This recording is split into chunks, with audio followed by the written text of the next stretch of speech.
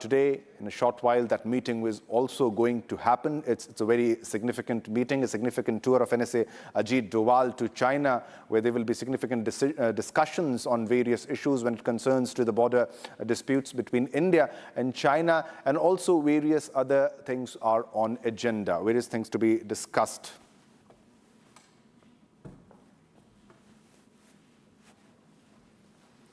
All right, viewers, now let's move to another top story that we are tracking. Video footage has emerged of the clash between a police sub-inspector and the daughter of an MLA at a temple in Srirangapatna days after the incident first came to light. Now, the footage shows Aishwarya, daughter of a Tumakuru rural MLA B. Suresh Gowda, in a heated exchange with PSI Savita B. Patil at the Arati Ukara temple. Now, at one point, Aishwarya appears to make a phone call. As the argument continues, she slaps the officer. Yes, she slaps the officer, who then strikes her back.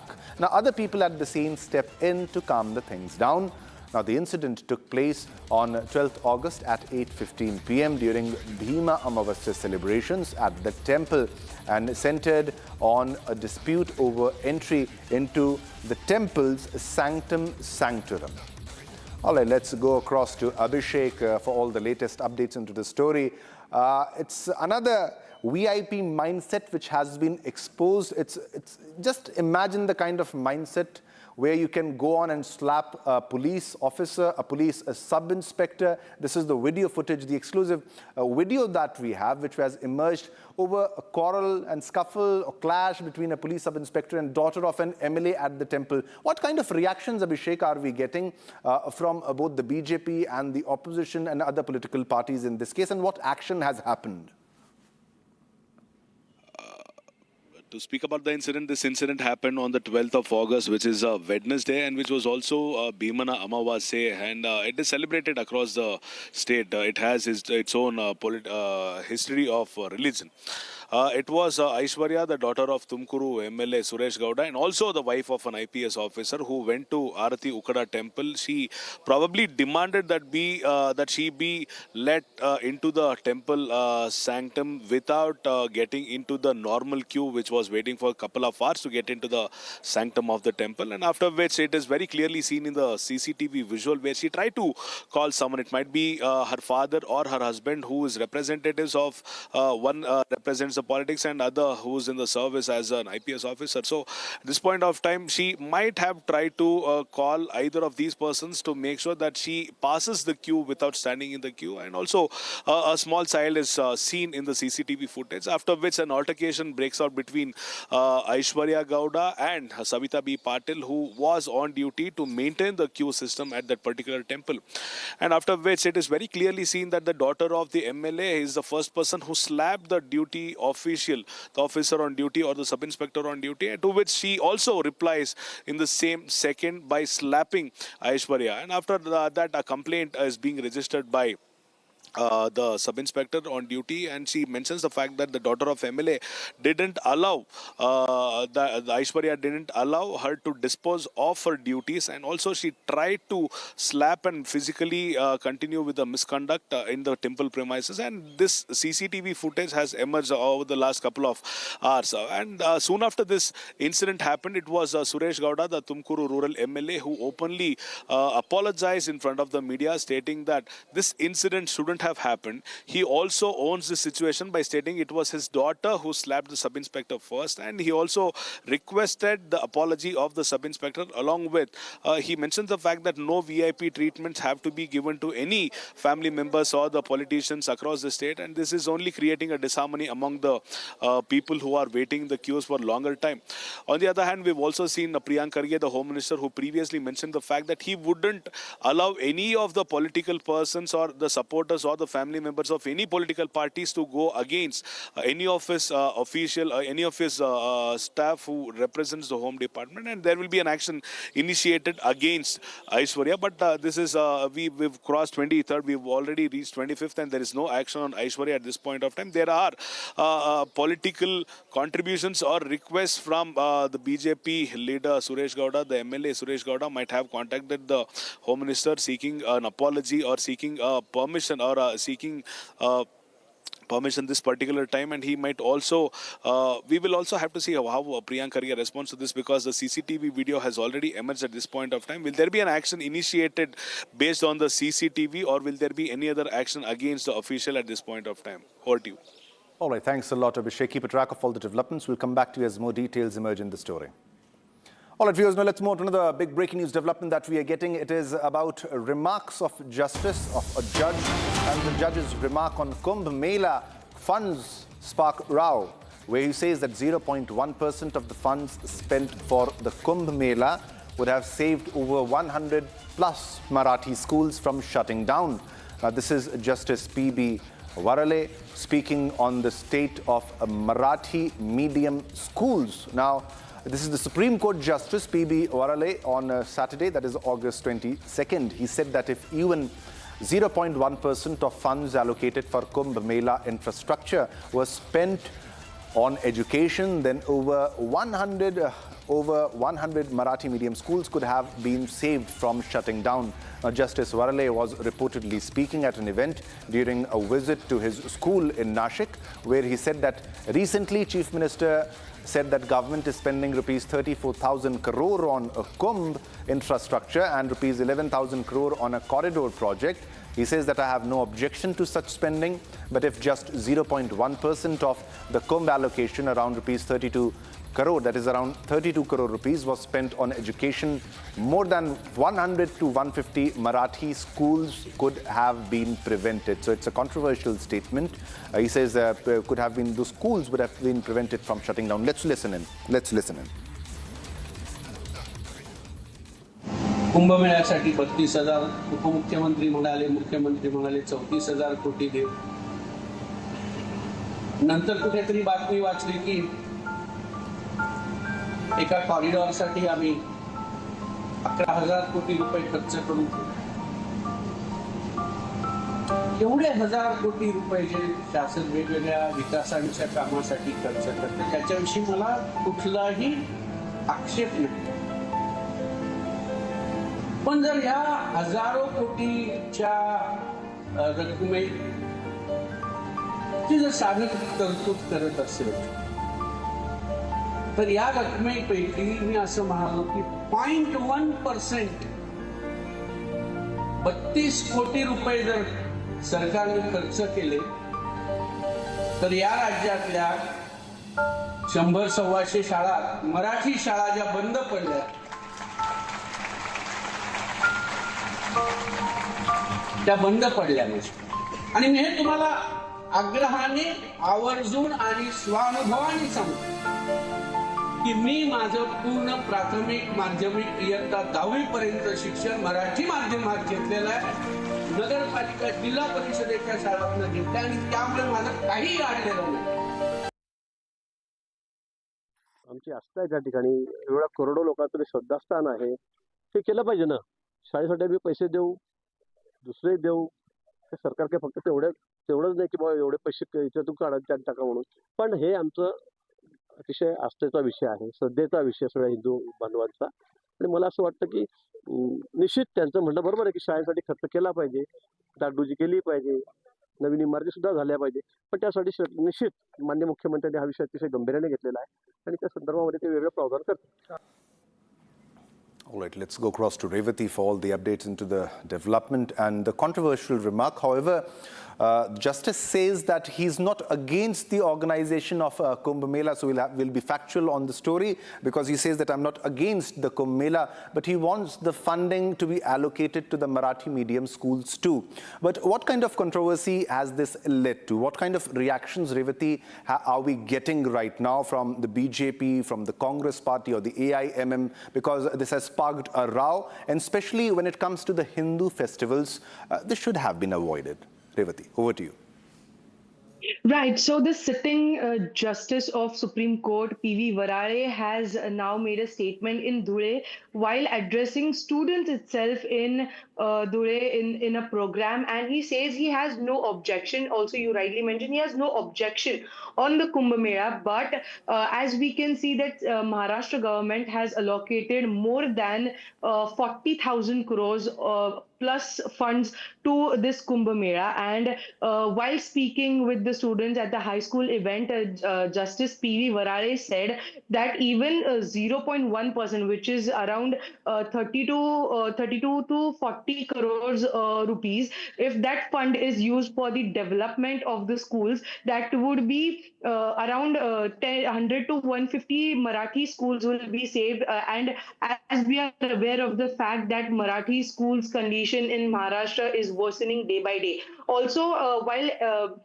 at the end of his clip, we can listen the fact that he also said that even I got my primary, secondary, and higher secondary education from Marathi medium. So I crossed no problem in the entire journey of my in the entire education journey. So he was highlighting the fact that even 0.1% of the Kumbh budget is used for saving the Marathi schools. It would save around 100 to 150 schools. So on this, the Guardian Minister of Nashik and also the Kumbh Mantri Girish Mahajan says that it is the topic of our faith and belief. Maharashtra government is also working on the schools. And CM Devendra Fadnavis has taken serious cognizance in this matter. But does that really mean that one budget allocated shall be given to other? We will give money to the schools and as well as the Kumbh Mela. So as of now, there's a mixed reaction. Also, the Congress is taking a jibe at BJP or the state government over the budget which is allocated to the Kumbh Mela. Over to you. All right. Thanks a lot. Thanks a lot for all the updates. Keep a track of all the developments. We'll come back to you with more details on it. All right, viewers, now let's move to another big development that we are tracking. This is coming yet again from the terror factory that is Pakistan, the state known for harboring terrorists, sponsoring terrorists. And now, this is Saifullah Kasuri, a senior commander of the Pakistan-based Lashkar-e-Taiba, who has been identified by Indian intelligence agencies as the alleged mastermind behind the April 2025 Pahalgam terror attack, has reportedly continued to move freely in Pakistan. Now, reports have previously documented Kasuri's public appearances in Pakistan, including at an anti-India rally. Despite the serious allegations against him, now a video has surfaced which shows Kasuri shooting food vlog content. So this is a terrorist acting like he's a food blogger, and he's doing this while he is dining with his associates, so he's enjoying a lavish lifestyle, and is being cited as further evidence of his apparent freedom and public visibility in Pakistan, portraying an accused terror operative living openly and enjoying an ordinary, even lavish lifestyle. The footage has renewed questions over Pakistan's handling of individuals accused of involvement in terror activities, and this is exposed once again, Pakistan exposed. All right, let's go across to Zenith for all the updates into the story.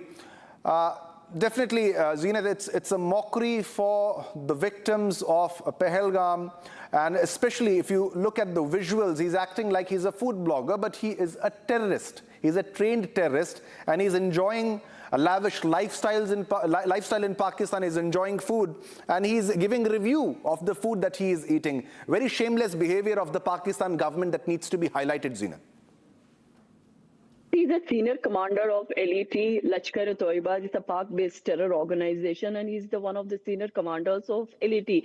And the Indian intelligence agencies have already indicated his involvement in the Pahalgam terror attack that witnessed a massacre in Pahalgam in Baisar Valley in 2025 April, and 26 innocent lives were lost. And in against of this Pahalgam attack, Operation Sindoor was launched by the government of India against the terror infrastructure in POGK and Pakistan, that where a lot of damage was done to the Pakistan-based terror outfits and their infrastructure. Now coming to Kasuri, Saifullah Kasuri, we know that he's a trained terrorist. He has been involved into recruitment. He is training boys for the suicide bombing. And today we are seeing he acting as the food blogger, giving about the details about the food variety and its taste. So all this is happening at a time when the India has taken a very strong stance as far as Pakistan terror in India is concerned, and India is rebutting and has made it clear that no talks with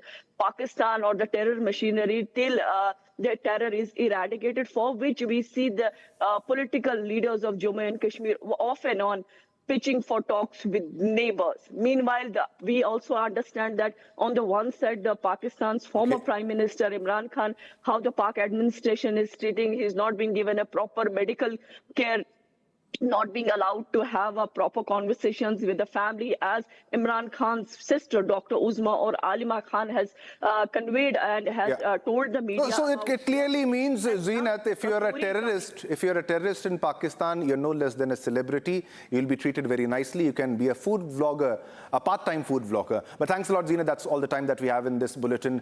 All right, viewers, now it's time to slip into a short commercial break now. Don't go anywhere, because we have a lot more lined up for you after a short commercial break. Coming up next, anti-national slogans. Graffiti emerges in Jadavpur University. West Bengal Chief Minister Shubhendu Adhikari urges university administration to initiate immediate inquiry. More details after the break.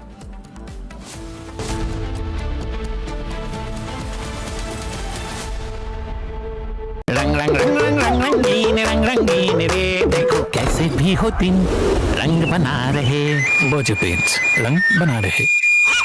रंग रंग रंग रंगीन रे, देखो कैसे भी हो दिन रंग रंग बना रहे। रंग रंग रंग रंगीन रे, देखो कैसे भी हो दिन रंग बना रहे। रंग रंग रंग रंगीन रे, रंग बना रहे, बोझ पेंट्स रंग बना रहे। केसरिया से मन जोगी हुआ रे, दिल झूमे देखो मतवारा हुआ रे। केसरिया से मन जोगी हुआ। हर पल मनाओ केसरी त्योहार। विमल, बोलो जुबान केसरी। चमकी चाट से क्या बना है? आलू चाट या फ्रूट चाट, स्वाद बढ़ाए चमकी चाट। क्या बात है? स्वादिष्ट पकोड़े और फरसान, अरे चमकी चाट है इसकी जान। असली स्वाद सिर्फ चमकी चाट। I wake up wearing someone else again. Don't let it slip. I'm losing grip. I don't wanna be safe anymore. Finding myself. That's my moment of Sarah. Are pure सूजी पास्ता, उबालो मिलाओ और खाओ, 8 मिनट में तैयार। क्या taste है सबका राजा, आर प्योर मसाला। चमकी चाट से क्या बना है? Sandwich.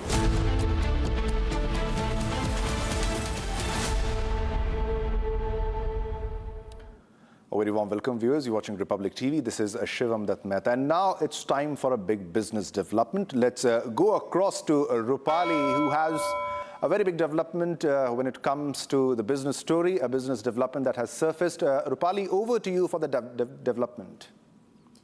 Meesho's tax dispute with Income Tax Department has now crossed to 1,000 crore rupees mark. The e-commerce company is facing a tax demand totaling around 1,072 crore rupees for 2 assessment years. So what exactly is the dispute? The latest and larger demand is for assessment year 2023 and 24. The Income Tax Department has raised a demand of nearly rupees 1,500 crore rupees after making a certain additions to Meesho's taxable income. Meesho is contesting that demand. The company has filed a rectification request and has appealed against the assessment order. There is another demand of around 572 crore relating to the previous assessment year 2022 and 2023. That case is already before the court, and Meesho has received an interim stay from the Karnataka High Court. Put the two together and the tax demand comes to roughly 2,000 crore rupees. Now, that's a sizable number for Meesho. However, the company is challenging both demands and says, based on independent tax and legal advice, that it is confident of a favorable outcome. And also, this tax dispute comes at a very interesting point for Meesho, as its business has been growing rapidly. For financial year 2025 and 2026, revenue rose to over 12,600 crore rupees compared with about 9,400 crore rupees a year earlier. At the same time, its loss has narrowed sharply, while its user base has jumped 33%. So this is not a story about Meesho suddenly being asked to pay 2,000 crore rupees. It's a tax assessment that a company is challenging through the legal process. For investors, the important question now is how these proceedings will play out. Because if the demands are ultimately upheld, the financial impact could be significant. For now, Meesho says that it expects a positive resolution. Over to you, Shivam. All right, thanks a lot, Rupali, for that update. All right, viewers, now let's move on to another big breaking news development that we are getting right now, and this is coming from Pune. Pune resident claims that maggot was found in food item that he bought from Paul Bakery in Phoenix Market City. Now, the allegation has raised serious concerns over food safety and hygiene. Now, this is the Pune bakery horror where maggot was found inside food. Now, Pune bakery is under scanner after the insect was found in the food. Now, this is the Paul Bakery, the Paul restaurant, which faces a fresh food safety allegation.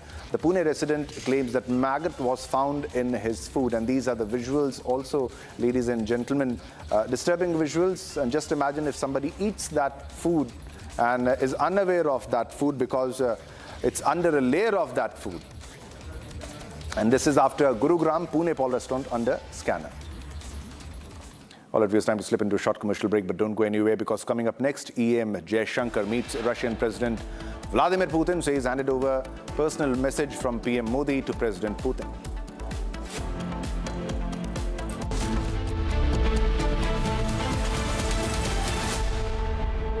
कुछ तो सस्ता लो, सब बढ़िया लो। इसमें क्या खास बात है? थोड़े में ज्यादा स्वाद, यही तो है इसकी खास बात। I wake up wearing someone else again. Don't let it slip. I'm losing control. I don't wanna be safe anymore.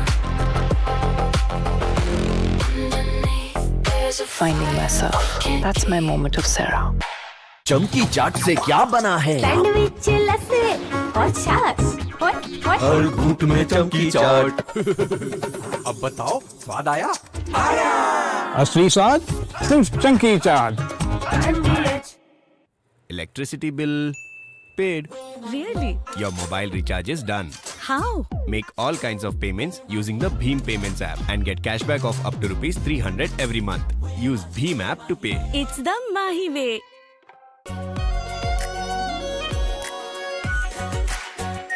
Are pure shahi paneer masala, delicious, healthy everyday. Rani, इस घर में कुछ है जो टूटता नहीं।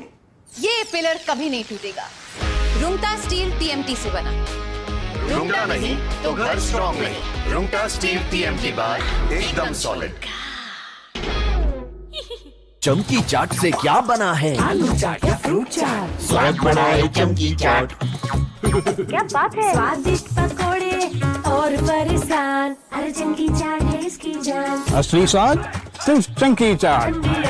AU सेविंग्स अकाउंट में मिलते हैं amazing benefits, paperless banking and higher interest, वो भी हर महीने। Money money money money every month. सोच बदलो और बैंक भी।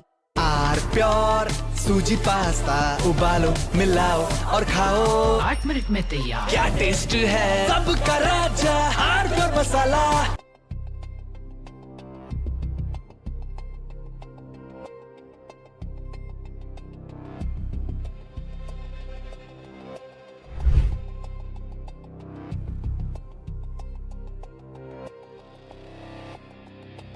Thank you.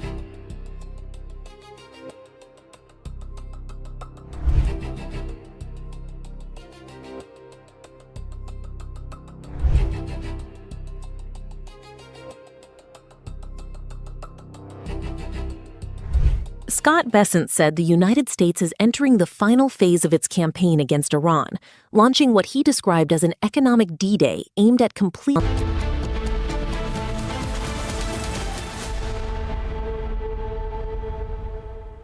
Hello and welcome viewers, you're watching Live and Breaking on Republic TV with me, Ishita Mitra. Now viewers, join us as we celebrate a voice that has given Indian music some of its most unforgettable moments. From soulful melodies to high-energy anthems, Shankar Mahadevan has consistently pushed the boundaries of Indian music while staying rooted in its soul.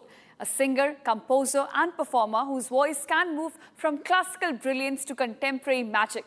Shankar Mahadevan has created music that generations continue to connect with. And now we celebrate the legend, the voice and the incredible journey of Shankar Mahadevan. Catch this special tribute only on Republic TV. And with that, let's track the headlines we're looking at this hour. Headlines brought to you by Canara Bank. Together we can. Speaking exclusively to Republic, Disha Salyan's father alleges political pressure from Thackeray camp, says a post-mortem report delayed by 5 years. VIP mindset on full display. CCTV footage shows MLA Suresh Gaura's daughter slapping temple comp in Sri Rangapatnam over VIP entry. Anti-national slogans and graffiti emerge in Jadavpur University, West Bengal. CM Suvendu Adhikari urges university administration to initiate immediate inquiry. In a major crackdown, Maharashtra, FDA suspends licenses of 9 food establishments, including 5 linked with Mumbai Cricket Association.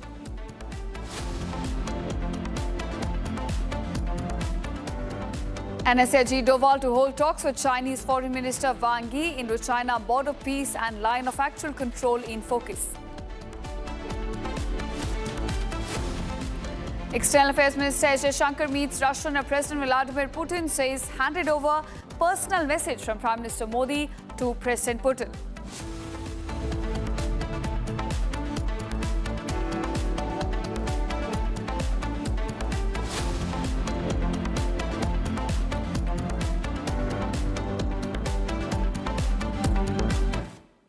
Hello and welcome viewers, and our top focus at this hour. Now, Chief Minister Suvendu Adhikari has asked Jadavpur University officials to conduct an immediate inquiry into objectionable and anti-national wall graffiti and drawings inside the hostel premises. In a post on X, the Chief Minister shared a video of the graffiti and asserted that campus premises must not be used as platforms for spreading propaganda and anti-India sentiment. The Chief Minister's office has now received concerning videos and photographic representations through CM's grievance cell.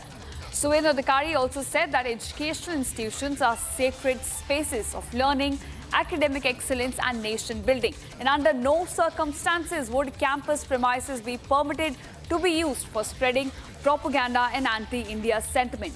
This comes as on August 19th and 20th, clashes broke out between the activists of Students' Federation of India, SFI, the student wing of Communist Party of India, Marxist, and ABVP outside Jadavpur University campus in South Kolkata. So as the clashes were reported and now these videos have come to light, and CM Suvendu Adhikari clearly drawing a red line there that such educational institutions cannot be used for propaganda and for anti-India elements. So those are the words of Suvendu Adhikari, who's now drawn a red line. In fact, we'll tell you what exactly is the statement coming in from Chief Minister. He says no anti-national activities will now be allowed in university campuses across West Bengal. He asserts there will be zero tolerance towards such anti-national activities which are taking place in educational institutions. So that's the CM there drawing a red line towards such kind of videos which have come to light. He also says will establish nationalism inside and outside Jadavpur University. So that's a big statement coming in. Let's also take a look at a ground report filed by my colleague from inside the campus. Controversial posters and photos have surfaced on the wall of various parts of Jadavpur University. This is the picture, and these photographs and videos of the material have already reached the Chief Minister's office. Several such images have reportedly been painted on the walls of Jadavpur University campus. Following allegations of anti-national activities, Chief Minister Shubhendu Adhikari has directed that the entire matter be investigated on the ground by visiting the spot. The Vice Chancellor of Jadavpur University and officials of Higher Education Department have been instructed to conduct an on-site investigation and take necessary action. Controversial posters and photos have surfaced on the wall of various parts of Jadavpur University. This is the picture, and these photographs and videos of the material have already reached the Chief Minister's office. Several such images have reportedly been painted on the walls of Jadavpur University campus. Following allegations of anti-national activities, Chief Minister Shubhendu Adhikari has directed that the entire matter be investigated on the ground by visiting the spot. The Vice Chancellor of Jadavpur University and officials of Higher Education Department have been instructed to conduct an on-site investigation and take necessary action. All right, viewers, now very concerning news coming to light from Kota. Health scare was reported after 27 school children fell ill following a midday meal, with several students complaining of vomiting, dizziness and stomach pain. Of those affected, about 21 children were rushed to hospitals in Kota for medical attention and treatment, while officials are expected to ascertain the cause of the illness and understand whether the midday meal was in fact responsible for about 27 children falling ill. Remember, there were about 110 children who consumed this meal, which was prepared as part of their midday program at this school. But out of those, 27 children started suffering from nausea, from vomiting, from stomachache just about 2 hours after they consumed the meal. So much so that they had to be rushed to the hospital. As of now, their condition is reported to be stable, but questions are being raised over the kind of hygienic checks which were taking place, and was it the food which was served at the midday meal to the students which caused them to fall ill. All right, my colleague Rahul also joining us with more details on this. Rahul, help us understand what exactly unfolded at this school in Kota. 27 children who consumed the midday meal, they fell ill, they complained of vomiting, nausea, they had to be taken to hospital, in fact. बिल्कुल, देखिए ये पूरा हादसा कल 9 बजे का बताया जा रहा है, जब राजस्थान के कोटा के रानपुरा क्षेत्र के देवरिया पुनिया करके कोई गांव है, वहां पर ये पूरा हादसा हुआ। लगभग 110 ऐसे बच्चे थे जिनको ये खाना खिलाया गया। मिड डे मील का ये खाना था।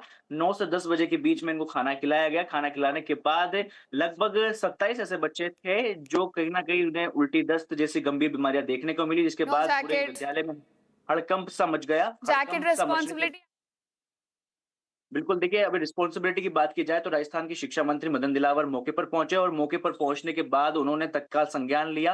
जिला शिक्षा अधिकारी भी मौके पर पहुंचे और तमाम लोगों को जमकर फटकार लगाई है। जहां मिड डे मील से ये पूरा जो खाना है वो लगाता जाता था, तो वो बताया जाता है कि 9 ऐसी जगहों पर ये जो पूरा खाना है वो सप्लाई किया जाता था, जिसमें से एक स्कूल में जो है 27 ऐसे बच्चे थे जो कहीं ना कहीं इससे पूरी तरह से अफेक्टेड हुए। अफेक्टेड होने के बाद उन्हें अस्पताल में भर्ती करवाया गया। 14 ऐसे बच्चे थे जिन्हें कोटा के न्यू मेडिकल अस्पताल में भर्ती करवाया गया, तो वहीं 4 से 5 ऐसे बच्चे थे जिन्हें प्राइवेट अस्पताल में भी भर्ती करवाया गया है। फिलहाल मौके पर की बात की जाए तो मौके पर स्थिति स्थिर है, लेकिन लगातार बड़ा सवाल यह आ रहा है कि राजस्थान का जो शिक्षा तंत्र है वो कहीं ना कहीं सवालिया घेरों में खड़ा हुआ नजर आ रहा है। स्कूली शिक्षा की बात की जाए तो वहां पर जीरो लेवल पर लगातार राजस्थान की जो शिक्षा मंत्री है वो जीरो तौर पर फेलियर नजर आ रहे हैं। बात अगर यहाँ मिड डे मील की जाए तो मिड डे मील में भी किस तरह की गुणवत्ता का जो खाना है वो इन्हें मिल रहा है, उसके बाद लगातार सवालिया निशान खड़े होते हुए नजर आ रहे हैं। अब देखना होगा कि क्या कुछ निकल कर आता है। जब हमने बच्चों से भी बातचीत करने की कोशिश की तो ये निकल कर आया कि कद्दू की सब्जी में ये जो खराब कद्दू था वो उसके ये कारण जो है सब्जी उनकी तबीयत खराब हुई, उल्टी दस्त जैसे तमाम ऐसी चीजें थी जो उन बच्चों में सिम्टम्स देखने को मिले। जी Thanks, Rahul, for joining us and getting us the details in. Certainly, questions are now being raised and what comes out of this investigation. So keep tracking and we'll come back to you for more updates. Thanks so much. And now we are shifting focus. Russian President Vladimir Putin met External Affairs Minister S. Shankar at the Kremlin on Monday. Now, during their exchange, the president made clear that Moscow was prepared to increase supplies to meet New Delhi's agricultural requirements. They both highlighted the expanding India-Russia partnership and the growing cooperation across trade, energy, fertilizers, and other key sectors as well. while Jaishankar conveyed Prime Minister Narendra Modi's greetings to Putin and handed over a personal message from the Indian leader during the meeting. Take a look at his bilateral interaction and how this unfolded between the two leaders. Ваш визит сегодняшний подчеркивает тот уровень отношений, который давно на протяжении десятилетий сложился между Россией и Индией.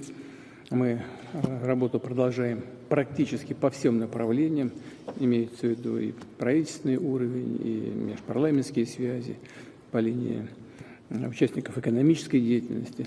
Мне приятно отметить, что в этом году у нас подрос товарооборот. Если в прошлом году он немножко снизился, то в этом году подрастает. И это в том числе, а может быть прежде всего, заслуга господина премьер-министра, который уделяет развитию российско-индийских отношений личное пристальное внимание. И в начале нашей беседы хотел бы попросить вас передать господину Моди самые наилучшие пожелания.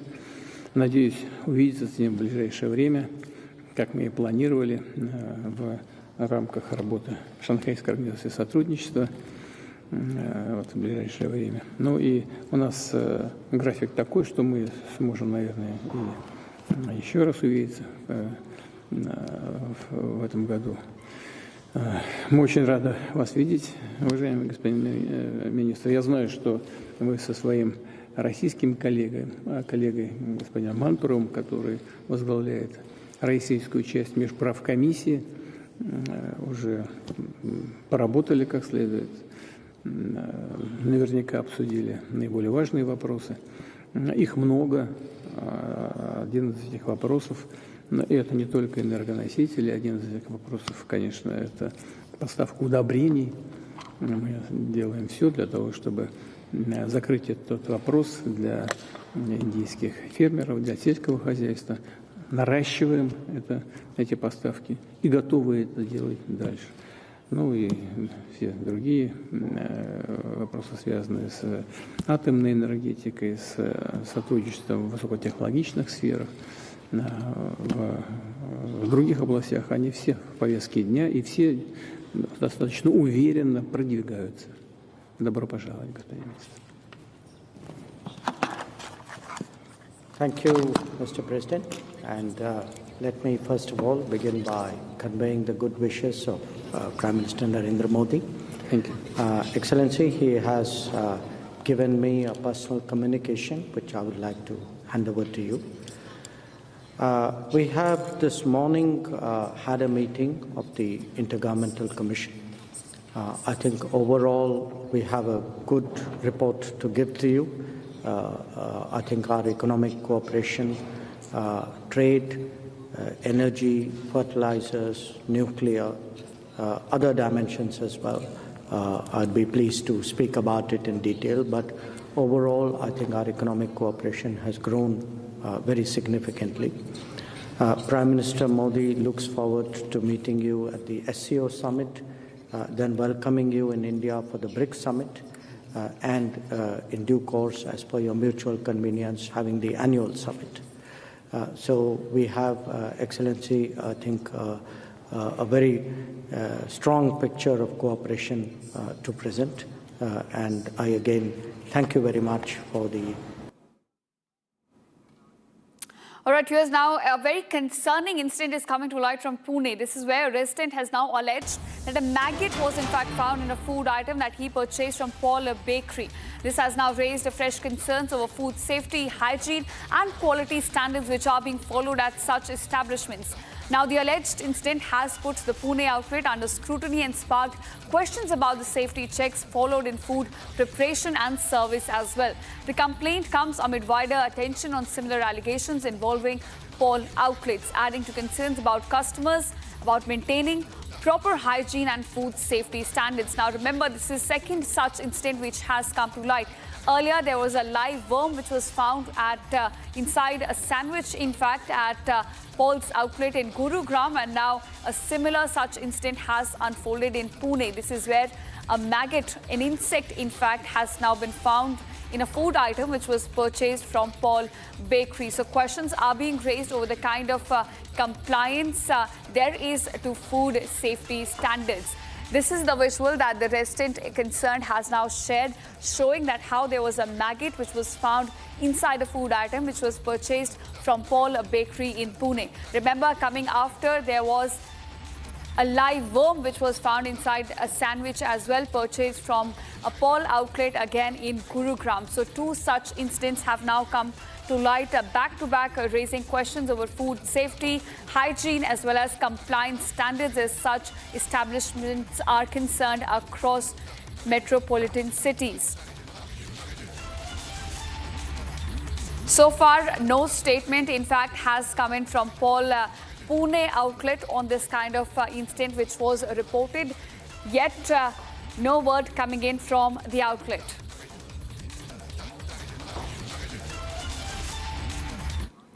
And now we are shifting focus. The following protests at Jantar Mantar in Delhi, the Delhi Police Commissioner has now issued several directives coming in. Now this is to bolster the intelligence gathering mechanism. The Delhi police would now gather almost every necessary information regarding the protesters and the protest. This includes their demands and of course the kind of solution they are seeking at such a protest site. This comes in as several directions have now been given to bolster the intelligence mechanism, as the police will now be gathering detailed information prior to any major protest. The identities and the numbers of participants in the protest will now be ascertained. Information regarding the protest organizers and leaders will also be collected. Details concerning the protesters' demands and their reasons for the protest will be in fact obtained in advance, and information regarding the participants' arrival in Delhi, their accommodation, their departure plans will also be gathered by police. Now, the interrelationships between organizations which are involved in the protest and their local contacts will also be investigated. Information regarding the sources of funding as well as their logistical arrangements for protest will also be collected. This comes as police have now been instructed to assess the potential crowd size as well and the law and order situation before any protest takes place. Large crowds, remember, had recently gathered for protest by the CJP and the students at Jantar Mantar and Connaught Place. This has escalated. We had seen on July 28th, several violent incidents were reported across central Delhi. So keeping that in mind, we are now looking at this. Several directives are being issued by Delhi police. All right, in fact, Saurav also joining us with more details on this. Saurav, you had covered what unfolded on July 20th in central Delhi. How the protest site, there were several violent incidents which were reported by CJP goons. And now in the light of such incidents, there have been directions issued by Delhi police with regard to several protests which could come in the future. So give us details. What exactly are the directions now issued? Yes, Shweta, you rightly mentioned now the new Delhi Police Commissioner, in fact, Arnab has issued directive to the intelligence department of the Delhi Police, which is a special branch, that before any such kind of protest take place in the national capital at Jantar Mantar, they will have to now gather 10 key inputs in this regard. And first, the major inputs which they have to now gather before these kind of protests are that how many people are coming to the protest site, and from which state they are coming, and what is the mode of the transport they are using to commute from their respective location to the protest site. And apart from this, they have also been directed to ascertain the funding sources of the protesters and who is the key figure who is organizing this protest and who are the leaders and where they are staying in the national capital. These are some directions which are being issued by the Delhi Police Commissioner Arnab after violent protest took place of the CJP on 20th July, when the Delhi police has totally miscalculated the total number of gathering of the protesters at the protest site. And now in this regard only, the new Delhi Police Commissioner Arnab has issued these directives, and he has also told the Delhi Police special branch that they also have to check their WhatsApp and how they are mobilizing all these protesters. This comes at a time time when the CJP has also called for a march from the India Gate to the Delhi Police headquarters, as they are saying that their demands which were agreed by the center were not fulfilled till now. And this comes at a time when Delhi Police is already searching for their funding source of the Cockroach Janata Party, and these directions are very important, as now the intelligence department has to ascertain 10 key pointers of any kind of protest which is happening at Jantar Mantar from now on, Ishita. All right, so Delhi police are there tightening their noose, as we had seen, how anti-social elements and criminals had infiltrated this protest crowd. Thanks so much, Saurabh, for joining us and getting us the details on this. And now we are shifting focus. Prime Minister Narendra Modi has now hailed 10 years of the Unified Payments Interface, highlighting its unprecedented scale and reach as a major milestone in India's digital transformation.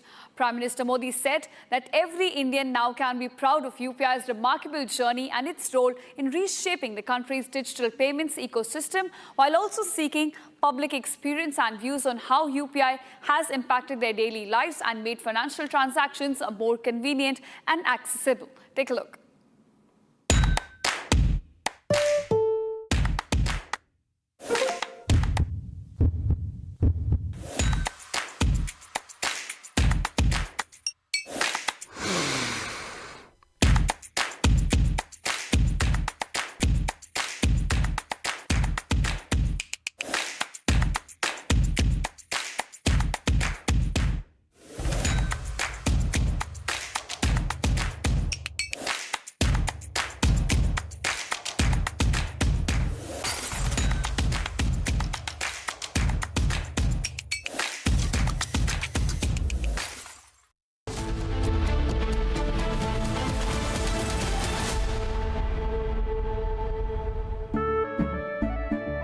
केसरिया से मन जोगी हुआ रे, दिल झूमे देखो मतवारा हुआ रे।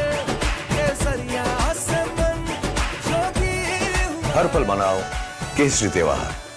विमल, बोलो जुबान केसरी। कुछ तो सस्ता लो, सब बढ़िया लो। इसमें क्या खास बात है? थोड़े में ज्यादा स्वाद, यही तो है इसकी खास बात। रानी, इस घर में कुछ है जो टूटता नहीं। ये पिलर कभी नहीं टूटेगा। रुंगटा स्टील TMT से बना। रुंगटा नहीं तो घर स्ट्रॉन्ग नहीं। रुंगटा स्टील TMT बार एकदम सॉलिड। चमकी चाट से क्या बना है? सैंडविच, लस्सी और छाछ। हर घूंट में चमकी चाट। अब बताओ, स्वाद आया? आया। असली स्वाद सिर्फ चमकी चाट।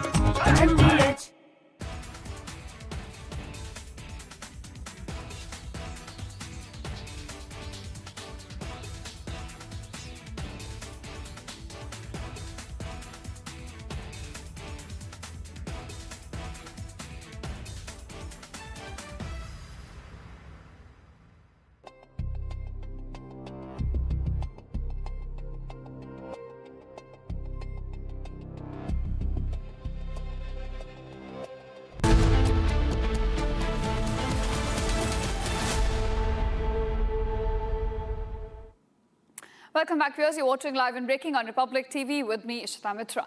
Now, viewers, 3 teenagers were killed and about 6 children were wounded when a drone debris hit a private children's center in Russia.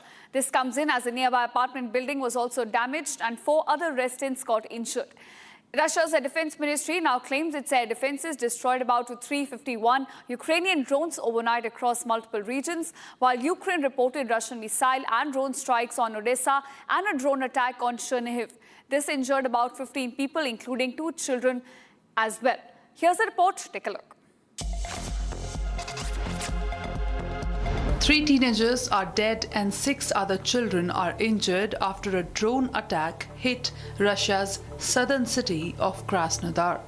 Russian authorities say drone debris fell on a private children's center with children among those caught in the attack. 5-story apartment building was also damaged, injuring 4 residents.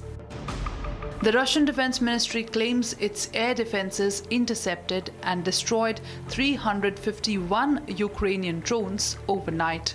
Meanwhile, Ukraine's southern Odessa region also came under a large-scale Russian missile and drone attack. Ukrainian authorities say food and storage facilities as well as energy infrastructure were among the targets. In northern Ukraine, 15 people were reported injured in a Russian drone strike on Chernihiv. With both sides reporting fresh attacks, the drone war continues to take a deadly toll on civilian lives. Viewers, coming up on the other side, VIP mindset on full display. CCTV footage shows MLA Suresh Gowda's daughter slapping temple cop in Srirangapatna over VIP entry. Getting you all the details on that on the other side. Stay tuned.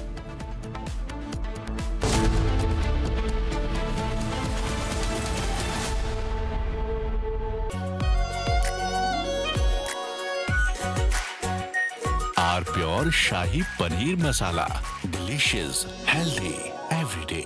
AU current account के साथ मिलता है free UPI QR overdraft facility और एक ही app से bank के सारे काम। AU सोच बदलो और बैंक भी। चमकी चाट से क्या बना है? सैंडविच, लस्सी और छाछ और हर घूंट में चमकी चाट। अब बताओ स्वाद आया? आया। असली स्वाद सिर्फ chunky chaat.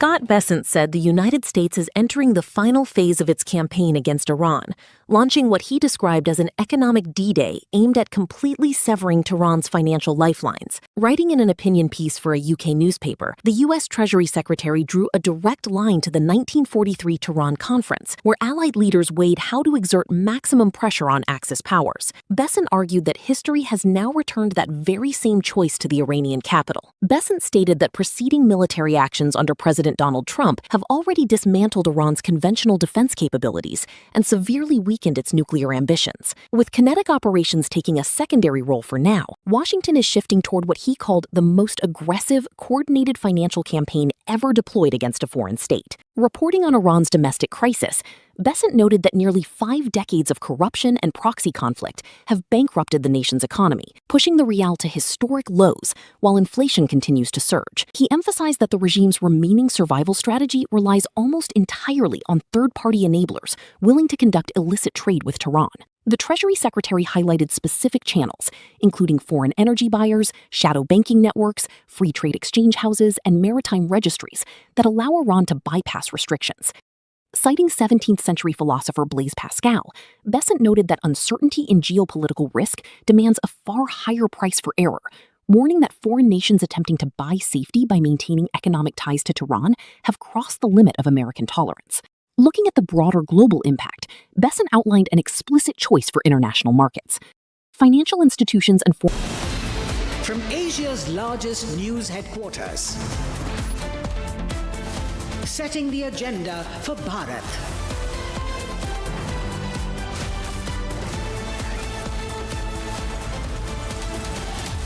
You're watching Republic.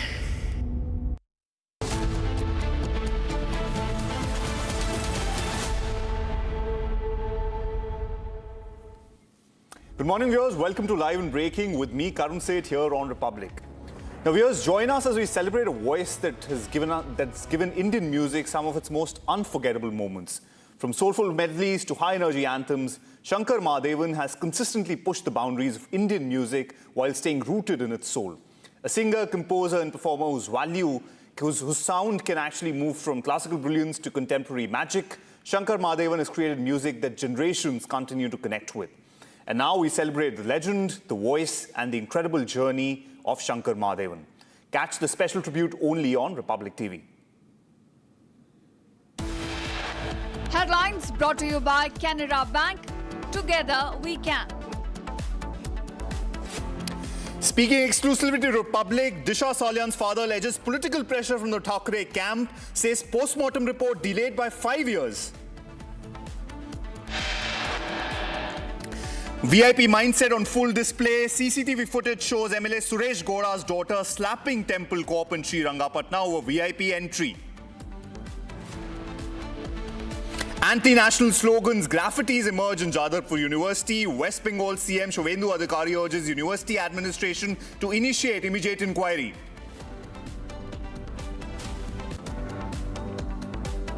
In a major crackdown, Maharashtra FDA suspends licenses of 9 food establishments, including 5 linked with the Mumbai Cricket Association.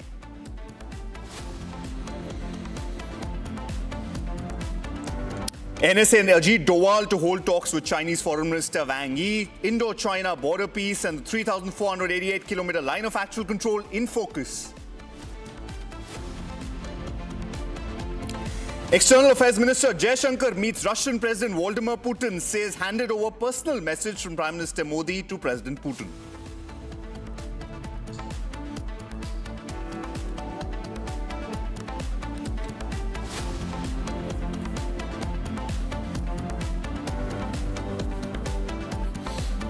Now, viewers, Chief Minister Shovendu Adhikari has now urged Jadavpur University authorities to conduct an inquiry into objectionable and anti-national wall graffiti and drawings inside the hostel premises.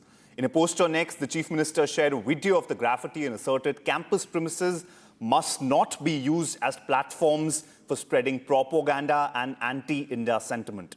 The Chief Minister's office has received concerning videos and photographs representing through the CM's grievance cell.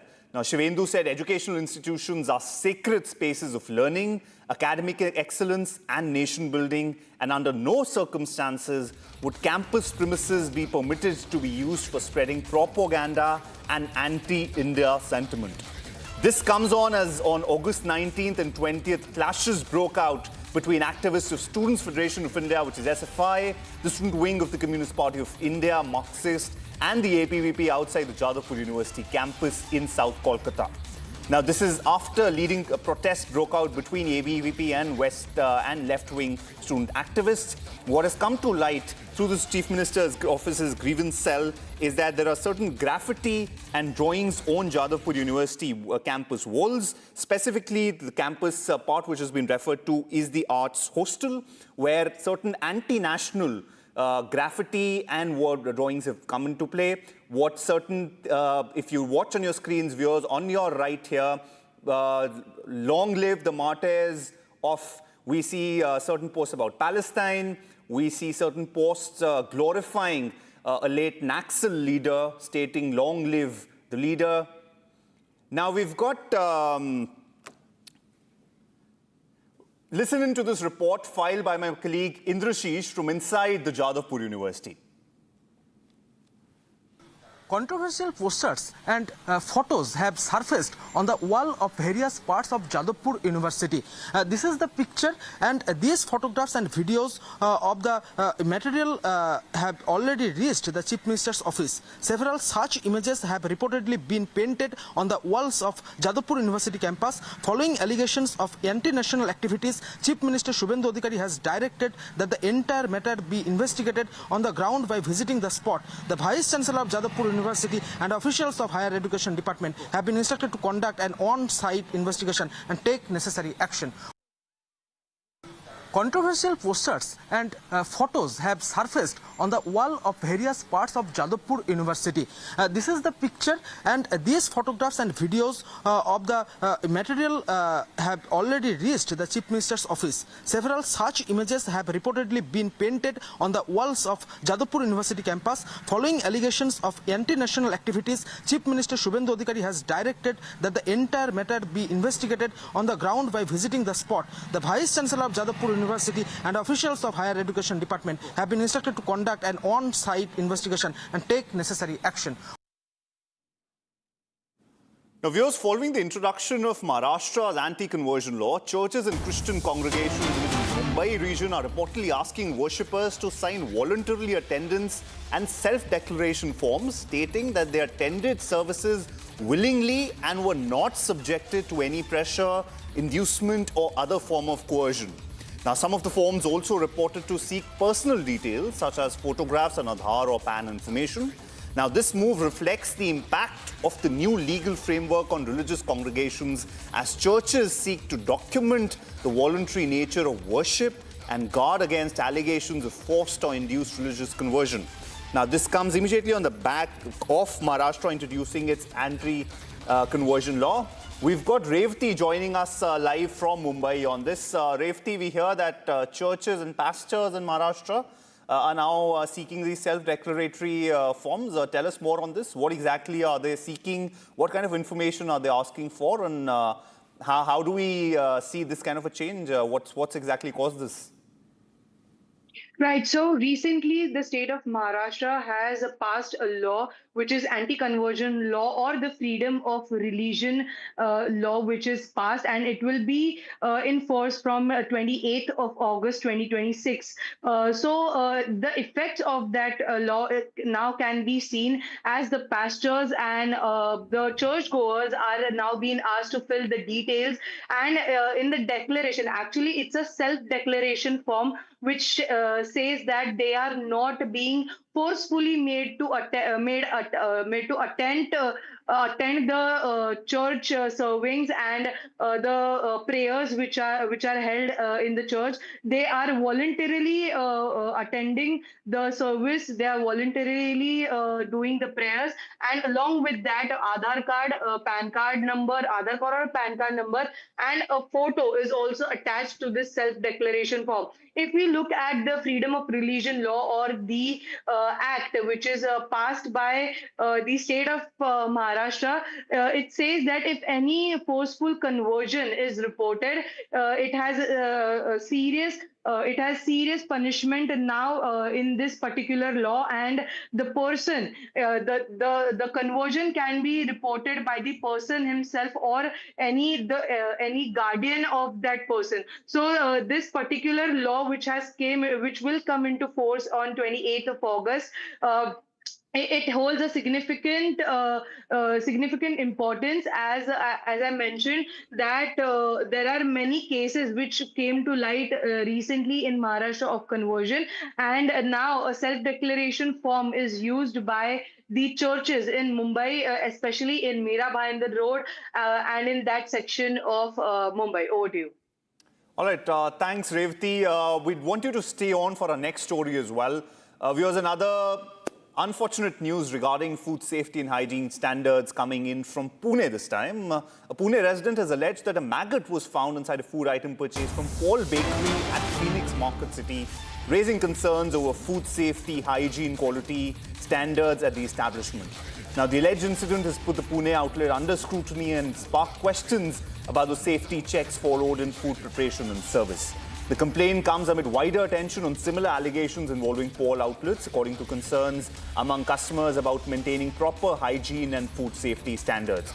Now, this comes on the back of a similar complaint coming to the fold a couple of very recently, which was from Gurgaon, the One Horizon Center at Paul. Now, this time we've got this from Pune. Revati, is this currently only a social media incident, or has any official complaint been also made to the Food and Drug Administration or other relevant authorities against this? So as of now, as you rightly mentioned, that the Paul Bakery, which was under the radar after the Gurugram incident, now in Pune's bakery as well, a maggot is found, and this has raised serious concerns in the food safety regulations. Also, as of now, Tiekar, who posted this on his social media account, saying that the food safety concerns are being raised at Paul Bakery in Pune, and as of now, there is no official statement either from the FDA or from the restaurant. But yes, there's a maggot found allegedly, and the video is posted by Tirekar, a person named Tirekar. He visited the Paul Bakery's franchisee in Pune, and that's where he found a maggot in his food, and he has took it to social media. So now it will be important to see that what cognizance is taken by the FDA and the restaurant. Over to you. All right, thanks, Revti. Probably another incident that will require more of action from Mr. Tukaram Munde, given that it falls under Maharashtra. All right, viewers, moving on to our next story. 3 teenagers were killed and 6 children wounded when drone debris hit a private children's center in Russia's Krasnodar, with a nearby apartment building also damaged and 4 residents injured, according to local officials. Now, Russia's defense ministry claimed its air defenses destroyed 351 Ukrainian drones overnight across multiple regions, while Ukraine reported Russian missile and drone attacks on Odessa and a drone attack on Chernihiv that injured 15 people, including 2 children.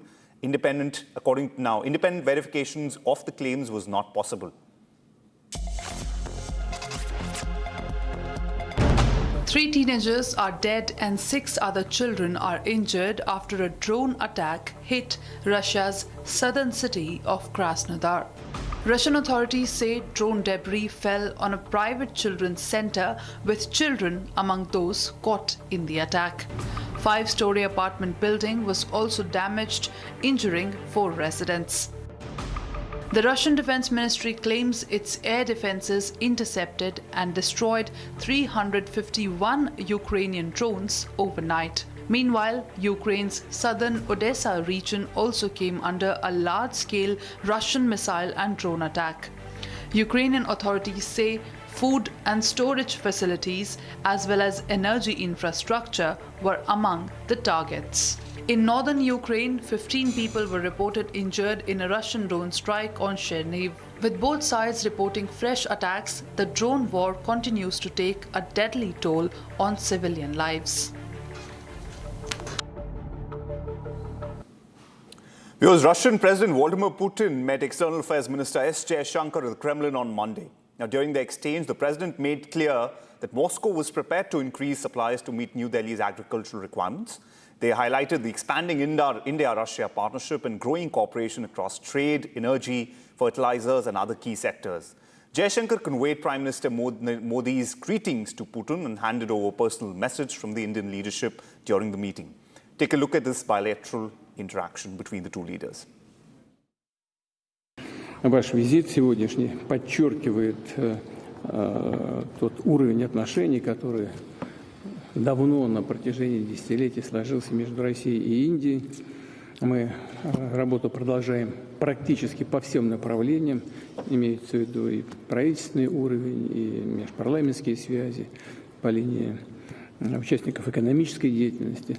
Мне приятно отметить, что в этом году у нас подрос товарооборот. Если в прошлом году он немножко снизился, то в этом году подрастает. И это в том числе, а может быть прежде всего, заслуга господина премьер-министра, который уделяет развитию российско-индийских отношений личное пристальное внимание. И в начале нашей беседы хотел бы попросить вас передать господину Моди самые наилучшие пожелания.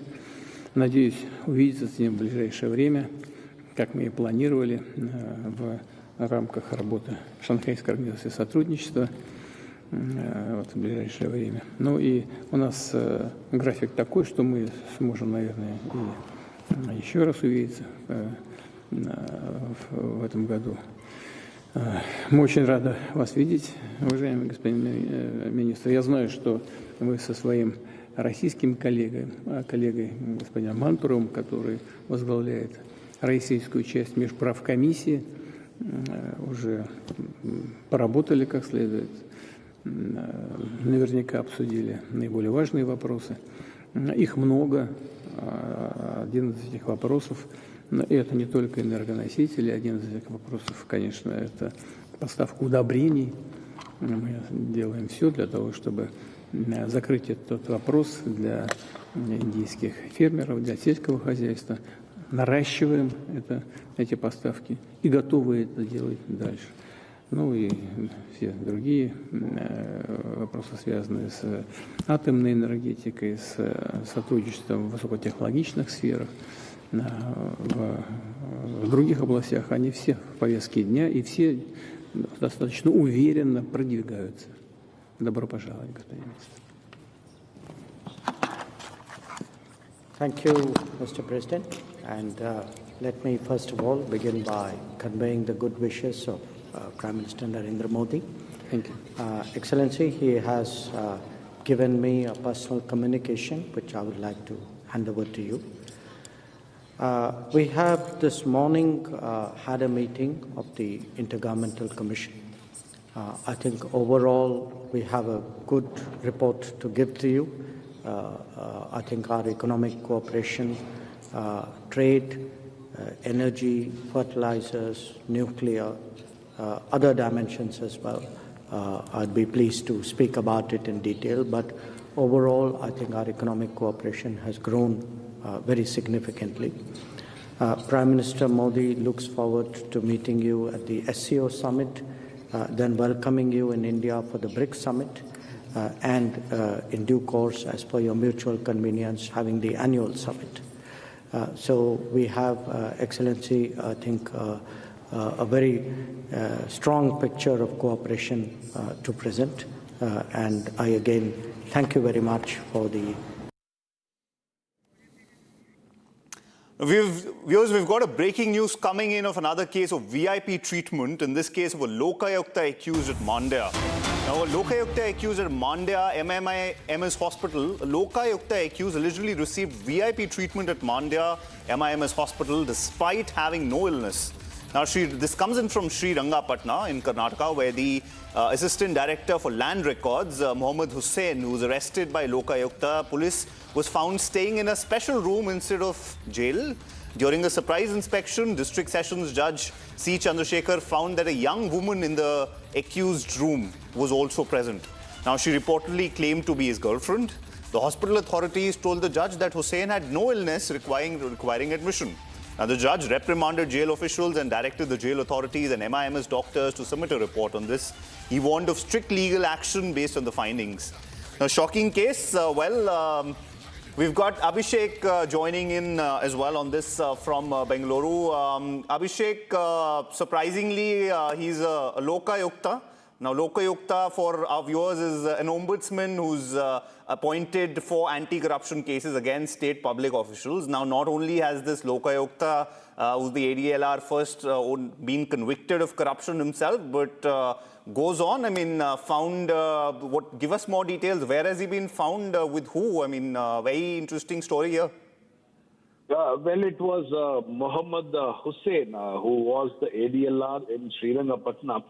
There was a season laid on him by the Lokayukta police, or how we call it as a Lokayukta trap. And he was supposed to be in the jail, but the issue is that he was found in Mandya's MIMS hospital having a VIP treatment. He was found in a special room along with his young age girlfriend when the district judge C. Chandrasekhar placed a surprise raid on the hospital. But when the hospital staff were questioned about who this particular person was, they mentioned the fact that he was the Lokayukta trapped ADLR Mohammed Hussain, and there has been some special arrangements made for him. This definitely has raised suspicion because in the last couple of days we've seen the VIP treatment which was provided to the former MP Prajwal Revana in Parapana Agrahara jail, where he was seen using a smartphone. There was a pen drive, there was a TV and a mobile phone charger which were found at his particular cell. Likewise, this is another setup where a criminal accused or a Lokayukta trapped accused who was supposed to be in the jail was found in the MIMS hospital in a special room along with his girlfriend. So the question is that who gave all this VIP treatment, or based on whose direction was this VIP treatment extended to Mohammed Hussain? And at this point of time, we shouldn't forget the fact that the judge has very clearly ordered and mentioned that there will be a strict initiation against the hospital staff along with the jail staff who is responsible for this particular situation, and he has demanded a written reply from the jail officials and jail authorities along with the MIMS doctors as to why this particular person was found in the hospital. All right, thanks Abhishek. Thanks Abhishek. We'll keep tracking the story. Unfortunate incident there. The Lokayukta himself enjoying unnecessary privileges. All right, viewers, breaking news coming in regarding the Air India Airbus incident and following actions by the Civil Aviation Ministry, where the Civil Aviation Minister Ram Mohan Naidu has given his first response to the reported Air India pilot doping incident, revealing that under the existing system, only around 10% of the pilot roster is currently subjected to dope testing. Now, following the incident, the Directorate General of Civil Aviation, DGCA, is reviewing the pilot dope testing norms and is considering expanding testing to 100% of pilots, potentially ensuring that every pilot is tested at least once a year. Now, Naidu said that the Aircraft Accident Investigation Bureau, which is the AIB, which is currently probing the incident, and added that the flight data recorder, which is FDR, and cockpit voice recorder, which is CVR, were found intact in case of this Air India aircraft. And this could further assist investigations in determining the circumstances surrounding the incident. Now, news coming in from the Civil Aviation Minister there, K.R. Naidu. They've said that, shockingly, under the current system, only 10% of the pilot roster is currently subjected to dope testing. But following this particular incident, obviously we're referring to the August 4 incident involving the Air India flight from Phuket to Delhi, where there was a sudden 300-foot altitude lost midair, and following which one of the pilots, which was the pilot in command, specifically tested positive for marijuana. Now, the Civil Aviation Minister admitting that currently it's only 10% of the overall roster are tested. Now, all 100% will be tested. We've got the Civil Aviation Minister talking about this. Let's listen into what he had to say. AIB is presently taking up the investigation, and because everything is intact, the data recorder and everything is intact, the plane has also been in their possession. So I believe that we can expect some preliminary report very early from now. But more importantly, in terms of the substance use and everything, so DGCA is also having stakeholder consultation right now on what the regulation says today and how do we ensure there is a strict policy around this in the future also. So this consultation is going on right now. AIB is presently taking up the investigation, and because everything is intact, the data recorder and everything is intact, the plane has also been in their possession. So I believe that we can expect some preliminary report very early from now. But more importantly, in terms of the substance use and everything, so DGCA is also having stakeholder consultation right now on what the regulation says today and how do we ensure there is a strict policy around this in the future also. So this consultation is going on right now. Harsh, we've heard what the Civil Aviation Minister had to say. Now, we also hear that Air India is also internally screening all its pilots. Do we have any news of any more Air India pilots testing non-positive, testing negative for any of these dope tests? Right, Karan. Now, earlier we had broken this news. In fact, it was a Republic Impact that Air India announced that it will start testing all its group captains. So this testing, 100% dope test that is applicable on all the group captains, also applies to the Air India Express flights. And earlier this week, we also brought in a news where Air India announced that at least 2 of its pilots, among the 350 total pilots who were tested positive in the dope test. These were in fact preliminary tests that were carried out on all the Air India group test pilots. So it was not a DGCA norm.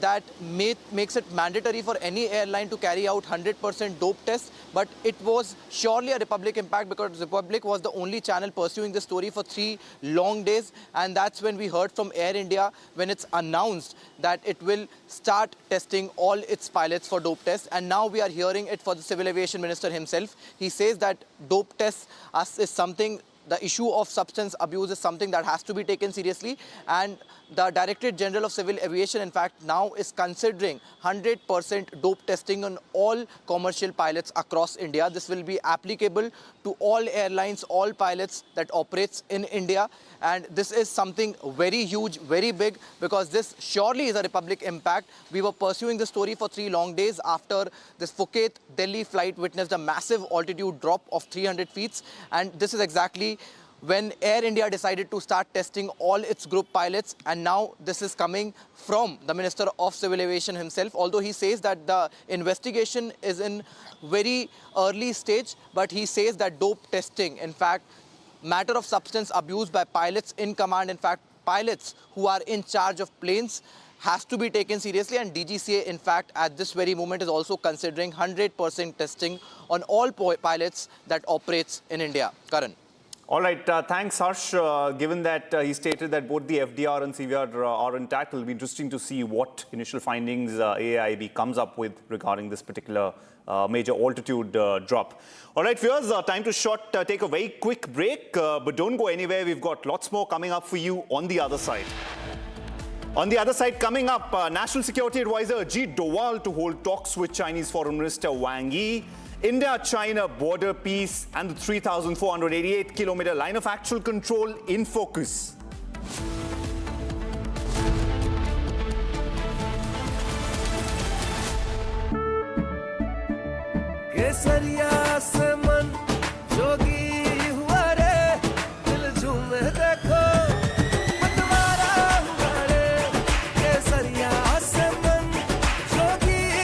हर पल मनाओ केसरी त्योहार। विमल, बोलो जुबान केसरी। चमकी चाट से क्या बना है? सैंडविच लस्सी और छाछ और हर घूंट में चमकी चाट। अब बताओ, स्वाद आया? असली स्वाद सिर्फ चमकी चाट। AU सेविंग्स अकाउंट में मिलते हैं amazing benefits, paperless banking and higher interest, वो भी हर महीने। Money money money money every month. सोच बदलो और बैंक भी। आर प्योर सूजी पास्ता उबालो मिलाओ और खाओ 8 मिनट में तैयार। क्या टेस्ट है सबका राजा R pure masala.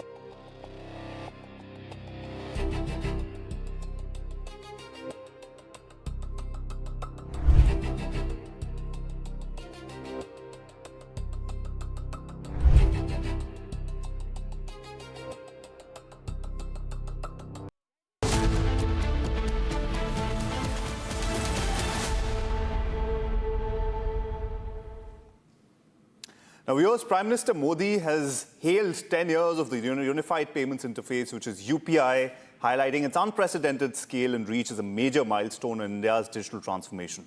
Prime Minister Modi said that every Indian can be proud of UPI's remarkable journey and its role in reshaping the country's digital payments ecosystem, while also seeking public experiences and views on how UPI has impacted their daily lives and made financial transactions more convenient and accessible. Now, viewers, UPI has emerged as the backbone of India's digital payments ecosystem. The UPI, which was launched on 25th August 2016, roughly about 10 years back from now, has surged almost 13,000-fold in transaction volume. UPI has also emerged as a global platform for cross-border digital payments and is currently operational in about 11 countries. These are the United Arab Emirates, which is the UAE, France, Bhutan, Sri Lanka, Nepal, Singapore, Mauritius, Qatar, Cambodia, Greece, and the Maldives. We leave you with the video released by Prime Minister Modi talking more about this.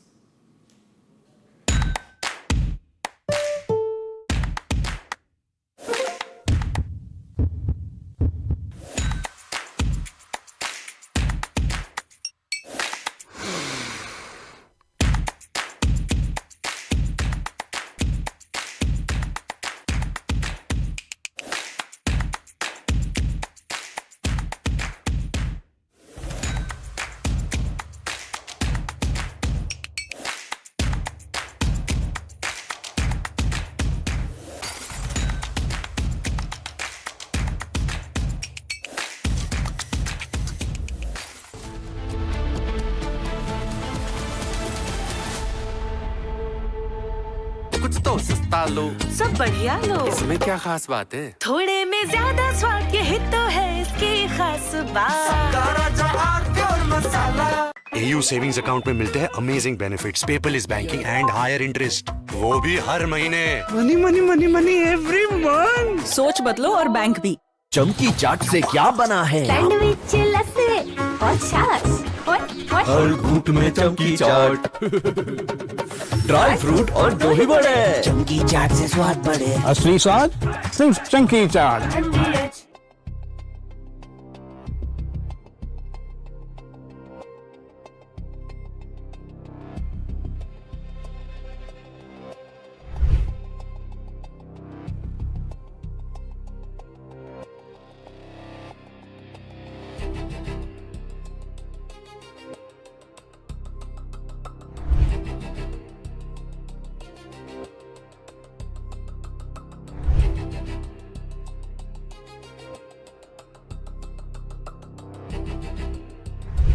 Scott Bessent said the United States is entering the final phase of its campaign against Iran, launching what he described as an economic D-Day aimed at completely severing Tehran's financial lifelines. Writing in an opinion piece for a UK newspaper, the U.S.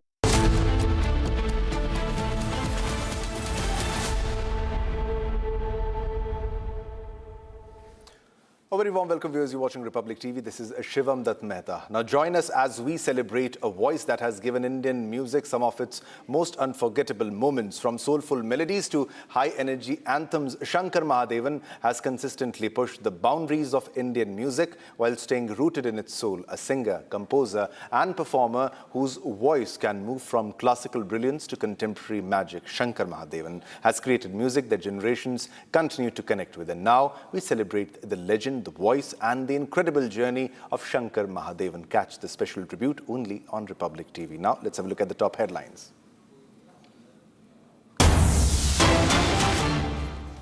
All right, viewers, before the headlines, we have this big breaking news development. Live visuals coming in of students protesting in Patna, I'm being told. It's a developing story, and these are the fresh visuals that we are getting right now. These are visuals coming in from Bihar where the students are protesting. Let's listen into the audio if we have in this case. Let's listen in.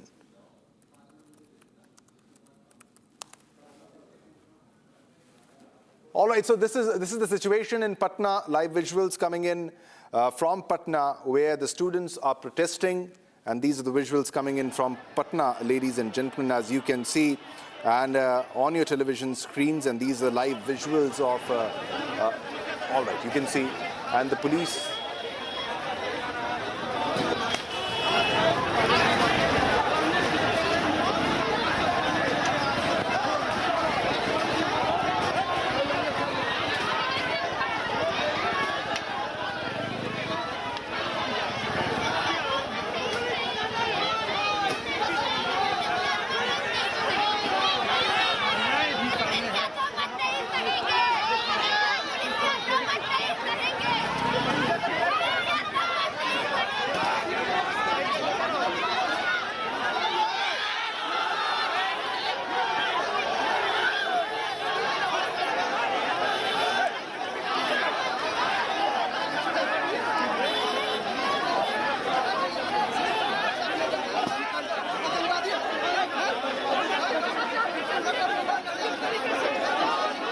सरकार ने शिक्षा विभाग के जो बिंदु थे, शिक्षा विभाग के बिंदुओं पर वार्ता की है। हमारा कहना है कि शिक्षा विभाग के केवल सवाल नहीं थे, और उसमें भी शिक्षा विभाग के जो सवाल हैं, जिसमें हम साफ साफ कहना चाहते हैं कि TRE 4 में एकल परीक्षा हर हालत में लागू करनी चाहिए, निगेटिव मार्किंग को हटाना चाहिए, और भी तमाम जो सवाल हैं, BPSC का सवाल, BSSC का सवाल, दरोगा भर्ती का सवाल, ड्रेसर का सवाल, इन तमाम सवालों को लेकर संविदा वेटेज का सवाल, इन तमाम सवालों पर सरकार ने कोई आश्वासन नहीं दिया है। हम लोगों ने सरकार से कहा है कि मुख्यमंत्री जी वार्ता करें, हमारे प्रतिनिधिमंडल को बुला के मुख्यमंत्री वार्ता करें। वार्ता क्यों नहीं कर सकते मुख्यमंत्री? और निश्चित ही वार्ता का रास्ता अख्तियार करें। विद्यार्थी निश्चित तौर पर शांत होंगे, विद्यार्थी निश्चित तौर पर सरकार का सहयोग करेंगे। हम तो 9 दिन से अनशन पर बैठे हुए हैं, हमारी बातों को सुनने के लिए कोई तैयार नहीं है। हमारे साथियों का लगातार तबीयत खराब है, हमारे साथी अमन साथी हमारे भूख हड़ताल बैठते हुए उनका पानी चढ़ रहा है, लेकिन बावजूद हमारे आंदोलन में आए हुए हैं। आप सोचिए कि वार्ता अगर सरकार करती तो इस तरह की स्थिति नहीं होती। निश्चित तौर पर सरकार वार्ता से बच रही है, इस कारण यह आंदोलन ज्यादा बढ़ते जा रहा है। प्रतिबंधित क्षेत्र है, यहाँ पे किसी भी तरीके का प्रदर्शन करना सही नहीं है। हम इस बात को कह रहे हैं कि लोकतंत्र में सबसे ज्यादा जरूरी है कि हमारी अभिव्यक्ति की स्वतंत्रता सुरक्षित रहे, हमारा डेमोक्रेटिक राइट सुरक्षित रहे, और हम लोकतांत्रिक तरीके से अपने आंदोलनों को जारी रखेंगे। सरकार बैरिकेड नहीं लगाए, मुख्यमंत्री आवास की तरफ हम जा रहे हैं, मुख्यमंत्री वार्ता करे, वहां से हमारा प्रतिनिधिमंडल जाएगा वार्ता के लिए। सुशील कुमार, कांग्रेस पार्टी से।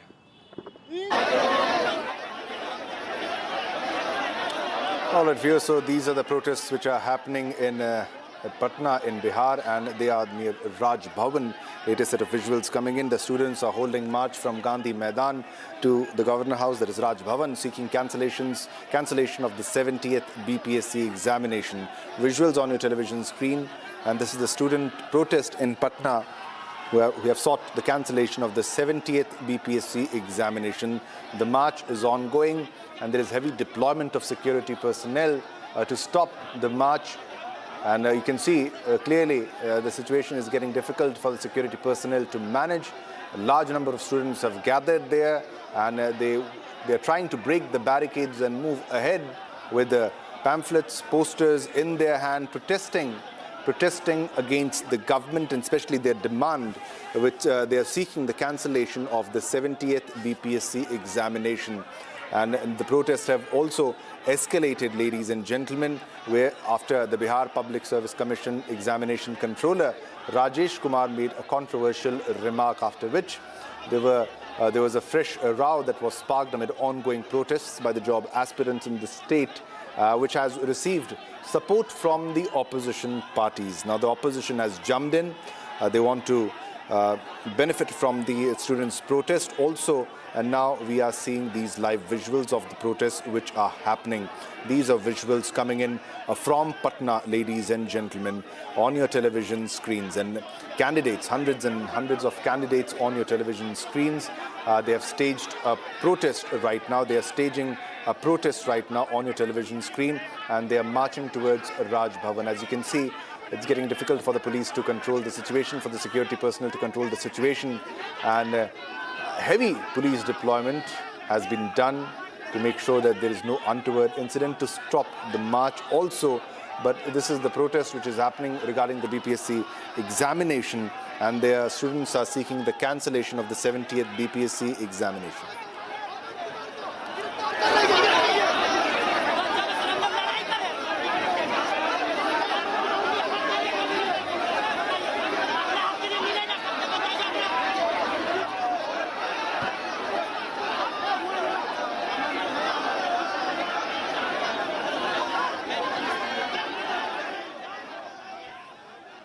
All right, from that story from Patna protest, let's move on to another top national story. This is Civil Aviation Minister Ram Mohan Naidu, who has given his first response to the reported Air India pilot doping incident, where the pilot failed the dope tests, revealing that under the existing system, only around 10% of the pilot roster, that is only 10% of the pilots, are currently subjected to dope testing. Now, following the incident, the Directorate General of Civil Aviation, that is the DGCA, is reviewing the pilot dope testing norms and is mulling expanding the testing to 100% of the pilots. Now, potentially ensuring that every pilot is tested at least once a year, so that every pilot gets tested at least once a year. That should be one of the norms. So this is aviation safety push after the incident, what happened in the Phuket-Delhi flight, Air India 2379, that aircraft where there was a sudden 300 feet drop. However, there were also issues in the hydraulics and a lot more that was revealed by Airbus also. But parallelly, what the incident that happened was the pilot's behavior while he was the pilot in command. Even while he was the pilot in command, even then, he was not able to control himself. He was sitting on the cockpit floor, and that's the reason further investigation happened in this case. Let's listen into the aviation minister. AIB is presently taking up the investigation, and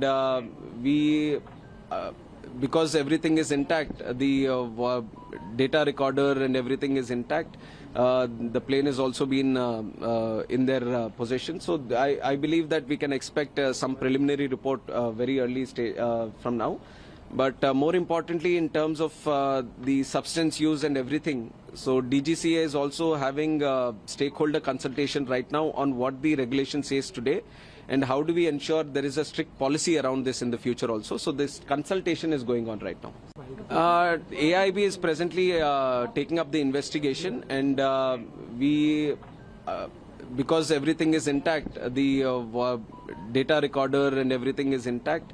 The plane has also been in their possession. So I believe that we can expect some preliminary report very early from now. But more importantly, in terms of the substance use and everything, so DGCA is also having stakeholder consultation right now on what the regulation says today and how do we ensure there is a strict policy around this in the future also. So this consultation is going on right now.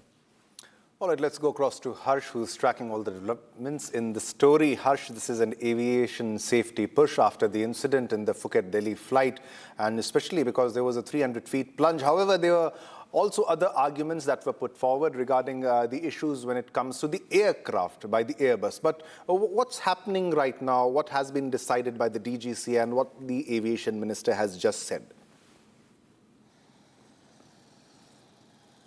Right, Shivam. First of all, it's a big Republic impact because Republic was the only channel pursuing the story for 3 long days. First, we heard it from the Air India itself that they'll carry out 100% testing on all its group captains. Now, this also applies on Air India Express flights. We also broke this information that out of 350 pilots that were tested at that point of time, nearly 2 pilots turned out to be positive in the preliminary tests that were carried out. In fact, these were the toxicology tests that were carried out on approximately 350 of Air India's group captains. Now, this is after the 350 plunge, in fact, 350 feet drop in altitude that this Phuket-Delhi flight witnessed on the very day.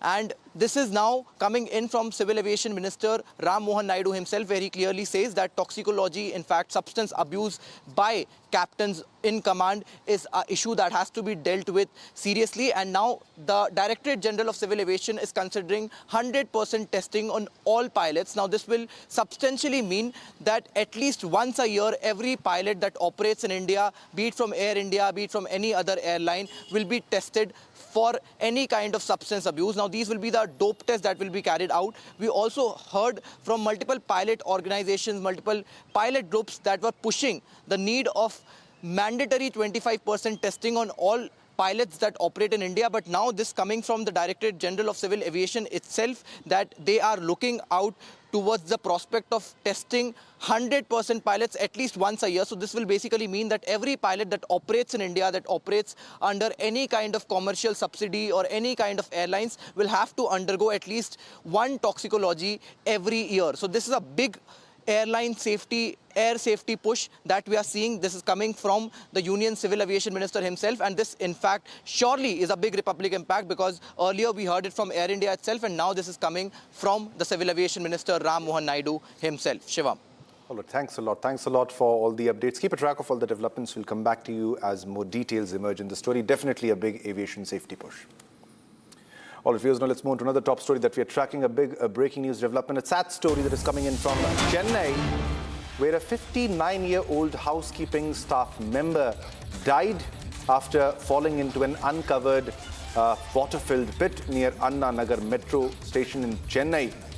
Now, the police suspect that she may have been electrocuted also before falling into the pit, and the exact cause of the death will be confirmed after the post-mortem report. And this is yet another case of civic negligence and another case of civic apathy, where following the fatal incident, now a civic team has reached the spot and filled and covered the pit also.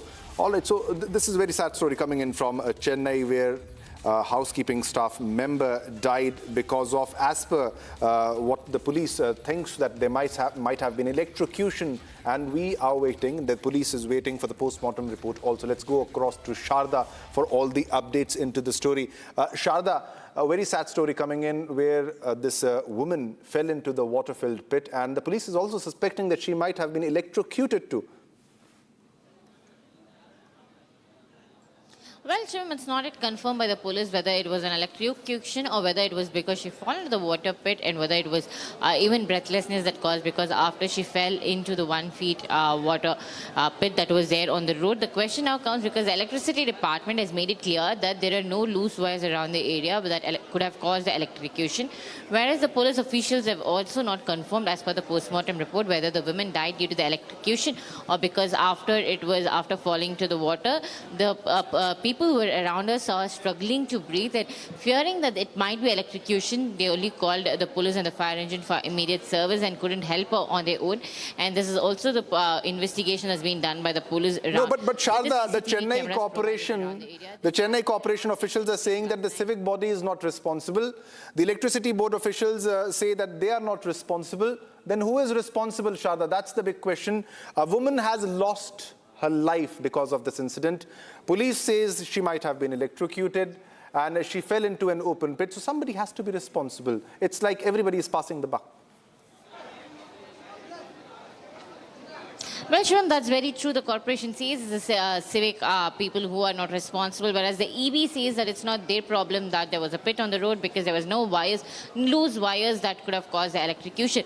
The important point comes in at a point because this is being made political, because the TVK, being the ruling party, is in charge of the TNEB, whereas the corporation, which is still under the DMK ruler, because it's only next year that the corporation will change under the DMK to a new local body poll election. So the corporation is against the current ruling government, the TVK. So now the fight between the TVK and DMK has now put in a question whether the civil workers are not responding to the current running government as well, whereas the TNEB is working, whereas the police officials saying that until the post-mortem report comes, they cannot verify what actually caused the death of the women. So now we can see that though a woman has lost her life, the civic workers and the corporation workers and the EB workers are in a turmoil, pointing hands at each other, saying that it was not their fault. Definitely, but this needs to be investigated because everybody is shifting the blame on the other department, like they're shifting the blame on the electricity department and they are blaming it on the civic authorities. But thanks a lot for all the updates. Keep a track of all the developments. We'll come back to you as more details emerge, because this story needs to be tracked further. All right, so the police suspect electrocution, but they are awaiting the post-mortem in this case. However, she was going to a church where she fell in an open pit, and the electricity board officials inspected the site and reported that there was no power leakage at the time. All right, viewers, now it's time to slip into a short commercial break, but don't go anywhere. Coming up next, more details on Sirsa Dera Chief Gurmeet Ram Rahim, currently who was lodged in Sunera jail in Rohtak and serving 2 separate 10-year sentences in the Dera Sacha Sauda rape cases, has been granted 21 days of furlough. Once again, 17.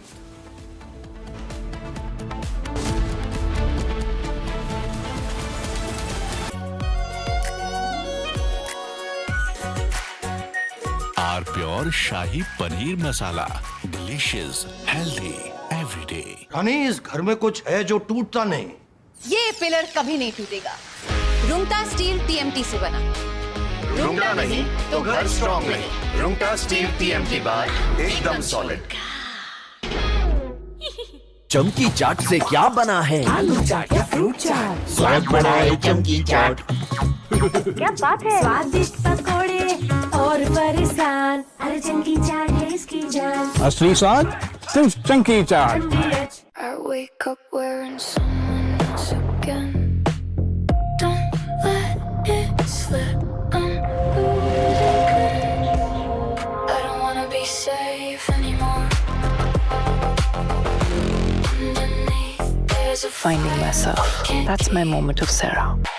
R pure सूजी pasta उबालो मिलाओ और खाओ 8 minute में तैयार। क्या taste है सबका राजा R pure masala.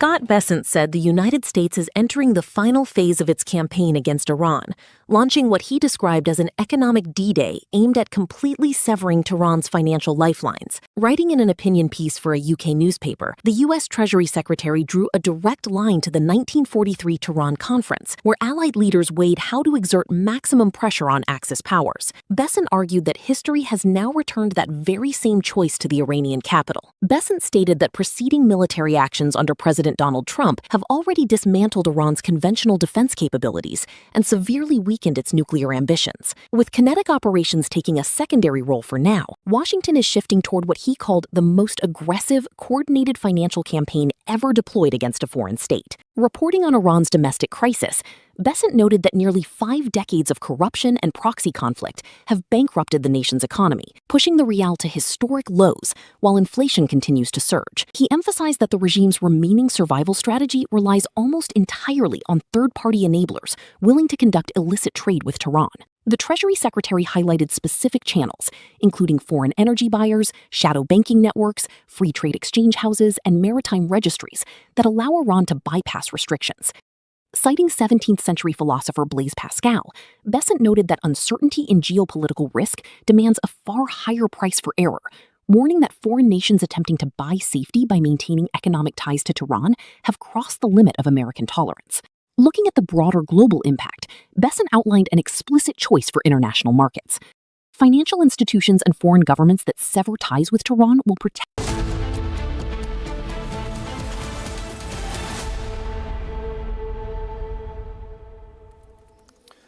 Welcome back, viewers. You're watching Republic TV. This is Shivam Dutt Mehta. And now let's shift our focus to a big development from the world of business. And I have my colleague Rishita with all the latest updates. Rishita, coming to you for the latest update. Thank you, Shivam. Now, there's a big breaking news that is coming in from the world of business. So, Indian tech giant TCS has taken a global leap and it has announced a strategic partnership with none other than Porsche AG. TCS is all set to acquire 100% of MHP management and IT Bertung GmbH. MHP, which is Porsche's Germany-based management and IT consulting subsidiary, for a value of $373 million. Now, in exchange, Porsche has awarded India's largest tech services firm a 5-year IT modernization on deal valued at $1.45 billion. Now, this marks TCS's second mega deal in less than 8 months. There are 3 core pillars to this partnership now. I'll explain them to you one by one. First would be the AI Mobility Center of Excellence, or the COE. That would be set up by TCS and would also foster a collaboration with Porsche to embed AI and further also encourage intelligent manufacturing and operations. Secondly, the tech giant and the Stuttgart-based sports car maker is also envisioning to make this partnership a long-term one. particularly a 5-year business strategic deal to scale AI transformation on a very global level. Further, the acquisition is also intended to strengthen TCS's presence in the German and European markets as well. As part of the IT deal, Mumbai-based TCS will also implement an AI layer across Porsche's engineering, manufacturing, operations, and also customer experience units, while also delivering automotive technology services and software development. So on average, this contract translates about $290 million in annual revenue for TCS. The proposed partnership and acquisition remains subject to regulatory approvals as well. For now, all eyes remain on the approvals and how swiftly this Mumbai-Stuttgart alliance moves from paper to practice. Back to you, Shivam, from now. All right, Rishita, thanks a lot for all the updates. Keep a track of other developments. We'll come back to you as more details emerge from the world of business. All right, viewers, now let's move on to another top story that we are tracking. This is Russian President Vladimir Putin, who met External Affairs Minister S. Zheng at Kremlin. And now, during their exchange, the president made clear that Moscow was prepared to increase supplies to meet New Delhi's agricultural requirements. Now, they highlighted the expanding India-Russia partnership and growing cooperation across trade, energy, fertilizers, and other key sectors. Now, Jaishankar conveyed Prime Minister Narendra Modi's greetings to Putin and handed over a personal message from the Indian leader during the meeting. Take a look at this bilateral interaction. Ваш визит сегодняшний подчеркивает тот уровень отношений, который давно на протяжении десятилетий сложился между Россией и Индией.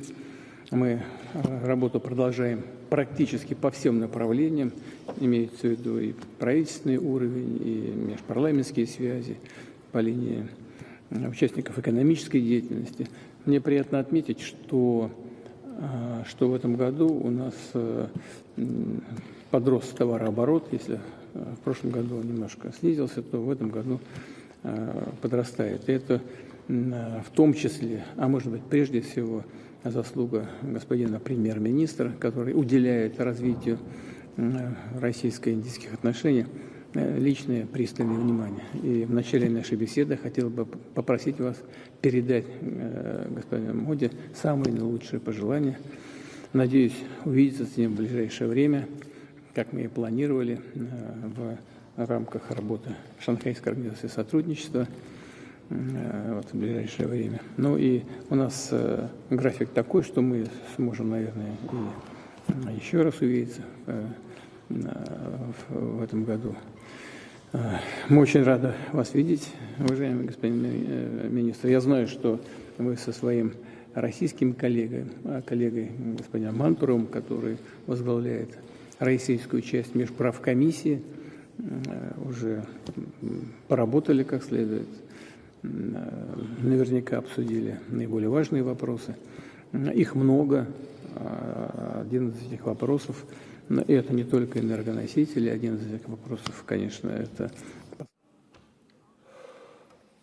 All right, it's time to slip into a short commercial break, but don't go anywhere. Coming up next, VIP mindset on full display. CCTV footage shows MLA Suresh Gowda's daughter slapping temple cop in Srirangapatna over VIP entry.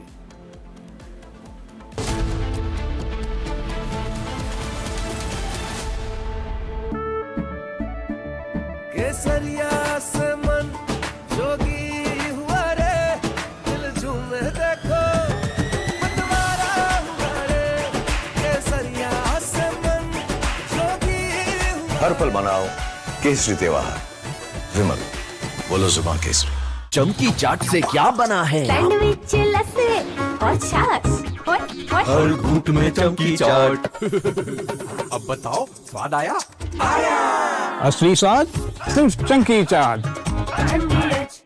AU current account के साथ मिलता है free UPI QR overdraft facility और एक ही app से bank के सारे काम। AU सोच बदलो और बैंक भी। कुछ तो सस्ता लो, सब बढ़िया लो। इसमें क्या खास बात है? थोड़े में ज्यादा स्वाद, यही तो है इसकी खास बात। Pure masala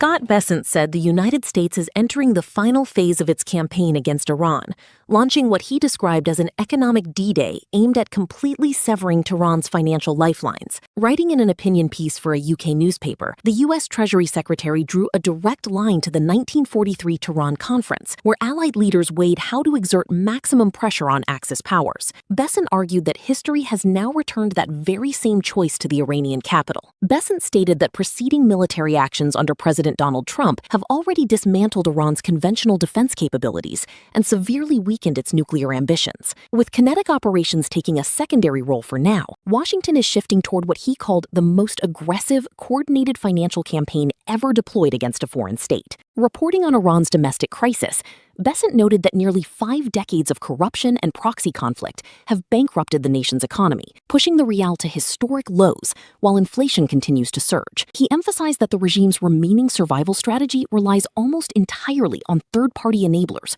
willing to conduct illicit trade with Tehran. The Treasury Secretary highlighted specific channels, including foreign energy buyers, shadow banking networks, free trade exchange houses, and maritime registries that allow Iran to bypass restrictions. Citing 17th century philosopher Blaise Pascal, Bessent noted that uncertainty in geopolitical risk demands a far higher price for error, warning that foreign nations attempting to buy safety by maintaining economic ties to Tehran have crossed the limit of American tolerance. Looking at the broader global impact, From Asia's largest news headquarters, setting the agenda for Bharat.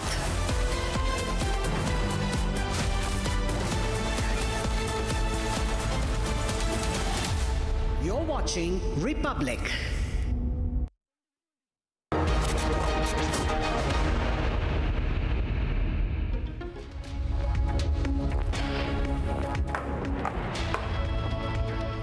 Hello and welcome viewers, you're watching Live Report on Republic TV with me, Ishita Mitra.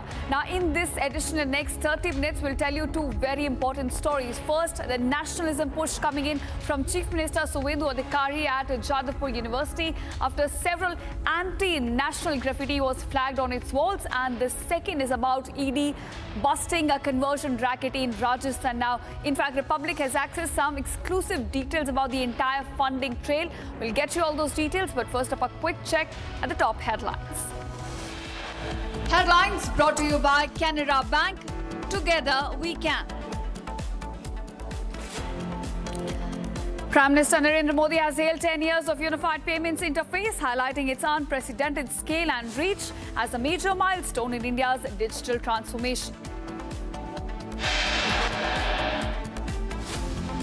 NSA Ajit Doval on a 2-day visit to China meets the Chinese Vice President. Talk scheduled with his Chinese counterpart on Indo-China border peace and LAC in focus.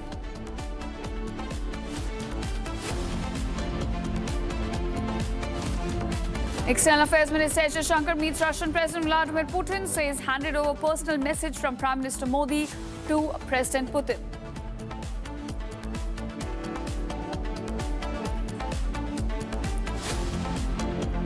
Rape convict and Sirsa Dera chief Gurmeet Ram Rahim currently lodged in Sonaira jail and now given 21 days of furlough for the 17th time.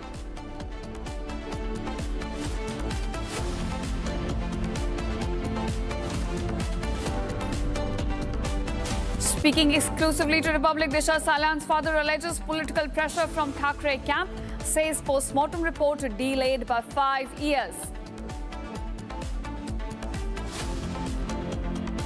VIP mindset on full display. CCTV footage shows MLA Suresh Goda's daughter slapping temple cop at Sri Rangapatna on VIP entry.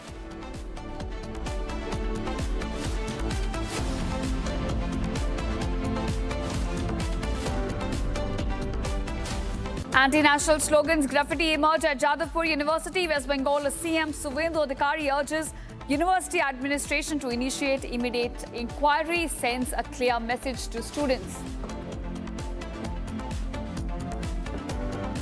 In a major crackdown, Maharashtra FDA suspends licenses of 9 food establishments, including 5 linked with Mumbai Cricket Association.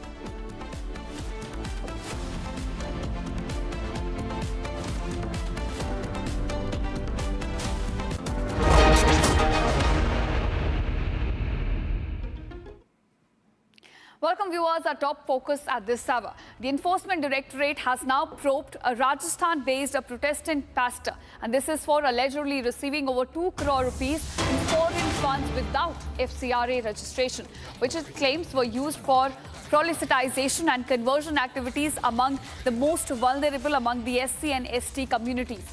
Acting on intelligence inputs, the ED now searched the premises of Pastor Ravi Mohan Pahadia of Hope Ministry and his wife Gunjan Sharma, alleging that they received a total of around 2.34 to 2.88 crore rupees, and this is in donation primarily from US-based donor Thomas E. Lynch, who is the founder and president of the South Carolina nonprofit Give Back to Humanity.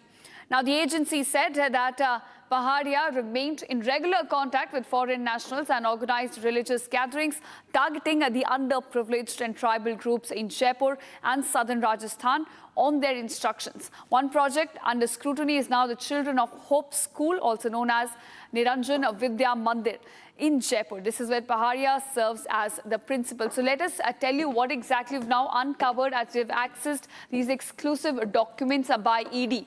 Now, this is an ED document which talks about that how this case has entirely unfolded. Now, who is under scanner? It is a Rajasthan pastor who is under the scanner of Enforcement Directorate, as this conversion racket is now being busted by the agency. Now, the funds, which is somewhere between a 2.4 to 3.8 crores, have mainly come from a US donor, and these are for conversion activities. So these funds have been received without foreign registration. And who are the target groups? It is the Dalit, the tribal communities which have been targeted. So the entire foreign funding trail is now under investigation, and ED at the moment is now probing this man who's in focus, a pastor from Rajasthan, his wife, as well as the foreign nationals that he has been linked with. Now, remember, it's a US donor that has come out in the entire foreign funding trail investigation, who he has been in regular contact.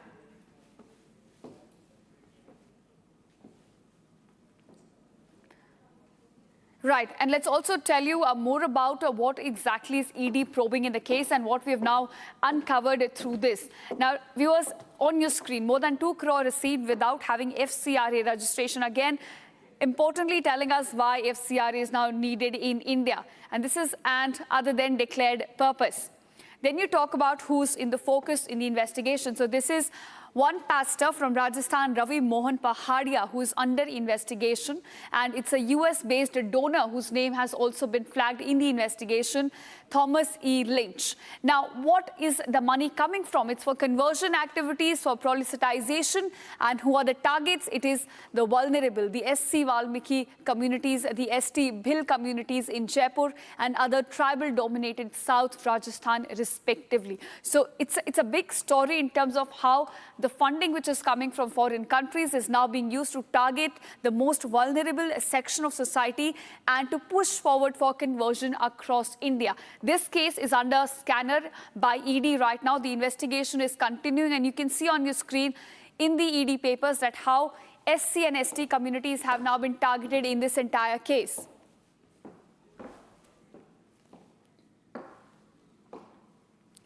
All right, my colleague Shivam also joining us with more details on this. Shivam, you know, we have been talking about this, how FCRAs are needed in India to push against such narratives of, you know, conversion and targeting of these vulnerable communities. Now, this case in particular has been flagged from Rajasthan. He's a pastor who's been receiving funding from a US-linked donor and pushing forward for conversion activities. So tell us more about the entire investigation, the details we have now gathered from the ED investigation. Yes, it's very significant, and that's why FCRA is very important, and it needs to be highlighted that how some foreign players are trying to convert people in India, and they have a very large network. And this is ED uncovering foreign funding trail in Rajasthan conversion racket. And the ED probe found out that 2.2 crore rupees of foreign funds were transferred to Rajasthan pastor over alleged conversion activities. Now they have searched the premises of the Rajasthan-based pastor who allegedly received the foreign funding, and there was no FCRA registration. So that is why it's not easy to trace if you do not have an FCRA registration. So this is a sort of a money laundering or a Hawala network which might have been used for the fund transfer, so that needs to be investigated. And 2 crore rupees received without having FCRA, that is the Foreign Contribution Regulation Act, that needs to be highlighted. And this happened after there was an intelligence report, an intelligence input that pastor, that is Ravi Mohan Pahadia, who's a Protestant missionary affiliated with the Hope Ministry, he illegally received, that is rupees 2 crore foreign funds, and that too from US, from a USA-based donor named Thomas Eugene Lynch for proselytization conversion activities among the SC community and ST community. So the SC community and ST community are the primary targets also for the conversion rackets when it comes to India, and that was also highlighted, especially if you look at the tribal states in India. This has become a very serious issue, and there needs to be some action regarding this. And also, we were the only channel who continuously reported, debated on this issue, the FCRA, and there has been an impact also in this case after that. Now, Pahadia, the person who came under scanner, was in regular touch with the foreign nationals and also engaged in organizing meetings, religious gatherings. So you can completely understand the modus operandi in this case. He's getting funds from abroad, he's organizing gatherings, and then he's converting those people. And this explains the sudden interest of US players. There was also a reaction from US when they were upset after we went on for the stricter norms when it comes to FCRA and the United States, because it serves their purpose. They want more conversions to happen in India. These are missionaries. They want what they want to do in India. And the person who he was in contact with, in touch with, was Thomas E. Lynch. Now, Lynch is the founder and president of Give Back to Humanity Incorporation, which is a US-based non-profit organization located in Bluffton, South Carolina. Now, publicly available US non-profit records confirm Lynch's role as the organization's president and founder and treasurer. And so it's completely clear that the money was being used to convert people, and that is why this ED probe which has happened, and that is why we need stricter reforms and more searches and more investigation and more scrutiny and more checks when it comes to foreign funding, and that needs to be investigated. That's why one of the main points in the FCRA with the re-amendment was majorly that the funds will not be used for proselytization, that is for conversion activities. Right, Shyam, you've highlighted very correctly that how the conversion lobby was rattled by the FCRA bill which was tabled in the Indian Parliament, and this incident also showing us why FCRAs are much needed. Thanks so much for joining us and getting us all the details. And now we are shifting focus. The Chief Minister Suvendu Adhikari has now asked Jadavpur University officials to conduct an inquiry into objectionable and anti-national wall graffiti and drawings which came to light from inside the hostel premises.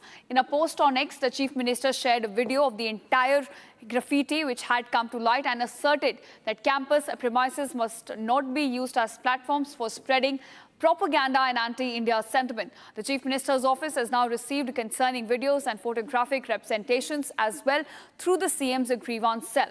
Now, Suvendu Adhikari clearly highlighted that educational institutions are sacred spaces of learning, academic excellence and nation building, and under no circumstances would campus premises be permitted to be used for spreading propaganda and anti-India sentiment.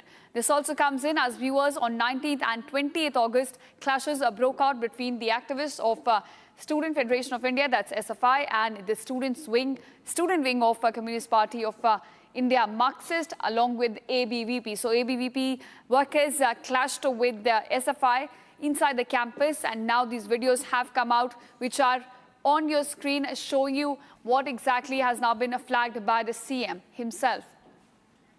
In fact, my colleague Indrashish also joining us from Kolkata. Now, Indrashish, you have been inside the campus as well at Jadavpur University. Tell our viewers what exactly are the imageries, are the graffiti which has now been flagged by the CM, into which the investigation is now underway.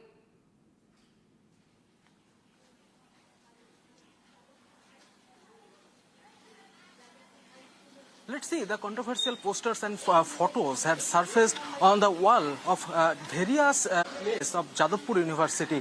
It is the first place, and it has been written that freedom for Palestine, and this is the flag of Palestine. Other side, it has written Free Palestine. And photographs and videos of the material have already reached the Chief Minister's office. Several such images have reportedly been painted on the walls of the Jadavpur University campus.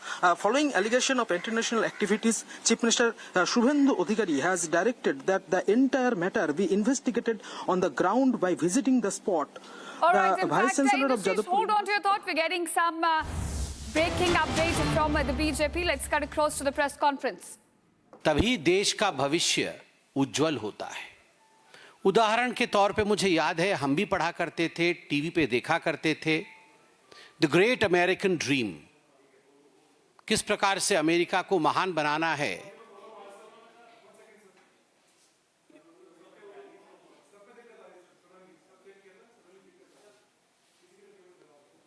मुझे लगता है कि press conference पुनः आरंभ करना पड़ेगा। मैं इंतजार करता हूं।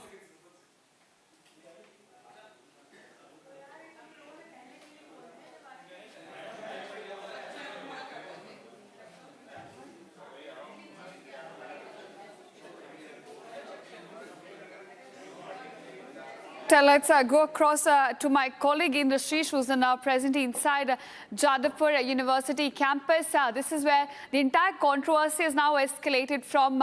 So Industries, coming back to you, help us understand what exactly are the kind of imageries, the kind of graffiti which has now been flagged by CM, and investigation is also underway as these anti-national elements have now been flagged inside the Jadavpur University campus.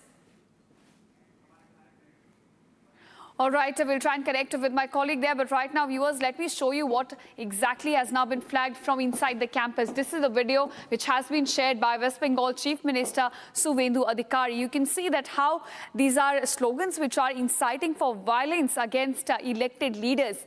They are, in fact, eulogizing some left violent leaders, Maoists as well. All right, let's go across to the BJP conference.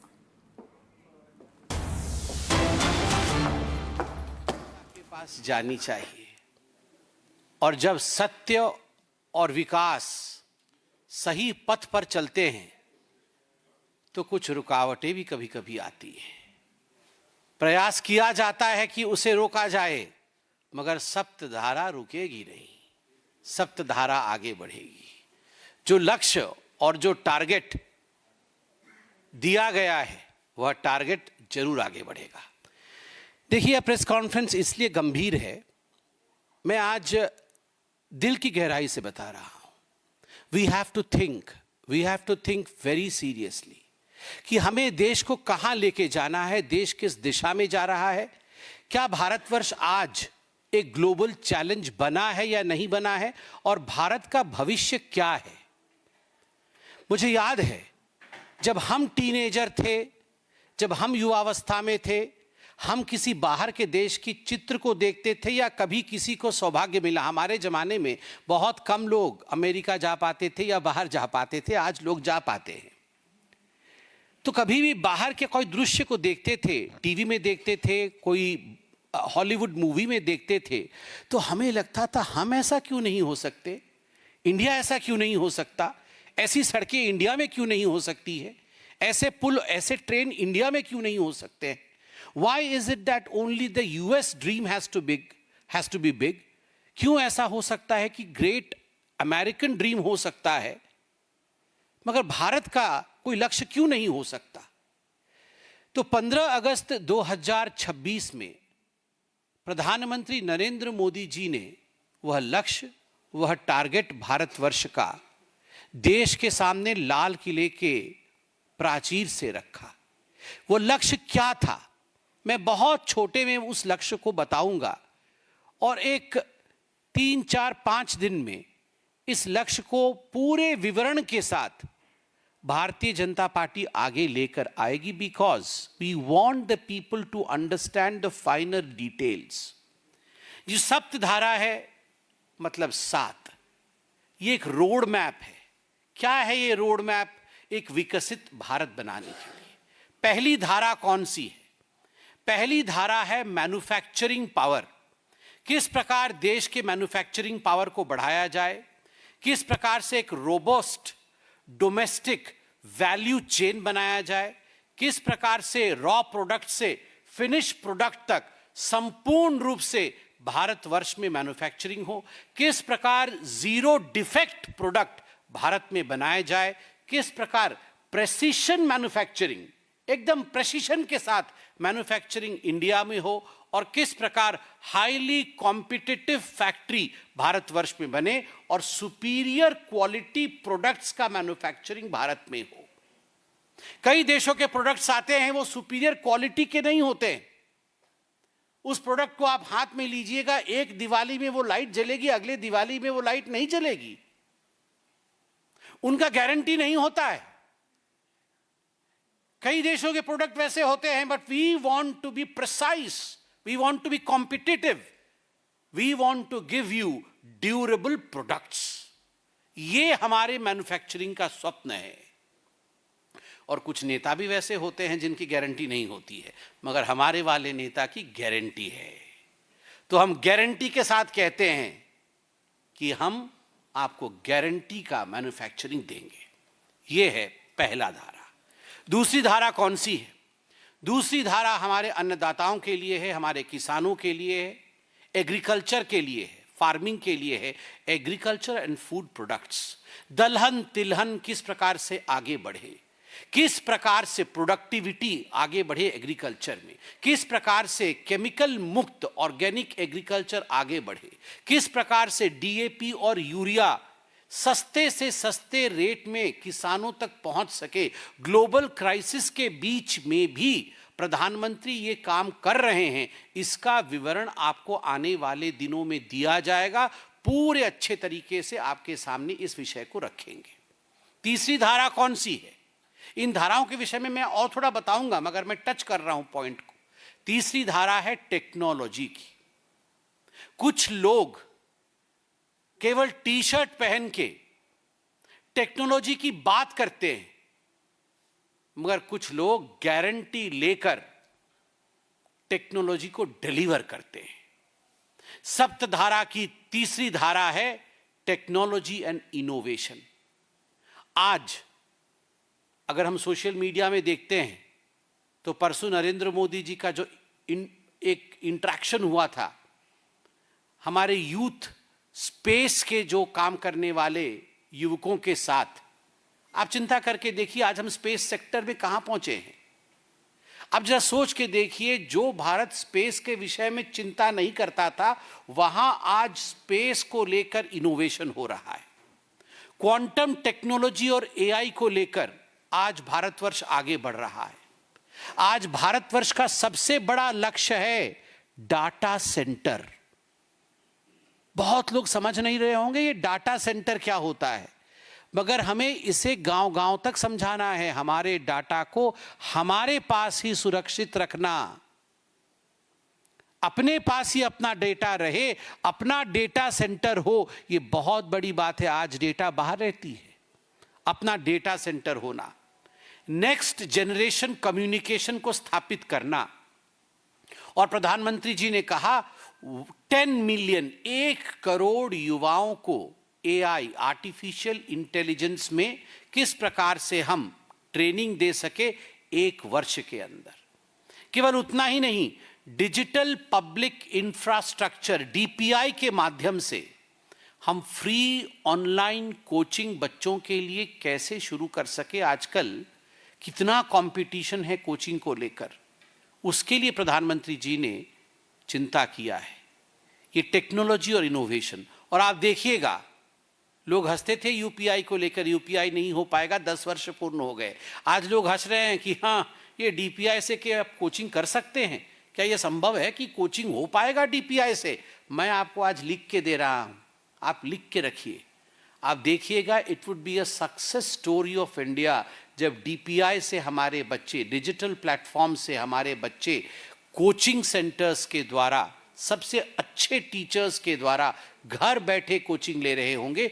ये होगा जब 1 करोड़ बच्चे AI में शिक्षित होंगे 1 साल के अंदर, तब हमारी सप्तधारा की जो टेक्नोलॉजी और इनोवेशन की धारा है, यह पूर्ण होगी।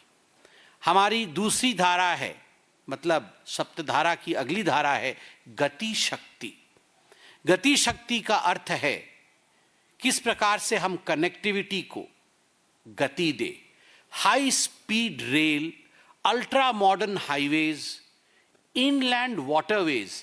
हमने कभी नहीं सोचा था कि इनलैंड वाटरवेज के माध्यम से भी हम कनेक्टिविटी को गति दे सकते हैं, मगर विगत 12 वर्षों में ये करके दिखाया है। एडवांस्ड एयरपोर्ट, मैं नॉर्थ ईस्ट का कोऑर्डिनेटर हूं, कई वर्षों से नॉर्थ ईस्ट जा रहा हूं। पहले त्रिपुरा का एयरपोर्ट कैसा था, आज त्रिपुरा का एयरपोर्ट कैसा है। पहले गुवाहाटी का एयरपोर्ट कैसा था, आज गुवाहाटी के एयरपोर्ट में उतरता हूं तो I get that international vibration. आप सबको भी वैसा लगता होगा। आप गुवाहाटी के एयरपोर्ट में उतरिए, बैम्बू से बना हुआ वो जो सुंदरता, वो जो मॉडर्निटी है, everywhere every state has showcase that कि संभव है कि हमारे एयरपोर्ट। और तो और मैं पुरी का सांसद हूं, मैं रिव्यू करने जाता हूं पुरी के रेलवे स्टेशन को, तो मुझे विश्वास नहीं होता है कि इस प्रकार का रेलवे स्टेशन बन सकता है। देश भर में अपग्रेडेशन ऑफ रेलवे स्टेशन, ये जो कम्युनिकेशन, कनेक्टिविटी और स्पीड, गति शक्ति है, ये अपने आप में कितनी बड़ी बात है। आप चिंता करके देखिए, हाइड्रोजन पावर्ड ट्रेन्स, सपने में नहीं सोचा था हमने, आज हाइड्रोजन पावर्ड ट्रेन्स चलने वाली है, चल रही है, इसका इंट्रोडक्शन हुआ है। Seamless integration of clean energy into national transport system, ये गति शक्ति है। उसके बाद की जो धारा है वो एक बहुत महत्वपूर्ण धारा है। भारतवर्ष ने चाहे एयर स्ट्राइक हो, चाहे सर्जिकल स्ट्राइक हो, उसके माध्यम से दिखाया है कि डिफेंस पावर की जो धारा है उसमें बहुत बड़ा परिवर्तन आया है।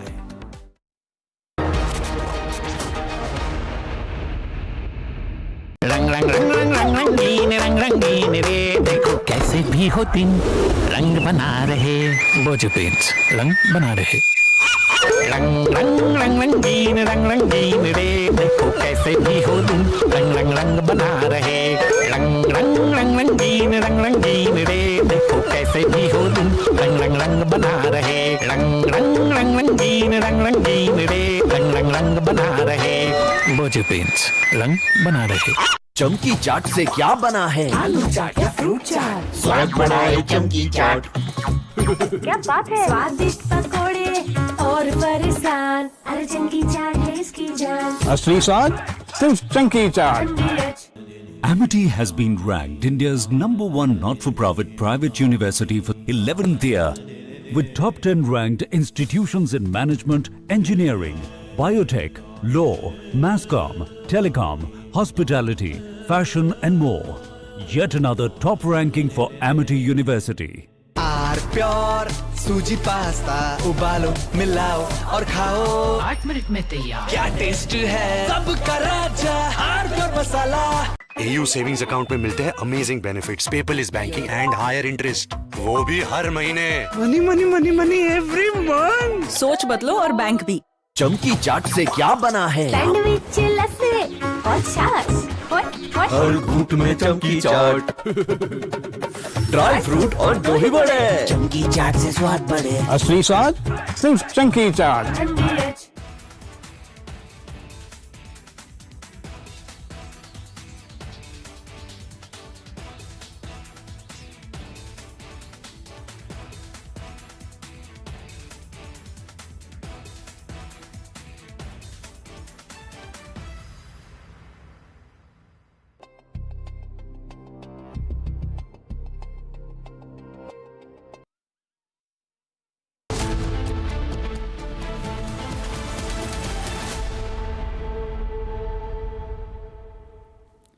Hello and welcome viewers, you're watching live and breaking on Republic TV with me, Ishita Mitra.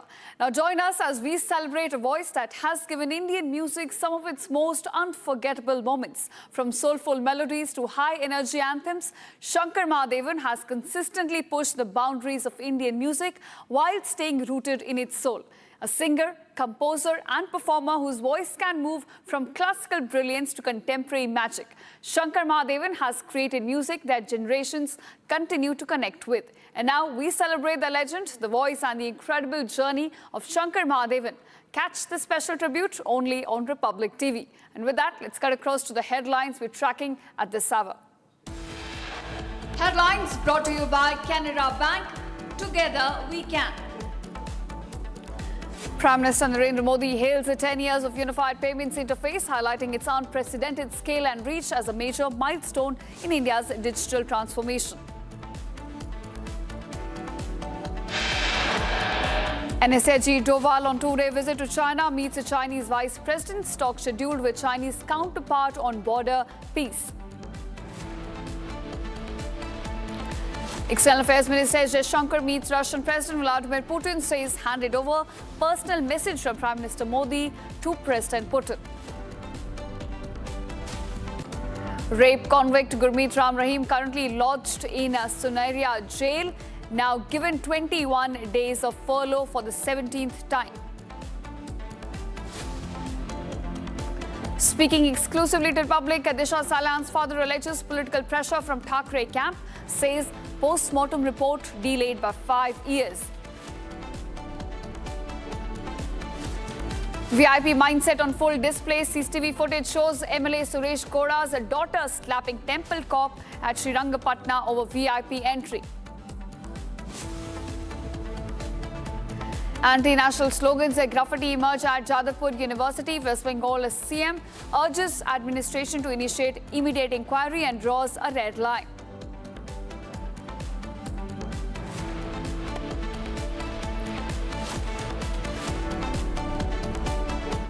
Welcome viewers, our top focus at this hour. Now an FIR has been registered against a BJP MLA's daughter Aishwarya. The incident reportedly took place around 8:15 p.m. on August 12 when PSI Savita B. Police Patil of Mandya Women's Police Station was deployed for special security duty in view of Bhima Amavasya. And according to the complaint, Aishwarya, the daughter of Tumakuru rural MLA B. Suresh Goda and wife of ACP Gautam, allegedly abused the PSI and even slapped her and assaulted her. She obstructed her duty and issued threats following an argument over delay in allowing darshan. And now in this case, an FIR has been registered against Aishwarya at Kathya police station under BNS section 132, 115-2, 352 and 351-2. In fact, the SP informs that a counter complaint has also been filed by Aishwarya claiming that a PSI abused her. Now, this is the video which has now gone viral. In fact, showing the BJP MLA's daughter assaulting the cop on duty. Let's show you the entire sequence of how this folded. So this is where you can spot the two. They are engaged in intense argument, and this suddenly escalates as the daughter of MLA Suresh Goda, she slaps the cop on duty. The cop, in fact, strikes back, and this is why, of course, we're also looking at a counter complaint being filed. But viewers, you can see this was the daughter of the MLA who first hit the cop on duty, who was just there performing her duty, trying to maintain the crowd which had gathered there in large numbers on the occasion of Amavasya. But this soon escalated with the MLA's daughter first abusing and then assaulting the cop on duty. All right, in fact, my colleague Abhishek also joining us with more details on this. Abhishek, we understand that finally an FIR has been registered against the MLA's daughter, while a counter complaint has also been filed by her. So give us more details on this.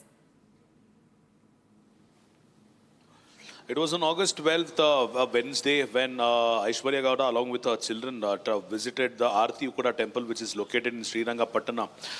Due to a severe queue on a special day, which was an Amavasya, Aishwarya Gowda had requested the support of the police personnel to let her take her children within the temple sanctum. And at this point of time, PSI Savita, who was deputed to control the crowd at the temple premises, is believed to have abused verbally Aishwarya Gowda. And this is one of the reasons as to why Aishwarya Gowda lost her cool and she slapped the PSI on duty for her reply. Even the PSI slapped Aishwarya Gowda at the very same instance, and a couple of the police personnel who were deputed at that location tried to calm down the altercation between these two women, be it the PSI and the daughter of MLA Suresh Gowda. As soon as the incident happened, Savita, who is... All right, in fact, hold on to your thought. Abhishek, we're also being joined by B. Suresh Gowda, the BJP MLA, whose daughter is in fact involved in this incident. Thank you, Mr. Suresh, for joining us on Republic TV. Sir, I want to ask you, how do you look at this entire incident which unfolded? Your daughter slapped a cop who was present on her duty at this temple. No, actually, that is on Bhiman Amavasya, 1 week back. She had gone with the two children. One is 3 years old baby, another one is 4 years.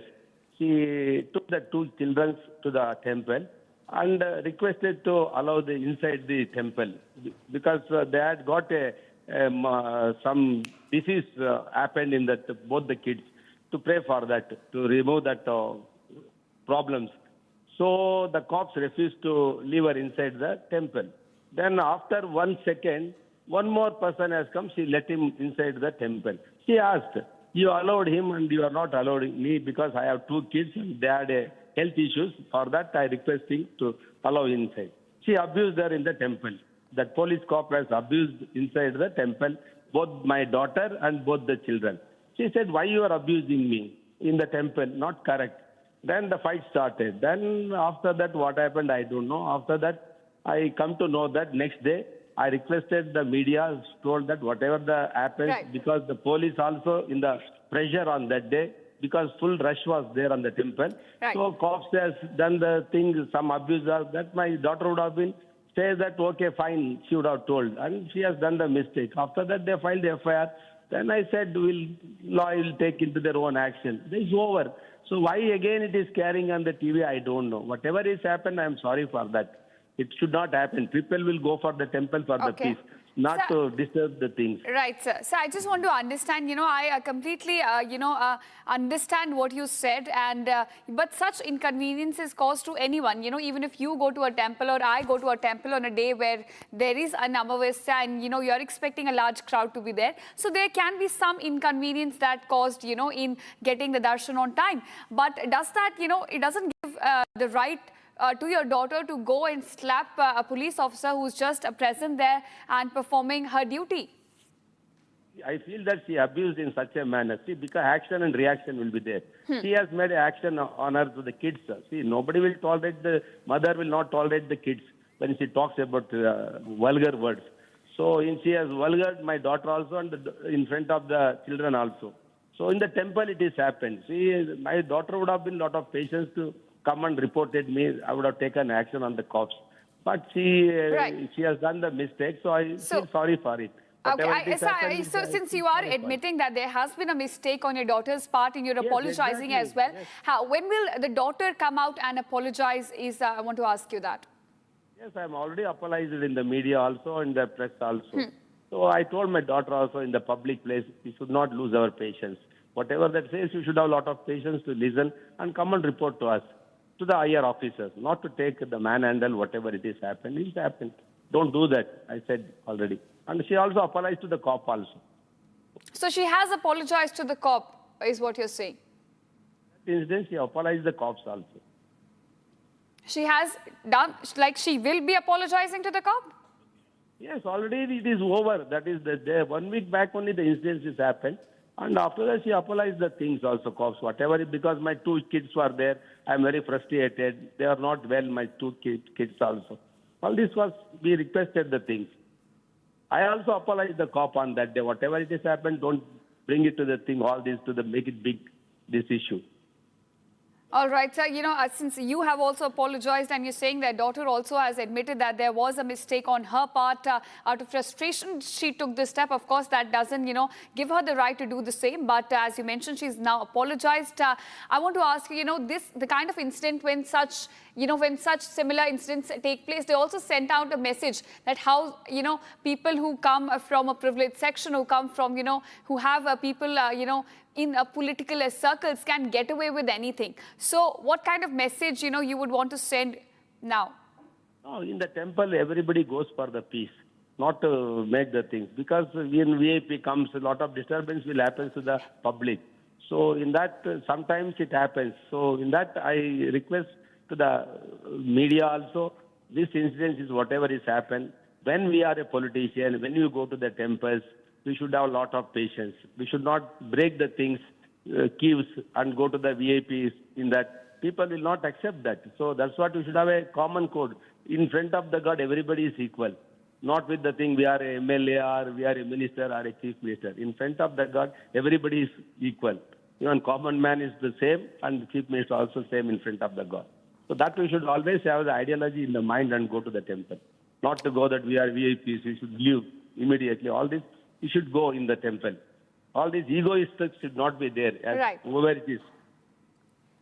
That's All right, what my advice to Mr. Gaura, thanks so much for joining us on Republic TV. And as you admitted, there has been a mistake and apology has also been tendered for the same. Thanks so much. Now we are shifting focus. Supreme Court has now sought the response of 20 rebel Trinamool Congress MPs on a plea filed by party's General Secretary and MP Abhishek Banerjee, challenging the delay in deciding the party's petitions, seeking their disqualification. Banerjee has now urged the Supreme Court to direct Lok Sabha Speaker Om Birla to expeditiously decide the disqualification petitions pending before him. Solicitor General Tushar Mehta appeared before the Lok Sabha Speaker as well in this regard, and we understand that at the moment the Secretary General of the House, Supreme Court, has now asked the Solicitor General to obtain instructions from the Speaker on this matter. So, big update coming in as far as the Trinamool Congress rebel MPs are concerned, as the Supreme Court has now sought their response. All right, my colleague also joining us with more details on this. Sadak, do give us the details that the Supreme Court has now said with regards to 20 rebel Trinamool Congress MPs who have already joined NCPI now.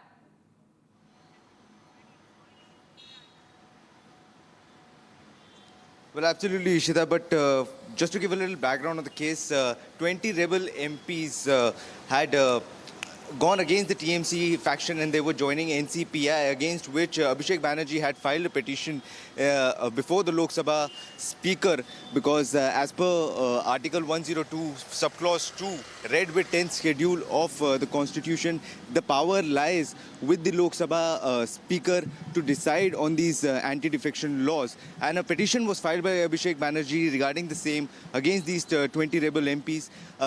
However, it was claimed by him that it was taking a lot of time for the Speaker Om Birla to decide the matter. There has been certainly a delay in the matter. Therefore, he filed another petition in the Supreme Court to intervene and to direct the Speaker to decide the matter as early as possible. And the Supreme Court has also mentioned that the power actually lies with the Speaker to decide these anti-defection laws. However, if there is an unreasonable delay, a judicial intervention can happen. On that ground, the Supreme Court has asked the Solicitor General Tushar Mehta, who was representing the Speaker Om Birla in this particular matter, to file a response on why there has been a delay in deciding the matter. So on the next date of hearing, it is expected that they would be filing a reply to decide whether there has been a delay, there has been a reasonable cause for the delay, or there has been a justified reason why there has been a delay in this matter. So on next date of hearing, that is something that we can expect to reply be filed by the Speaker Om Birla, and why there has been a delay in this particular matter. Ishita. All right, thanks Sadak for joining us, and keep tracking all the updates which are coming to light in this case. Thanks so much. And now we are shifting focus. Pakistan's latest effort to mediate between Iran and the United States has now suffered another setback, with Iran rejecting a US proposal conveyed during Army Chief Field Marshal Asim Muni's visit to Iran recently. Now, Iranian Parliament Speaker Mohammad Baghir Ghalibaf reportedly stressed that Washington must first fulfill its commitments.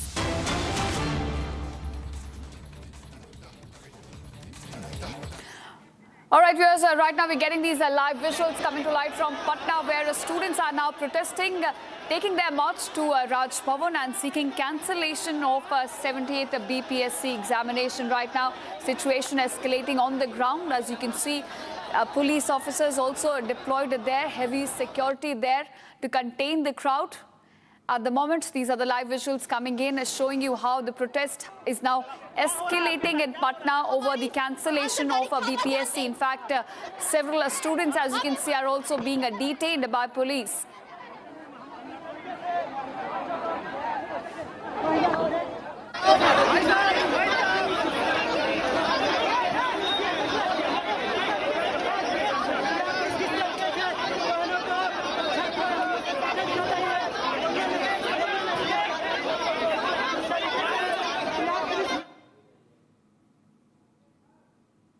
कर रही है और यह सरकार डराना चाहती है। हम इस बात को कहना चाहते हैं कि दमनात्मक कार्रवाइयों से यह आंदोलन आगे बढ़ेगा, यह आंदोलन रुकेगा नहीं, यह आंदोलन बढ़ता जाएगा। पूरी जिम्मेदारी सरकार की होगी। हम इस बात को कहना चाहते हैं कि दमनात्मक कार्रवाइयों का रास्ता बंद करके सरकार को वार्ता का रास्ता तय करना चाहिए। वार्ता करना चाहिए, वही रास्ता हो सकता है इस आंदोलन का।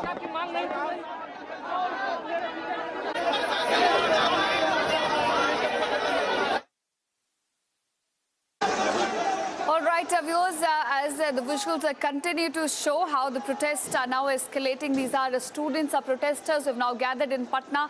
They're taking their march towards Raj Bhavan while they are seeking cancellation of a BPSC examination. So something similar we've seen unfold in Jharkhand as well. We've seen in Delhi as well. And right now, over irregularities which have come to light, students taking to streets in Patna, holding a protest right now.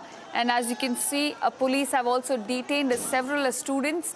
And right now, barricading has been put in place to stop the students from marching towards Raj Bhavan at the moment.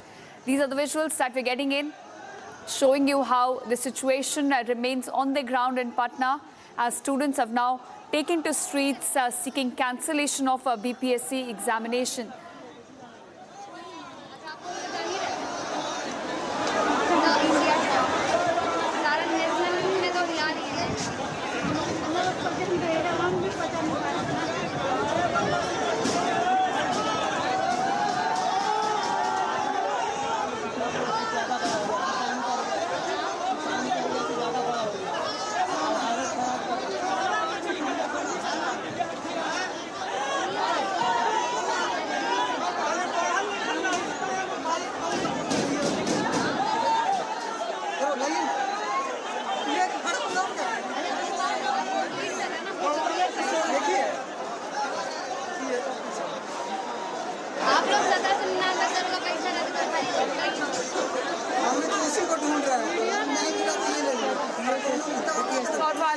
Several clashes also that were reported between the cops and the student protesters. Right now, as you can see, situation seems under control at the moment, but certainly these students also pushing these barricades as they intend to continue their march towards Raj Bhavan, seeking cancellation of BPSC examination over alleged irregularities. Now, right now we can see more and more students also joining in this protest which is now taking place in Patna. They are marching towards Raj Bhavan from Gandhi Maidan, seeking cancellation of the examination. In fact, at the moment, several students have also been detained right now, being taken by police, as you can see on your screen. Police there trying to control the situation, and several of the student protesters have now been detained as well in Patna. We are getting you live visuals on Republic TV, showing you the entire tension, the entire drama that's now unfolding right now in Patna. Several student protesters have now been detained over the protest which is demanding the cancellation of a BPSC examination or alleged irregularities. And these are the visuals that are coming to light from Patna, showing you how the protests have now escalated on the ground. Police there, in fact, putting in multiple barricades to stop these protesters from marching. With that, viewers, we're slipping into a very short break. Don't go anywhere. On the other side, we'll get you details how drama is now unfolding in Patna with student protesters hitting the streets seeking cancellation of a BPSC examination. All the updates lined up on the other side. Stay tuned.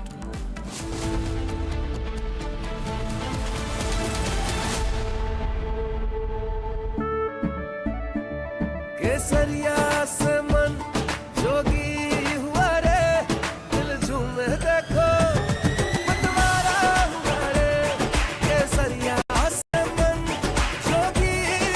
हर पल मनाओ केसरी त्योहार। विमल, बोलो जुबान केसरी। R pure सूजी pasta उबालो मिलाओ और खाओ 8 मिनट में तैयार। क्या टेस्ट है सबका राजा आर प्योर मसाला। सेनको से मेरा नाता सालों पुराना है। ये मेरे लिए बस एक ब्रांड नहीं है, ये है एक लेगेसी। मेरी शादी की ये कंगन सेनको से ही लिए थे, क्योंकि ऐसी बारीक कारीगरी और कहाँ। इसीलिए सेनको इंडिया का amongst most trusted jewelry brand as nominated by the TRA. अब मैं क्या ही बोलूं। परिवार, अटूट भरोसा। चमकी चाट से क्या बना है? सैंडविच लस्सी और छाछ। हर घूंट में चमकी चाट। अब बताओ स्वाद आया? असली स्वाद सिर्फ chunky chaat.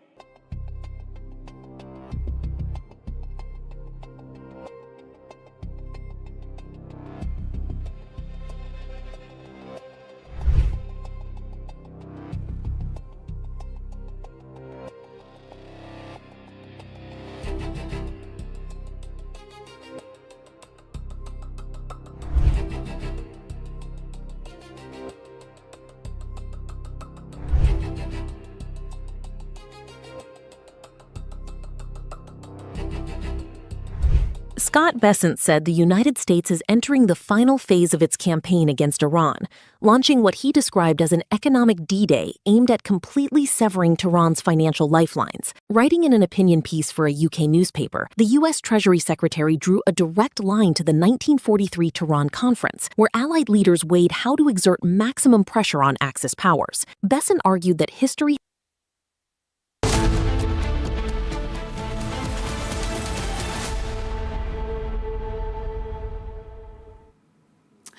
Hello viewers, you're watching live and breaking on Republic TV with me, Ishita Mitra. Time for some business updates. Over to my colleague Aishwarya for the latest. Thank you, Ishita. There's a big breaking coming in from the world of business.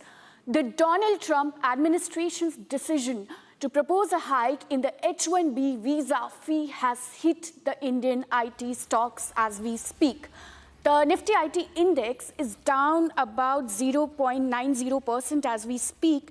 And when we look at the components, Wipro is down about 1.40%, Infosys is down 0.62%, HCL is also down 2.04%. Tech Mahindra has been impacted as well. The stocks are down because this move could actually increase costs for the IT companies. They now have to pay more for the H-1B visas, and that could impact their costs. Now, there are two ways that this proposed H-1B visa fee hike could impact Indian IT companies. One is that they'll have to pay up an extra cost of up to about $1 lakh for every employee that they send from India to the US. Two, it could push them towards hiring local talent instead, and that comes at a higher cost too. And that is precisely what IT stocks are factoring in right now. Now, this comes against an important backdrop. The Indian IT stocks have been underperforming for over a year now. The last time that we saw the stock hitting an all-time high was in December 2024. It was trading somewhat around 45,000 rupees, while it's hovering around 30,400 rupees today. Remember, even when the global IT stocks, the global AI stocks were doing well, Indian IT stocks were actually falling. We were just starting to see some green shoots last month, and now this latest decision by the Trump administration could weigh on the Indian IT industry all over again. How long this holds, whether it survives the legal scrutiny, and whether it actually becomes implementable, that we'll have to wait and see. But as we speak right now, Indian IT stocks are reacting to Donald Trump's latest move.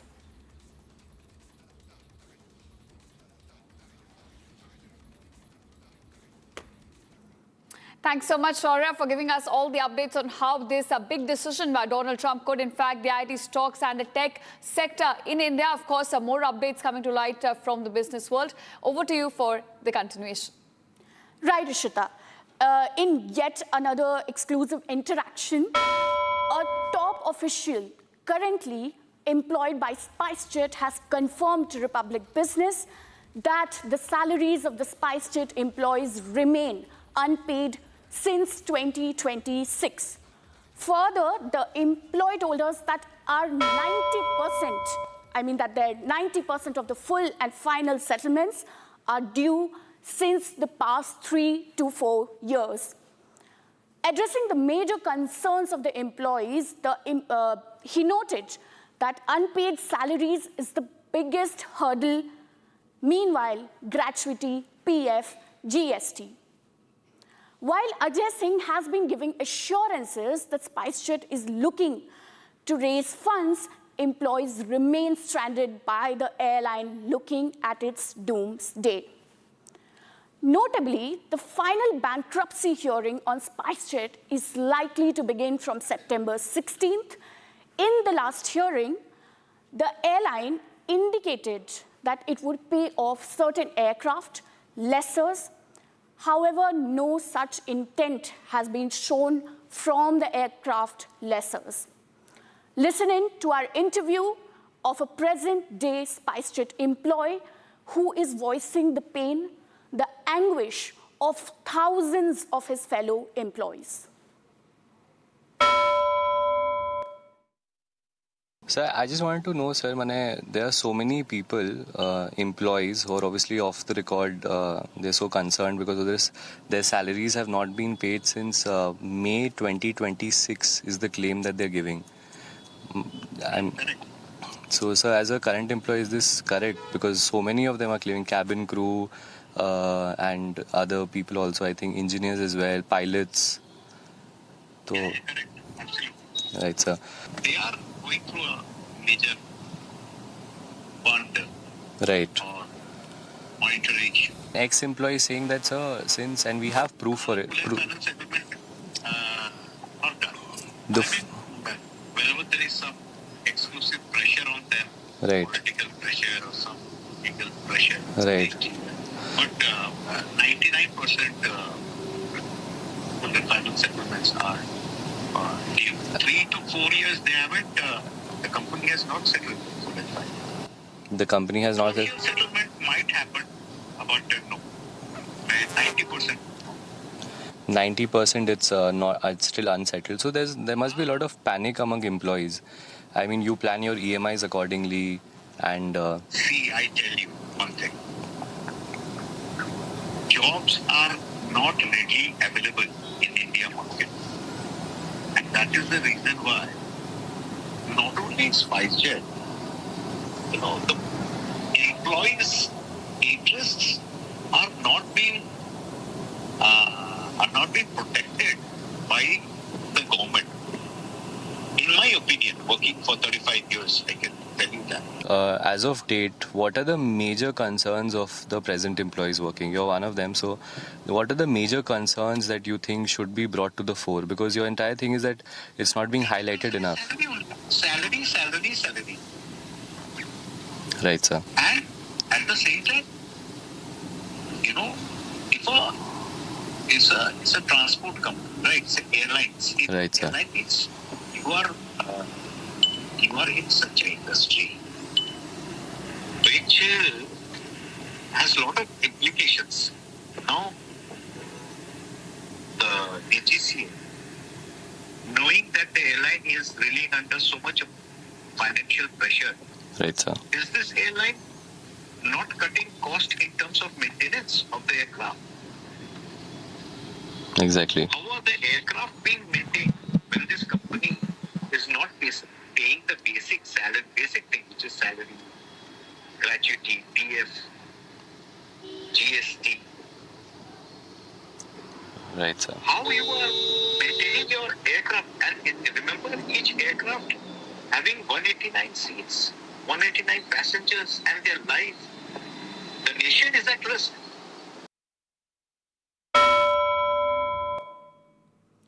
This was you hearing to the SpiceJet employee. Now going back to Ishita.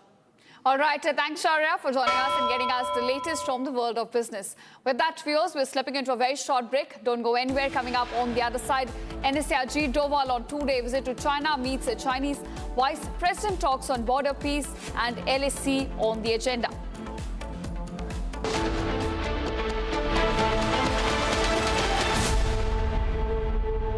कुछ तो सस्ता लो, सब बढ़िया लो। इसमें क्या खास बात है? थोड़े में ज्यादा स्वाद, यही तो है इसकी खास बात।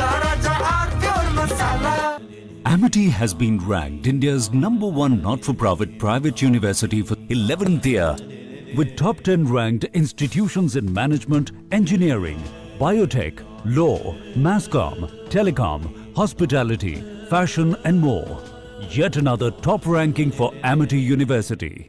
चमकी चाट से क्या बना है? आलू चाट या फ्रूट चाट, स्वाद बनाए चमकी चाट। क्या बात है? स्वादिष्ट पकोड़े और फरसान, अरे चमकी चाट है इसकी जान। असली स्वाद सिर्फ चंकी चाट। केसरिया से मन जोगी हुआ रे, दिल झूमे देखो मतवारा हुआ रे। केसरिया से मन जोगी हुआ। हर पल मनाओ केसरी त्योहार। विमल, बोलो जुबान Kesari.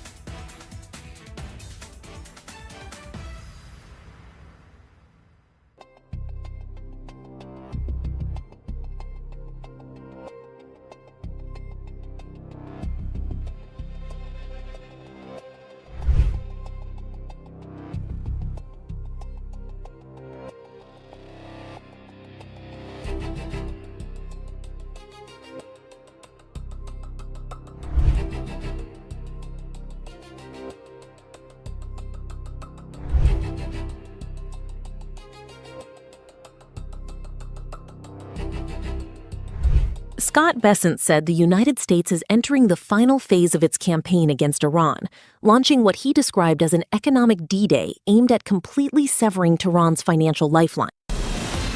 From Asia's largest news headquarters, setting the agenda for Bharat.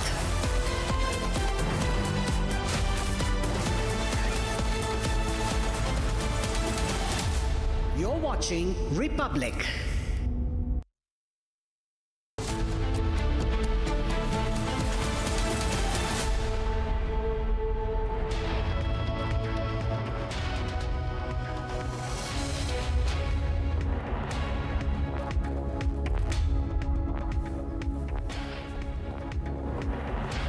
A very warm welcome, viewers. You're watching Republic TV. This is Shivam Dutt Mehta, and the top focus story today is that the Pakistani brokered US and Iran talks have failed again, because what else can you expect from a failed field marshal? We'll get you all the details of this story and a lot more, but first up, let's have a look at the top headlines of the hour. Headlines brought to you by Canara Bank. Together we can. West Bengal Chief Minister Shuvendu Adhikari orders crackdown on anti-national elements. Orders probe after anti-national slogans, graffitis emerge in Jadavpur University.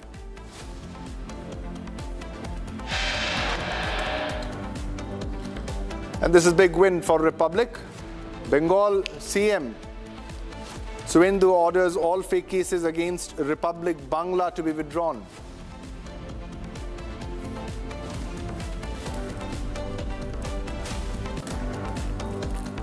Video emerges of Karnataka BJP MLA's daughter slapping police official who spoke exclusively to BJP MLA B. Suresh Gowda, who says, "I am sorry."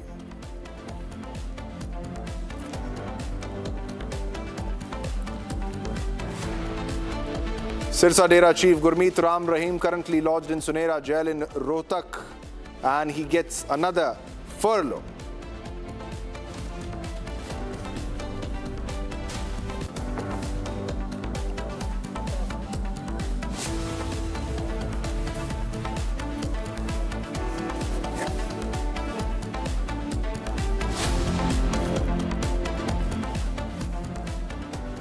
All right, viewers, let's begin this bulletin with top focus story. That is Pakistan's latest effort to mediate between Iran and the United States has suffered another setback, with Iran rejecting a US proposal conveyed during Army Chief Failed Field Marshal Asim Munir's visit to Iran.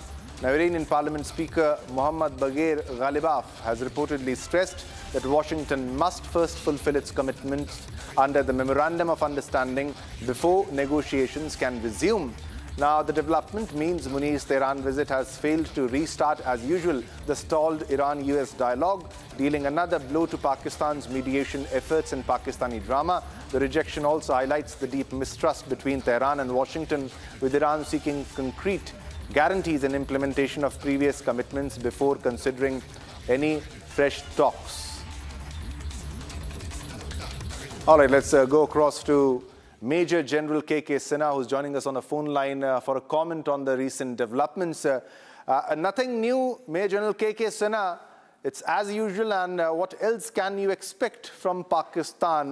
But it also needs to be highlighted that Donald Trump is adamant on including the Pakistani failed field marshal, that is Asim Munir, for having talks with Iran, and they have failed not once, not twice, but many a times, and they have failed once again. Good afternoon, and absolutely, you are right. A failed marshal will be always a failed. He has failed in the battlefield. He has failed as a special envoy of Trump, to whom he says that, the field marshal is the most, he is a favorite field marshal of Trump. He is a total rejection of Trump's back peace deal conveyed, to via him to Tehran. And they have also rejected, that restarting, negotiations. They say the MU is there, 14 points are there.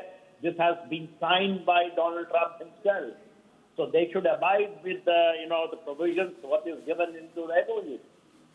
One thing was coming very clear, that, they have promised about $300 billion reconstruction cost, what they carried out the damage. I think, they were saying, and state of Hormuz, as for them, is open. But under the conditions, what has been laid down by Iran. So there is nothing like that, the state of Hormuz is closed. They are saying that it has per our terms and conditions. So there are single digit, these shipment is being passing through, but under the terms and condition and control of Iran. So it is very loud and clear. They have also, conveyed through him that coercion and bullying is just can't, is accepted from, and Iran will go the way they have conceived the thing, and they are doing. So there is no talk. There is no peace deal. There is no starting of negotiation. It is as per the MU, abide with that, and you carry on. And the state of Hormuz is open under the terms and conditions of Iran. This is what has been conveyed. All right, thanks a lot, Major General K.K. Sinha, for your comment and in-depth analysis on what's unfolding. All right, viewers, now let's move on to another big breaking news development that we're getting right now. This is the Madras High Court, which has imposed a cost of rupees 50,000 each on Tamil Nadu Chief Minister C. Joseph Vijay and Minister Adava Arjun after their council failed to file the required pleas or applications seeking rejection of election petitions challenging their victories. Now, the petitions relate to the Villivakkam and Perambur assembly constituencies, where Vijay and Adava Arjuna were declared winners. Now, the court directed their side to file the necessary responses and warned that a failure to comply by Thursday would invite a cost, that is a fine of rupees 50,000 on each respondent, irrespective of their position. This needs to be highlighted. Now, the development comes as the court continues to hear the election-related challenges against the victories of the two TVK leaders. So this goes against Adava Arjuna and also CM Vijay. All right, let's go across to Sharda for all the updates in the story. Sharda, we're getting to know that the court has imposed a fine of rupees 50,000 rupees on both CM Vijay and Adava Arjuna. And there was a prior warning also given by the court. If you can put that into perspective and share what exactly happened and what's the story about. Well, Shivam, 2 months back, the DMK constituency MLAs from the constituency of Villivakkam, which is Mohan, and also from the Perambur constituency, RDS, had filed a case in the Madras High Court saying that they cannot believe that both Chief Minister Vijay from the Perambur constituency and Minister Adav Arjuna from the TVK has won from the constituency of Villivakkam and asked for a recounting of votes in these two particular constituencies, and for which both the Chief Minister and Adav Arjuna's side has still not responded to the court's allegations and the papers that's been given by the DMK to the Madras High Court, for which a plea was asked by the court as well. So now today the judge reminded that both the parties, including the Chief Minister and the Minister, will be imposed a fine of ₹50,000 if the reply is not done before Thursday, asking for a clear answer from both the Chief Minister and the Minister of Public Works Department to respond to the allegation that was made against them for the case that was filed against them by the DMK leaders Kartik Mohan and RDS. So now the answer lies within the TVK Ministry of Adav Arjuna and Vijay. If they respond to the court before Thursday, the fine will not be imposed. If not, the court will impose a fine on both of them for not replying to the court proceedings. All right. Yeah, stay with us, Sharda. We have another big breaking news development that is coming in, and it also relates to DMK versus TVK. Now, a fresh political confrontation has erupted in Tamil Nadu over the proposed Parandur Greenfield International Airport, with the DMK and TVK creating sharp allegations inside the assembly. Now, the DMK has criticized the TVK government and Chief Minister Vijay over the decision to scrap the project, that is the Parandur Airport project, alleging that the move to appease farmers could undermine Tamil Nadu's industrial growth and development plans. Now, TVK, however, hits back by questioning the DMK's strong support for the Parandur project and raising allegations over whether close associates of DMK leaders had acquired land in the surrounding area. So this is serious, ladies and gentlemen. Now, TVK Industries Minister Kirthana claimed that TVK we will build second airport, but they will first look at the expansion of the existing airport that will get more business and industrial development. All right, let's go across to Sharda for all the developments in the story. Sharda, because we know how this plan was cancelled and the argument given by the TVK that yes, we are going to build more runways, more tarmacs when it comes to the Chennai airport, and this plan needs to be scrubbed. But the allegations are very serious, or are they baseless, or they have some solid ground? Because TVK is questioning whether there are DMK ministers involved who have owned lands also. What's the ruckus? What kind of chaos was seen today in the assembly? Well, if you remember, under Rule 110, yesterday, the Chief Minister Vijay had announced that the Parandur Airport plan, which was introduced by the DMK, will be scrapped.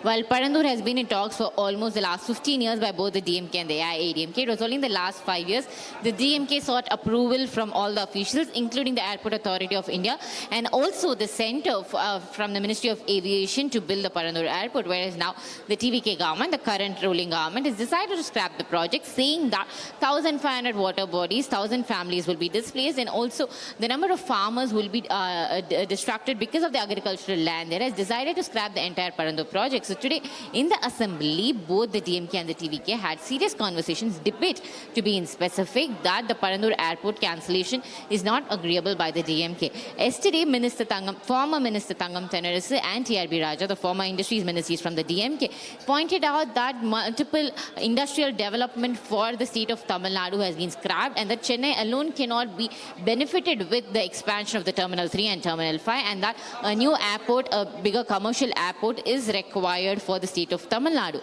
So now, with the Parandur project being cancelled, the TVK questions the DMK, why are they so invested in the area of Parandur? Is it because the land is being purchased by a particular company which is closer to the DMK?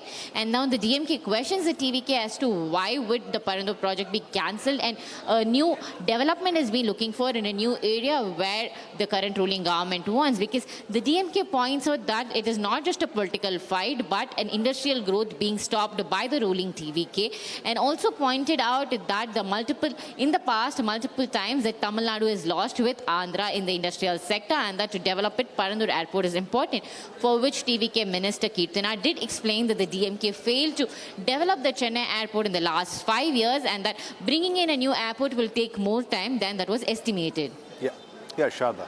Shraddha, stay with us because we have many developments coming in from Tamil Nadu. Yet another case of DMK versus TVK, and a sharp political exchange over the Muslim community erupted in the Tamil Nadu Assembly, with TVK MLAs, that is Mustafa, accusing the DMK of having in the past labelled his party Tamil Nadu Muslim League as terrorist.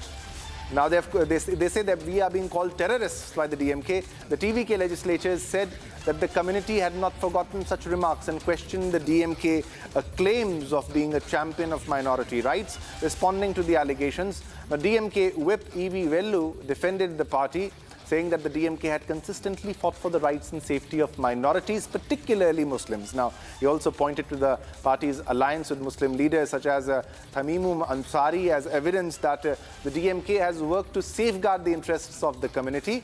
The exchange added another flashpoint to the ongoing political sparring between the DMK and TVK inside the assembly. Now, let's go across to Sharda once again.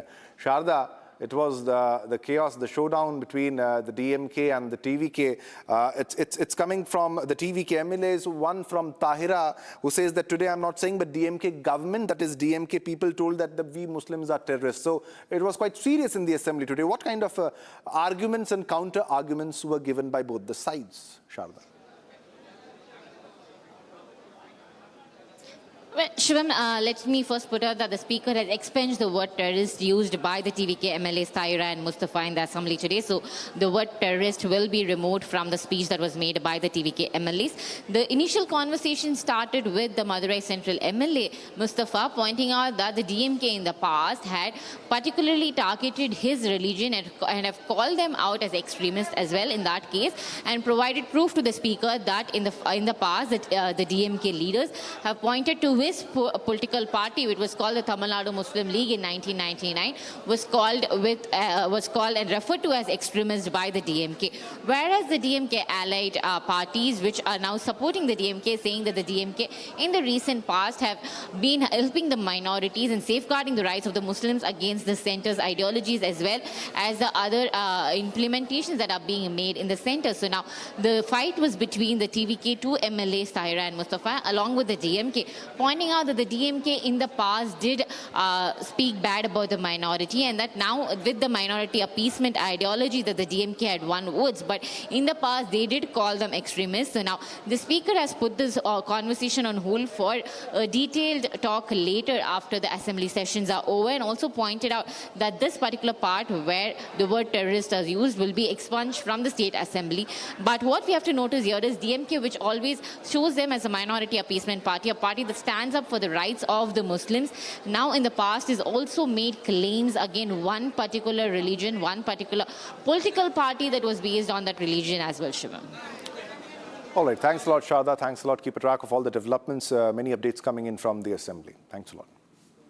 All right, viewers, now let's move on to the top story that we are tracking. A major H-1B visa shock for skilled foreign workers, and especially for Indian professionals.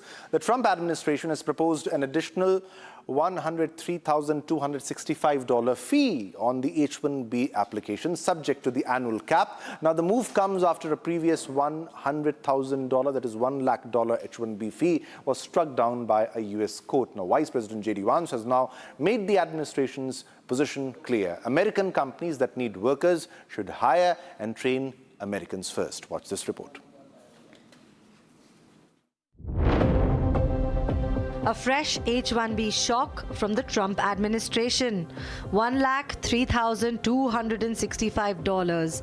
That's the additional fees the U.S. Department of Homeland Security has proposed for the H-1B cap subject petitions. This isn't just for the applicants coming from abroad. The proposed fee would apply to all H-1B petitions subject to the annual cap, including applications eligible under the U.S. master's degree exemption. The H-1B program allows American employers to hire foreign workers in specialized occupations, particularly across technology, engineering, research, and other highly skilled sectors. Under the congressional cap, the United States currently allows 65,000 H-1B visas every year under the regular quota. with another 20,000 slots reserved for foreign workers holding a master's degree or higher education from the US institutions. That means the proposed fee would potentially apply across the 85,000 visa cap subject pool, and the financial impact could be enormous. Department of Homeland Security estimates the proposed fee could generate approximately $8.8 billion annually. This is based on the 85,000 cap subject petitions. But there is an important distinction. This is a proposed additional fee, not a final rule, which brings the spotlight firmly onto India. Because when it comes to H-1B visa program, India is by far the largest beneficiary. USCIS data shows that in fiscal year 2024, Indian nationals accounted for 283,755 approved H-1B petitions, which is around 71% of all approved H-1B petitions. China was a distant second, with about 11.7%. The Trump administration says the objective is not to shut the doors on foreign talent. It says the objective is to make American employers think twice before replacing or bypassing American workers. And hence, Vice President J.D. Vance has now delivered that message in an unmistakable term. But for American technology companies and other employers, it depends on global talent and means a dramatic increase in the cost of recruitment. For India, the stakes are particularly high. Indian professionals dominate the H-1B program. Now, this proposed $1,03,265 fees has put the future of the H-1B program firmly back on the center of the US-India talent debate. All right, viewers, it's time to slip into a short commercial break now, but don't go anywhere because coming up next, NSA Ajit Doval is on a two-day visit to China, meets Chinese Vice President, talks scheduled with his Chinese counterpart, Chinese Foreign Minister Wang Yi. Indo-China border peace and 3,488 kilometers line of actual control in focus.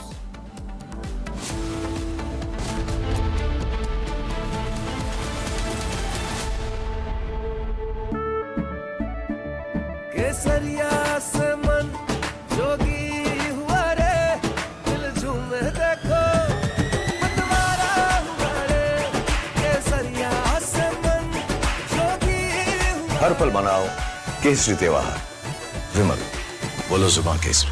चमकी चाट से क्या बना है? Sandwich लस्सी और छाछ हर घूंट में चमकी चाट ड्राई फ्रूट और दही बड़े चमकी चाट से स्वाद बढ़े। असली स्वाद सिर्फ chunky chaat.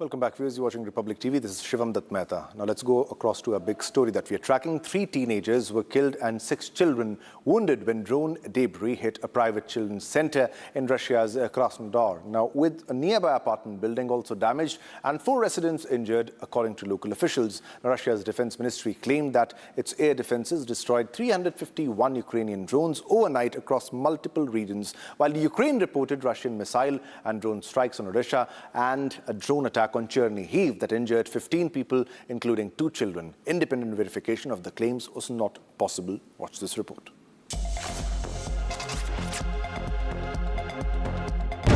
Three teenagers are dead and 6 other children are injured after a drone attack hit Russia's southern city of Krasnodar. Russian authorities say drone debris fell on a private children's center with children among those caught in the attack. 5-story apartment building was also damaged, injuring 4 residents. The Russian Defense Ministry claims its air defenses intercepted and destroyed 351 Ukrainian drones overnight. Meanwhile, Ukraine's southern Odessa region also came under a large-scale Russian missile and drone attack.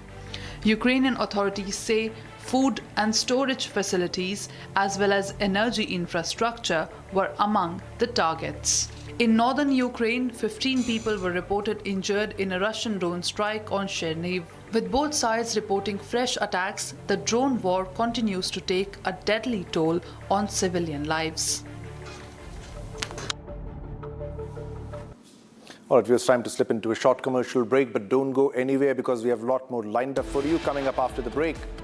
Sirsa Dera Chief Gurmeet Ram Rahim, currently lodged in Sunera jail in Rohtak and serving 2 separate 10-year sentences in the Dera Sacha Sauda rape cases, has been granted 21 days of furlough.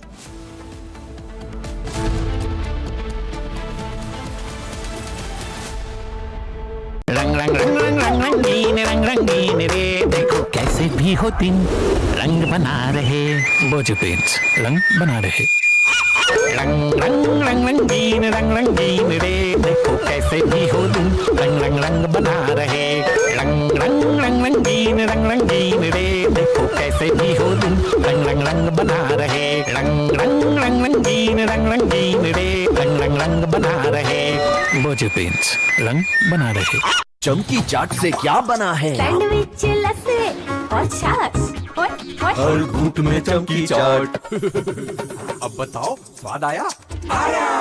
असली स्वाद सिर्फ chunky chaat. Amity has been ranked India's #1 not-for-profit private university for 11th year, with top 10 ranked institutions in management, engineering, biotech, law, masscom, telecom, hospitality, fashion and more. Yet another top ranking for Amity University. Our pure Shahi Paneer Masala. Delicious, healthy, every day. हीरे के लिए मुझे भरोसा है सिर्फ सेनको golden diamonds पर, क्योंकि सिर्फ सेनको देता है सर्टिफाइड डायमंड्स, बायबैक फैसिलिटी और 100% एक्सचेंज वैल्यू, साथ में life time maintenance, free insurance. तो अब डायमंड्स खरीदने से पहले सेनको में जरूर आना। चमकी चाट से क्या बना है? आलू चाट या फ्रूट चाट, स्वाद बनाए चमकी चाट।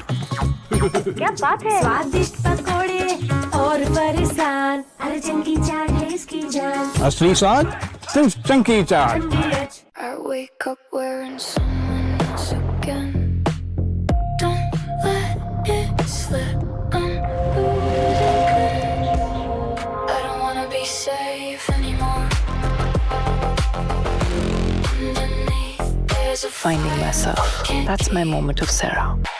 कुछ तो सस्ता लो, सब बढ़िया लो, इसमें क्या खास बात है? थोड़े में ज्यादा स्वाद, यही तो है इसकी खास बात। Pure masala.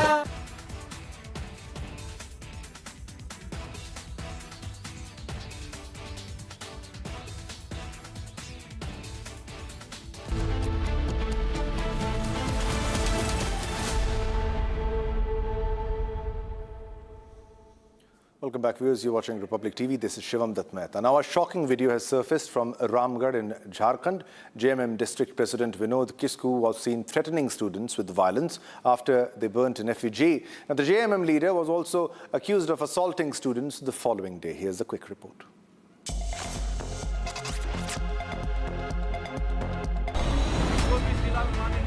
In a disturbing incident from Jharkhand, a video has gone viral showing JMM District President Vinod Kisku issuing open threats of violence against students. The confrontation began after the students announced a program to burn an effigy of the CM Hemant Soren. In the clip, Kisku is heard threatening the students, saying he would tear them apart. According to reports, the JMM leader did not stop at verbal threats. The very next day, he was allegedly seen assaulting the students, further escalating the situation. The video has triggered strong reactions, with many calling the behavior unruly and accusing him of acting like a goon. Opposition leaders and local residents have condemned the intimidation, and demanded strict action against the individual. Authorities are yet to issue an official statement on the incident. All right, it's time to slip into a short commercial break, but don't go anywhere because we have a lot more lined up for you. Coming up after the break, West Bengal CM Shubhendu Adhikari orders crackdown on anti-national elements, orders probe after anti-national slogans graffiti emerge in Jadavpur University.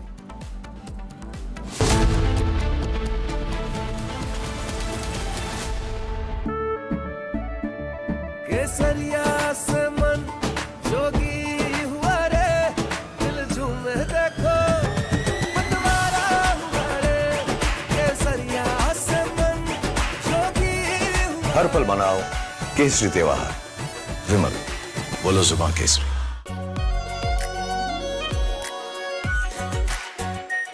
R pure shahi paneer masala delicious healthy everyday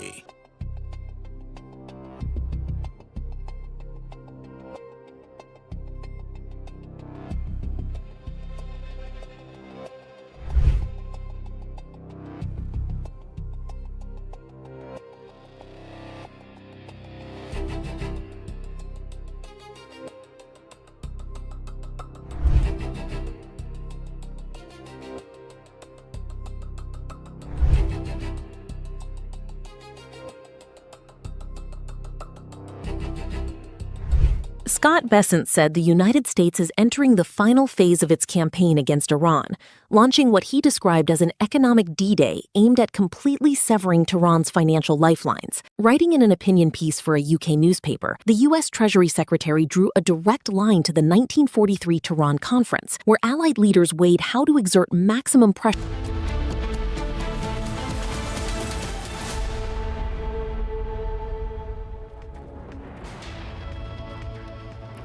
Hello and welcome. You're watching Live and Breaking on Republic TV with me, Ishita Mitra.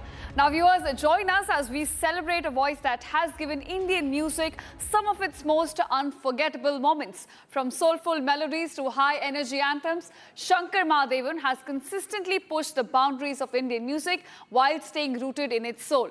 A singer, composer and performer whose voice can move from classical brilliance to contemporary music, Shankar Mahadevan has created music that generations continue to connect with.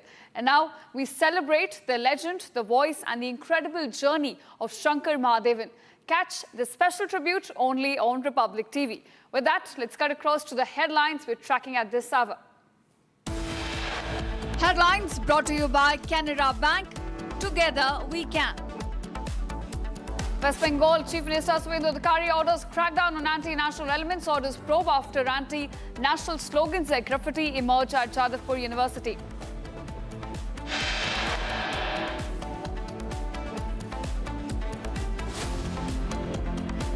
Big win for Republic Bangla as CM Shubhendu Adhikari withdraws all 31 false cases, declares that Republic was the worst sufferer of political vendetta.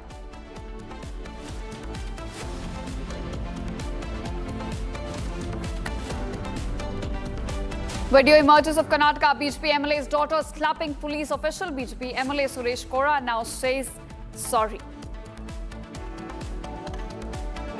Rape convict Gurmeet Ram Rahim currently lodged in a Suneria jail, now out for the 17th time on 21 days furlough. ED flags funds without FCRA registration, about over 2 crore foreign funds under ED scanner in Rajasthan.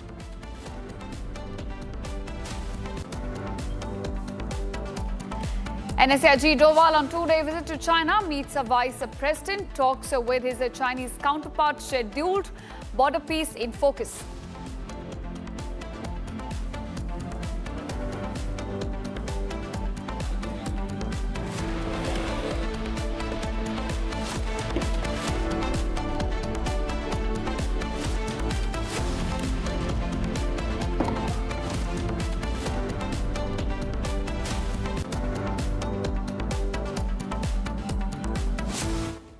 Welcome viewers, our top focus at this hour. Now, Enforcement Directorate has probed a Rajasthan-based Protestant pastor, and this is for allegedly receiving over 2 crore rupees in foreign funding without FCRA registration, again highlighting why India needs FCRA. Now, which it claims were used for proselytization and conversion activities among the most vulnerable, the SC and ST communities. So, acting on intelligent inputs, the ED has now searched the premises of Pastor Ravi Mohan Paharia of Hope Ministry and his wife Gunjan Sharma, alleging that they received a total of about 2.88 crore rupees in donations, primarily coming from a US-based donor, Thomas E. Lynch, who's the founder and president of the South Carolina non-profit Give Back to Humanity Incorporation. Now, the agency said that Paharia remained in regular contact with foreign nationals and organized religious gatherings, targeting even underprivileged and tribal groups in Jaipur and southern Rajasthan on their instructions. One such project which has in fact come under scrutiny is Children of Hope School. It's also called as Niranjan Vidya Mandir. It's located in Jaipur, and this is where Paharia even serves as a principal. So this school has come under scanner for it's also being used to push forward religious agenda. All right, my colleague Rahul also joining us with more details on this. Rahul, it's a big conversion racket that's now been busted, and ED is right now looking at this financial trail which is traced back to this pastor in Rajasthan. Give us more details about this pastor. What do we know about him and the kind of activities that he was involved in? बिल्कुल देखिए, ये पूरा मामला शुक्रवार का है, जब शुक्रवार को राजस्थान की राजधानी जयपुर में 2 ऐसे परिसर थे जहां पर ईडी ने छापेमारी की और रवि मोहन पहाड़िया को कहीं ना कहीं बताया ये गया है कि विदेशी फंड के तौर पर इस पर कथित आरोप लगाए गए थे, जिन पर ये पूरा मामला दर्ज किया गया है। और ये भी निकल कर आया कि लगभग 2 करोड़ रुपए की लगभग की राशि थी, जहां पर इसके ऊपर तमाम प्रकार के आरोप लगाए गए थे। सबसे बड़ी बात ये निकल कर आई कि गरीब और जो बेसहारे लोग हैं उन्हें कंटिन्यूसली ये लालच देकर, कहीं ना कहीं पादरी ही इसका नाम था, तो ये लगातार कंटिन्यूसली उन्हें बरगलाने की कोशिश कर रहा था। और जयपुर में एससी, वाल्मीकि और दक्षिण राजस्थान के आदिवासी बाहुल्य इलाके से कंटिन्यूसली धर्मांतरण और धार्मिक गतिविधियों के लिए लगातार कंटिन्यूसली काम कर रहा था। तो ऐसे में राजधानी जयपुर में ये कार्रवाई की गई है। और हमने राजस्थान में पहले भी देखा है, उदयपुर की अगर बात की जाए तो उदयपुर के तमाम ऐसे इलाके हैं जहां पर कंटिन्यूसली जो पादरी है वो कंटिन्यूसली इस तरह का काम करते हुए नजर आ रहे हैं। कि पहले भी 11 की गिरफ्तारी उदयपुर से हुई थी और अब बड़ा नाम जयपुर से रवि मोहन पहाड़िया का निकल कर आ रहा है, जिस पर ये पूरे आरोप लगाए गए हैं। फॉरेन एक्सचेंज मैनेजमेंट एक्ट के तहत ये पूरा जो कार्रवाई है वो की गई है। आप देखना होगा कि आने वाले दिनों में इसमें क्या कुछ निकल कर आता है। लगभग 2.20 ऐसी करोड़ की रकम है जो इसके पास से मिली है, जो विदेश से आई थी और यहाँ पर धार्मिक गतिविधियों में लिप्त होने की बात निकल कर आ रही है, जिसमें कन्वर्जन का बड़ा मामला निकल कर आ रहा है। एसटी एससी के साथ ही वाल्मीकि समाज के तमाम ऐसे लोग हैं जिन्हें कन्वर्जन के लिए कहीं ना कहीं बरगलाने की कोशिश की ओर से की गई है, ऐसा निकल कर फिलहाल आ रहा है। And I think that's the most concerning part out of this entire episode which has come to light. It is the most vulnerable, the SC and the ST community, which has now been targeted in this conversion racket. Thanks so much, Rahul, for joining us and getting us the latest. And now you're shifting focus. The Chief Minister Suvedu Adhikari has now asked Jadavpur University officials to conduct an inquiry into the kind of objectionable and anti-national wall graffiti and drawings inside the hostel premises. In a post shared on X, the Chief Minister shared a video of the graffiti and asserted that campus premises must not be used as platforms for spreading propaganda and anti-India sentiment. The Chief Minister's office has now received concerning videos and photographic representations through CM's grievance cell. Suvedu Adhikari also said that educational institutions are sacred spaces of learning, academic excellence and nation building, and under no circumstances would campus premises be permitted to be used for spreading propaganda and anti-India sentiment. This also comes in as on August 19th and 20th, several clashes were reported between the activists of SFI and ABVP. So, in the light of those tensions and the kind of graffiti which has come to light from inside the campus, Suvedu Adhikari has now drawn the red line. going for a nationalist push at Jadavpur University. In fact, we also have a ground report filed by my colleague Indrashish from inside the campus. Let's take a look. Controversial posters and photos have surfaced on the wall of various parts of Jadavpur University. This is the picture, and these photographs and videos of the material have already reached the Chief Minister's office. Several such images have reportedly been painted on the walls of Jadavpur University campus. Following allegations of anti-national activities, Chief Minister Shubhendu Adhikari has directed that the entire matter be investigated on the ground by visiting the spot. The Vice Chancellor of Jadavpur University and officials of Higher Education Department have been instructed to conduct an on-site investigation and take necessary action. Controversial posters and photos have surfaced on the wall of various parts of Jadavpur University. This is the picture, and these photographs and videos of the material have already reached the Chief Minister's office. Several such images have reportedly been painted on the walls of Jadavpur University campus. Following allegations of anti-national activities, Chief Minister Shubhendu Adhikari has directed that the entire matter be investigated on the ground by visiting the spot. The Vice Chancellor of Jadavpur University and officials of Higher Education Department have been instructed to conduct an on-site investigation and take necessary action. All right, here's now shifting focus. A major H-1B visa shock for skilled foreign workers and especially for Indian professionals. The Trump administration has now proposed an additional $100,000 fee hike on H-1B visa application, and this is subject to the annual cap. Now, the move comes after a previous $100,000 order on H-1B visa was struck down by a U.S. court. Now, Vice President J.D. Vance has also made the administration's position very clear on this. He asserted American companies that need workers should hire and train Americans first.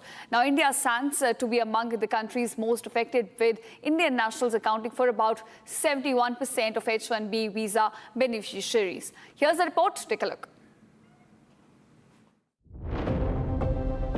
A fresh H-1B shock from the Trump administration. $1,03,265.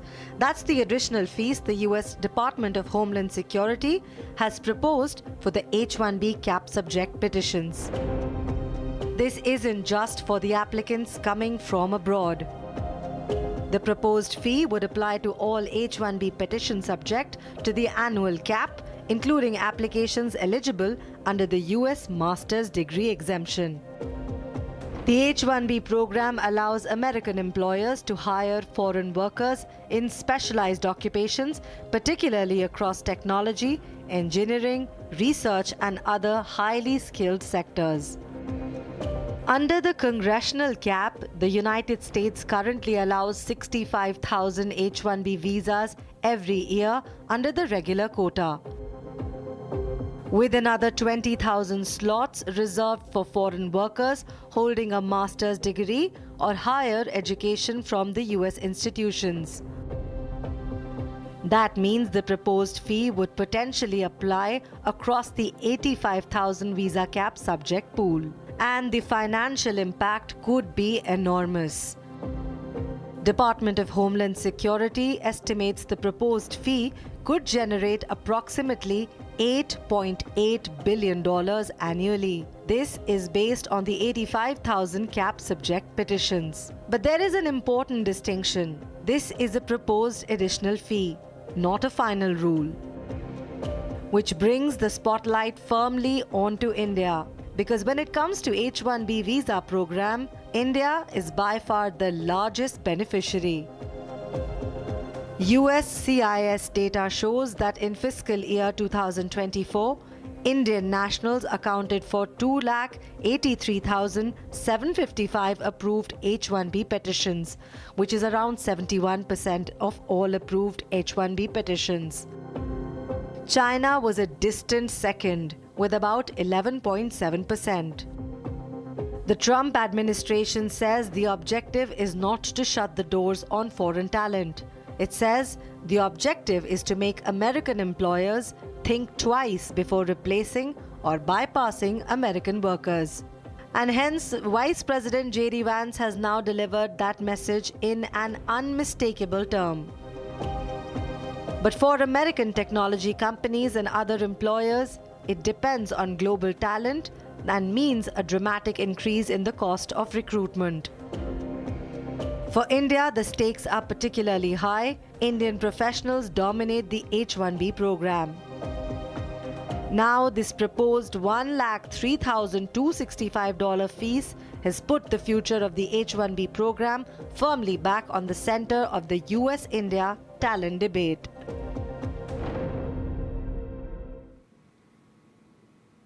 All right, here's now External Affairs Minister S. Zheng met Russian President Vladimir Putin at Kremlin. Now, during the exchange, the president made clear that Moscow was prepared to increase supplies to meet New Delhi's agricultural requirements. They both highlighted the expanding India-Russia partnership and growing cooperation across the key sectors, including trade, energy and fertilizers. Zheng also conveyed Prime Minister Narendra Modi's greetings to Putin and handed over a personal message from the Indian leader during the meeting. Here's a look at how this bilateral interaction unfolded between the two leaders. Ваш визит сегодняшний подчеркивает тот уровень отношений, который давно на протяжении десятилетий сложился между Россией и Индией. Мы работу продолжаем практически по всем направлениям, имеется в виду и правительственный уровень, и межпарламентские связи по линии участников экономической деятельности. Мне приятно отметить, что в этом году у нас подрос товарооборот. Если в прошлом году он немножко снизился, то в этом году подрастает. И это в том числе, а может быть прежде всего, заслуга господина премьер-министра, который уделяет развитию российско-индийских отношений личное пристальное внимание. И в начале нашей беседы хотел бы попросить вас передать господину Моди самые наилучшие пожелания. Надеюсь увидеться с ним в ближайшее время, как мы и планировали, в рамках работы Шанхайской организации сотрудничества в ближайшее время. Ну и у нас график такой, что мы сможем, наверное, и еще раз увидеться в этом году. Мы очень рады вас видеть, уважаемый господин министр. Я знаю, что вы со своим российским коллегой господином Мантуровым, который возглавляет российскую часть межправкомиссии, уже поработали как следует, наверняка обсудили наиболее важные вопросы. Их много. Один из этих вопросов, но это не только энергоносители, один из этих вопросов, конечно, это поставка удобрений. Мы делаем все для того, чтобы закрыть этот вопрос для индийских фермеров, для сельского хозяйства. Наращиваем эти поставки и готовы это делать дальше. Ну и все другие вопросы, связанные с атомной энергетикой, с сотрудничеством в высокотехнологичных сферах, в других областях, они все в повестке дня и все достаточно уверенно продвигаются. Добро пожаловать, господин министр. Thank you, Mr. President. And let me first of all begin by conveying the good wishes of Prime Minister Narendra Modi. Thank you. Excellency, he has given me a personal communication, which I would like to hand over to you. We have this morning had a meeting of the Intergovernmental Commission. I think overall we have a good report to give to you. I think our economic cooperation, trade, energy, fertilizers, nuclear, other dimensions as well. I'd be pleased to speak about it in detail, but overall I think our economic cooperation has grown very significantly. Prime Minister Modi looks forward to meeting you at the SCO summit, then welcoming you in India for the BRICS summit, and in due course, as per your mutual convenience, having the annual summit. So we have, Excellency, I think a very strong picture of cooperation to present, and I again thank you very much for the All right, here's now a rape convict and Dera Sacha Sauda chief Gurmeet Ram Rahim, who's currently lodged in Rohtak's Sunaria jail and serving two separate 10-year sentences in high-profile rape cases, has once again walked out on a 21-day furlough, marking his 17th release from prison since he was convicted.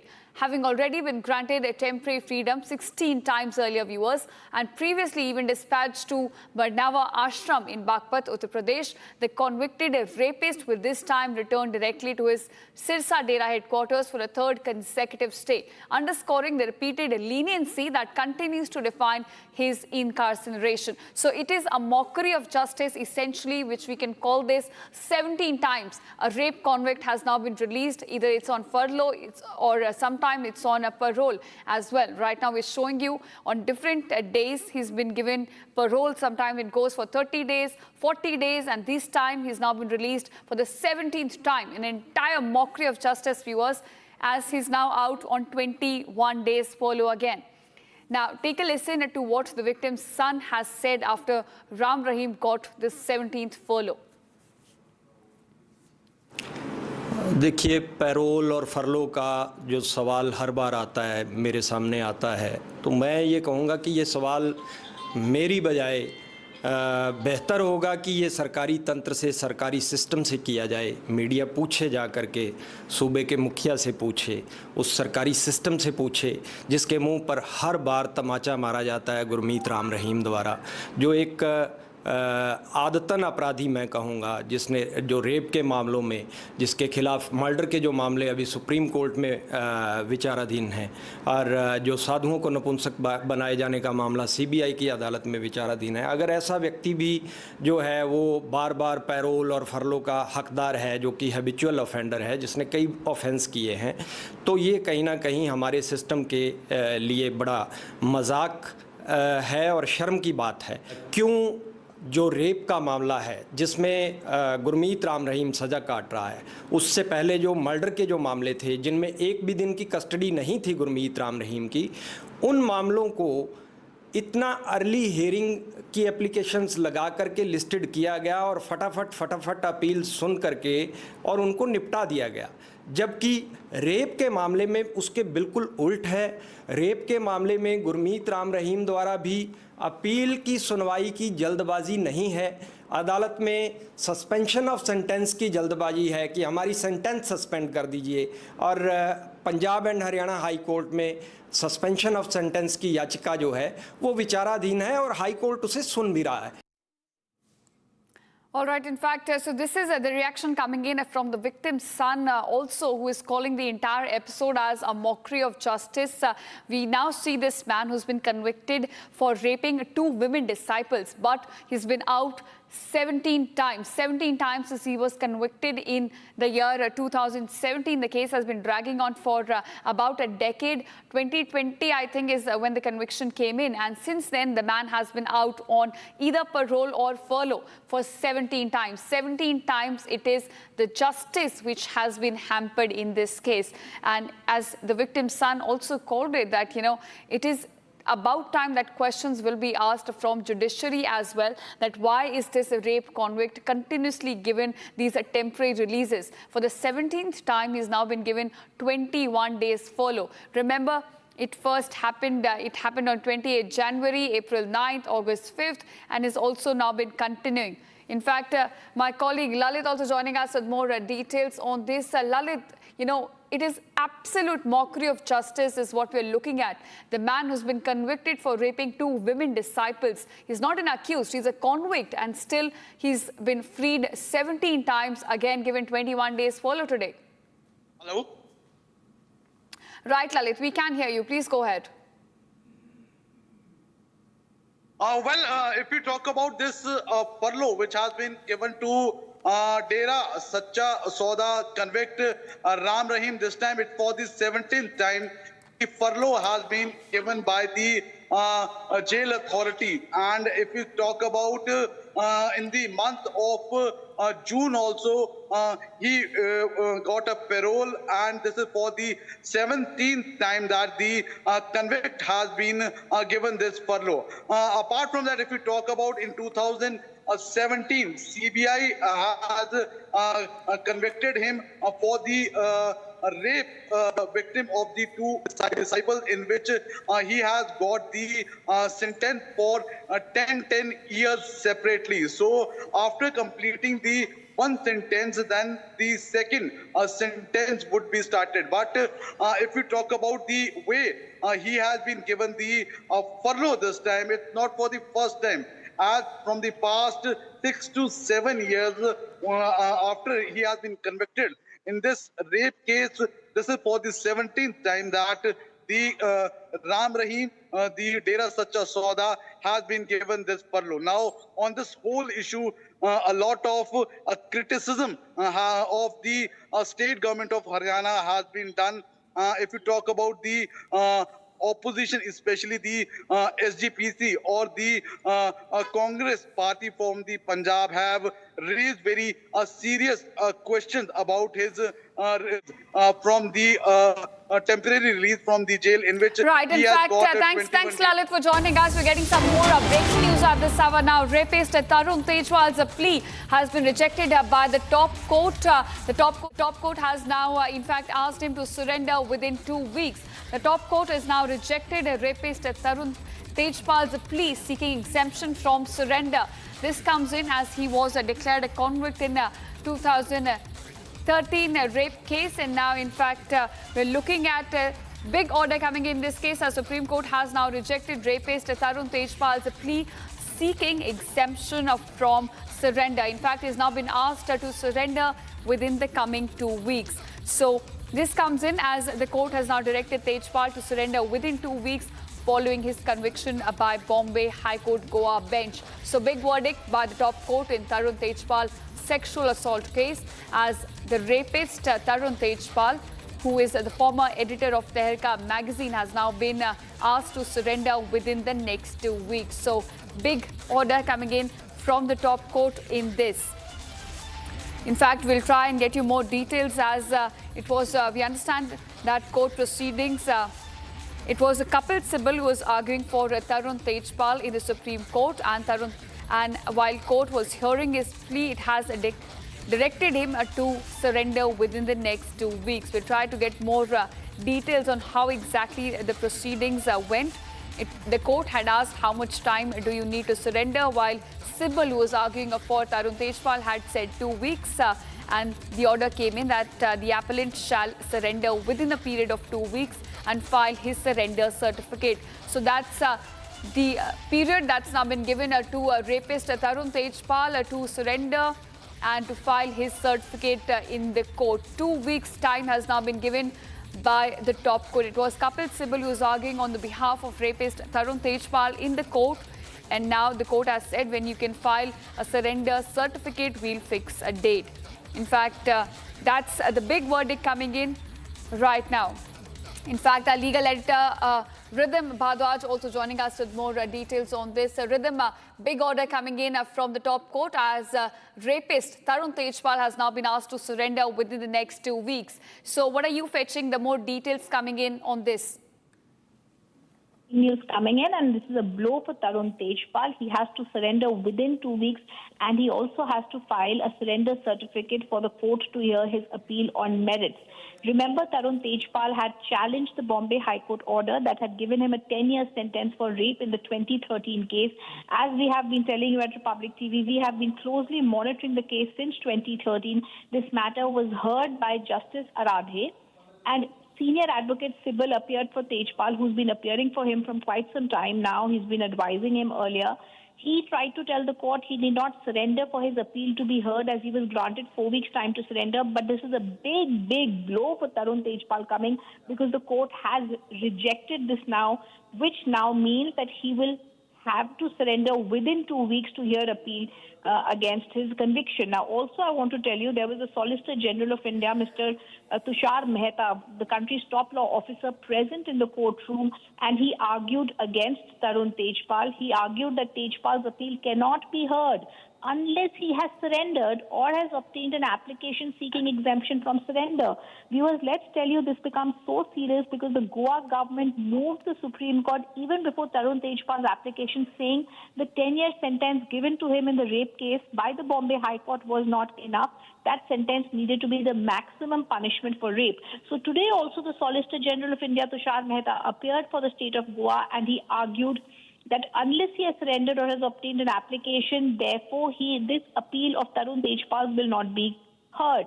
Remember, the Bombay High Court bench comprising of Justice Neela Gokhale on 6th of August this month had overturned Tarun Tejpal's acquittal by the trial court.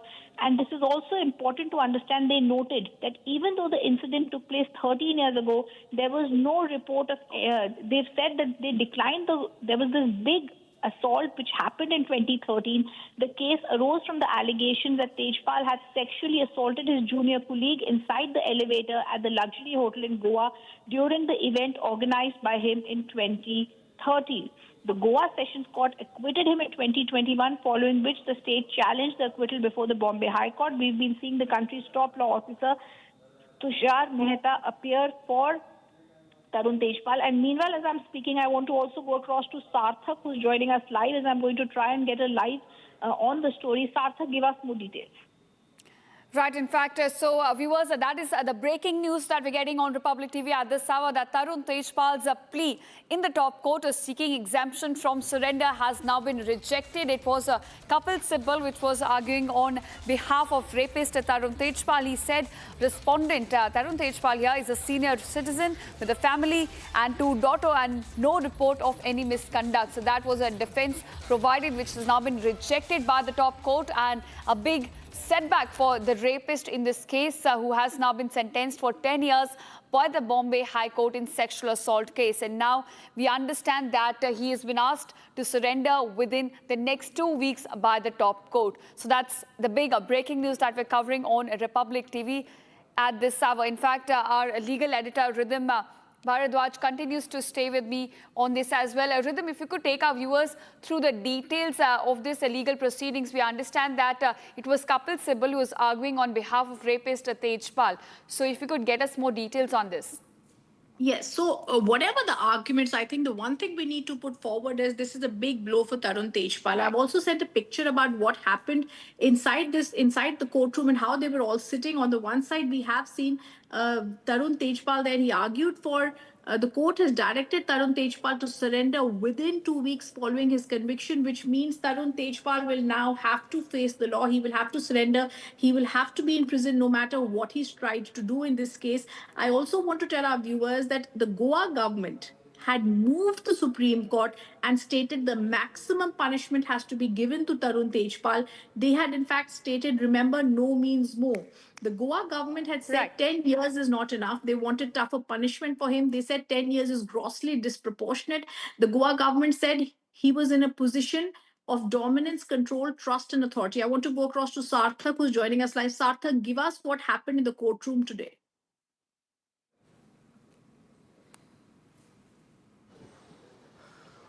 Well, Rhythm, a plea was filed in the Supreme Court by Tarun Tejpal. Our senior advocate Kapil Sibal was representing Tarun Tejpal in this particular matter, where he was expecting the court to set aside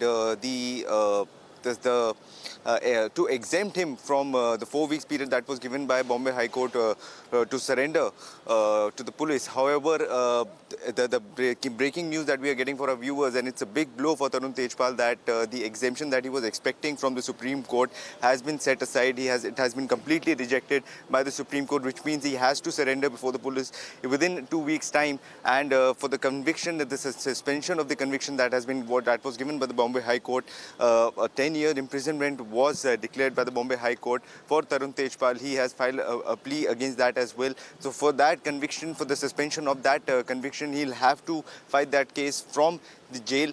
He has to surrender within 2 weeks. It was also pointed out in the last date of hearing by Solicitor General Tushar Mehta, who was representing the Goa government in this case, that there are 2 options for Tarun Tejpal. First, he has to surrender or produce a certificate confirming his surrender, because he was asked to surrender before police within 4 weeks, and the second option was to file an application seeking exemption from this surrender. He did neither of the two. On the contrary, senior advocate Kapil Sibal argued that he is a senior citizen, and there was the same arguments that were made during the trial before the Bombay High Court. The same arguments were made by Kapil Sibal. However, the big blow for Tarun Tejpal, Supreme Court has not heard any of those arguments and not taken consideration of any of those arguments. And this time he has been expected to surrender before the police within 2 weeks' time. So the fight against his conviction that was made by the Bombay High Court before the Supreme Court, that plea that he has filed before the Supreme Court, he'll have to fight that conviction from the jail itself. On the other hand, what we know of, another plea has been filed by the Goa government where they're expecting to extend the imprisonment, the sentence that has been given by the Bombay High Court, the 10-year sentence that has been declared by the Bombay High Court. What they're expecting is to extend that sentence for life imprisonment, and that is another plea that has been filed in the Supreme Court. So what will happen on the next date of hearing in that particular regard as well, this is something that we're constantly tracking. Rhythm. Okay, I want to now explain to our viewers the seriousness of this case. In 2013, when this case came and Republic TV had been tracking it, viewers, even back then, we had told our viewers from the very start the murky details that were coming, the character assassination of the victim that had taken place. And I want to explain to our viewers why this becomes so relevant. It is this victim who had told spoken before the trial court in 1,000 pages when she had been cross-examined, the Bombay High Court said, and had clearly stated that she had gone through a character assassination. There were questions raised on her character by the lawyers who were appearing there for Tarun Tejpal. Whether it was the battery of lawyers that came to the trial court in Mapusa, whether it was Tarun Tejpal himself, there was a lot that was said about the victim.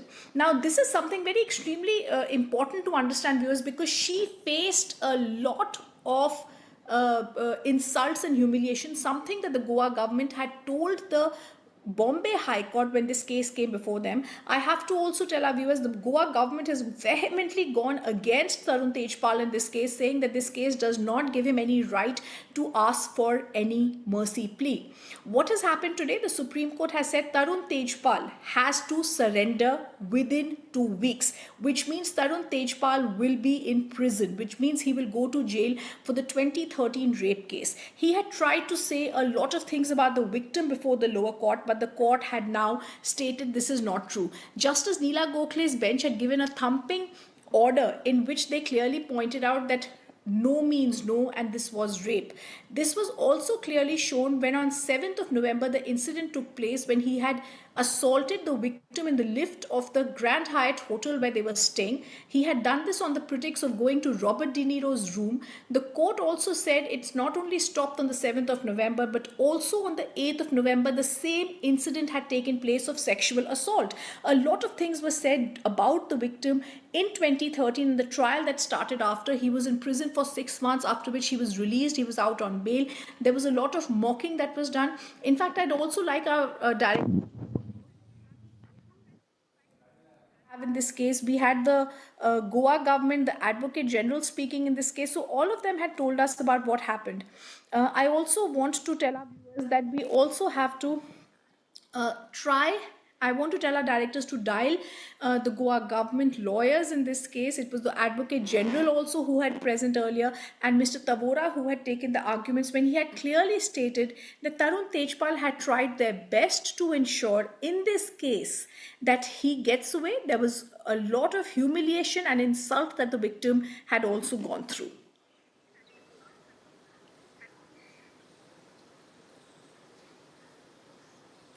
Right, in fact, so that was our legal editor giving us the details of how heinous the crime was in this case, in the assault which took place in 2013.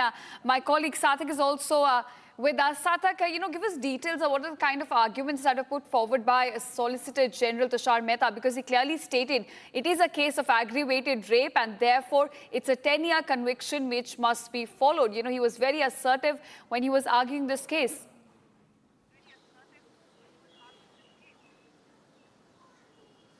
Well, absolutely, Ishita, as a legal editor, Rhythm clearly pointed out that a 10-year imprisonment was given by the Bombay High Court to Tarun Tejpal in this particular case, and he was given 4 weeks' time to surrender. However, to the utter dismay and surprise of our viewers, he filed a plea in the Supreme Court where he was expecting an exemption to be given by a Supreme Court for this surrender. However, a big shocker for Tarun Tejpal, as the Supreme Court has completely rejected that plea. The arguments that were made by Solicitor General Tushar Mehta, who was representing the Goa government in this case, that there were two options with Tarun Tejpal. Either he could have surrendered or produced a certificate of surrender. He could have simply done as directed by the Bombay High Court. He could have simply surrendered before the police. Second, he could have filed seeking an exemption from the surrender. However, he did not do that. He simply reached out to Supreme Court, filed a plea in the Supreme Court. He was expecting the Supreme Court to intervene and pass an order for exemption. However, Supreme Court has completely rejected that and has given 2 weeks' time to Tarun Tejpal to surrender. Now, he will be fighting against the sentence that was given by the Bombay High Court in this particular matter, where he was given 10 years of imprisonment. He will be fighting that sentence in the Supreme Court. He has also filed an appeal before the Supreme Court. So he has to do that from the jail. He has to surrender within 2 weeks' time. Another plea has been filed by the Goa government, where they're expecting to extend the sentence altogether, where they're expecting to give life imprisonment to Tarun Tejpal instead of 10 years of imprisonment that was given by Bombay High Court. So these two pleas are still pending before the Supreme Court. But today it was a big blow for Tarun Tejpal. He was completely denied. His plea was completely rejected, and he has to surrender within 2 weeks' time. I also would like to go across to our legal editor, Rhythm, to shed more details on this, because she's been tracking this case from the beginning. Okay, so I want to tell our viewers what's been happening in this case, and now I'm going to give you the full update about what's happened. The Supreme Court was also told by the Solicitor General of India and Tushar Mehta, this is a case of aggravated rape. This is something they've also written before. When they have made this point before the Supreme Court heard Tarun Tejpal, the Supreme Court heard Kapil Sibal. This was Tarun Tejpal's appeal against the Bombay High Court judgment. The Bombay High Court on 6th of August had reversed his acquittal. They'd sentenced him to 10 years. Against that, the Goa government came to the Supreme Court and said 10 years is not enough. No means no. Kapil Sibal, appearing for Tarun Tejpal, said there is no condition in circumstances the judges should grant exemption. There is no point of sending him for 5 days and then his appeal being heard. The Solicitor General of India, Tushar Mehta, said the High Court had suspended the order.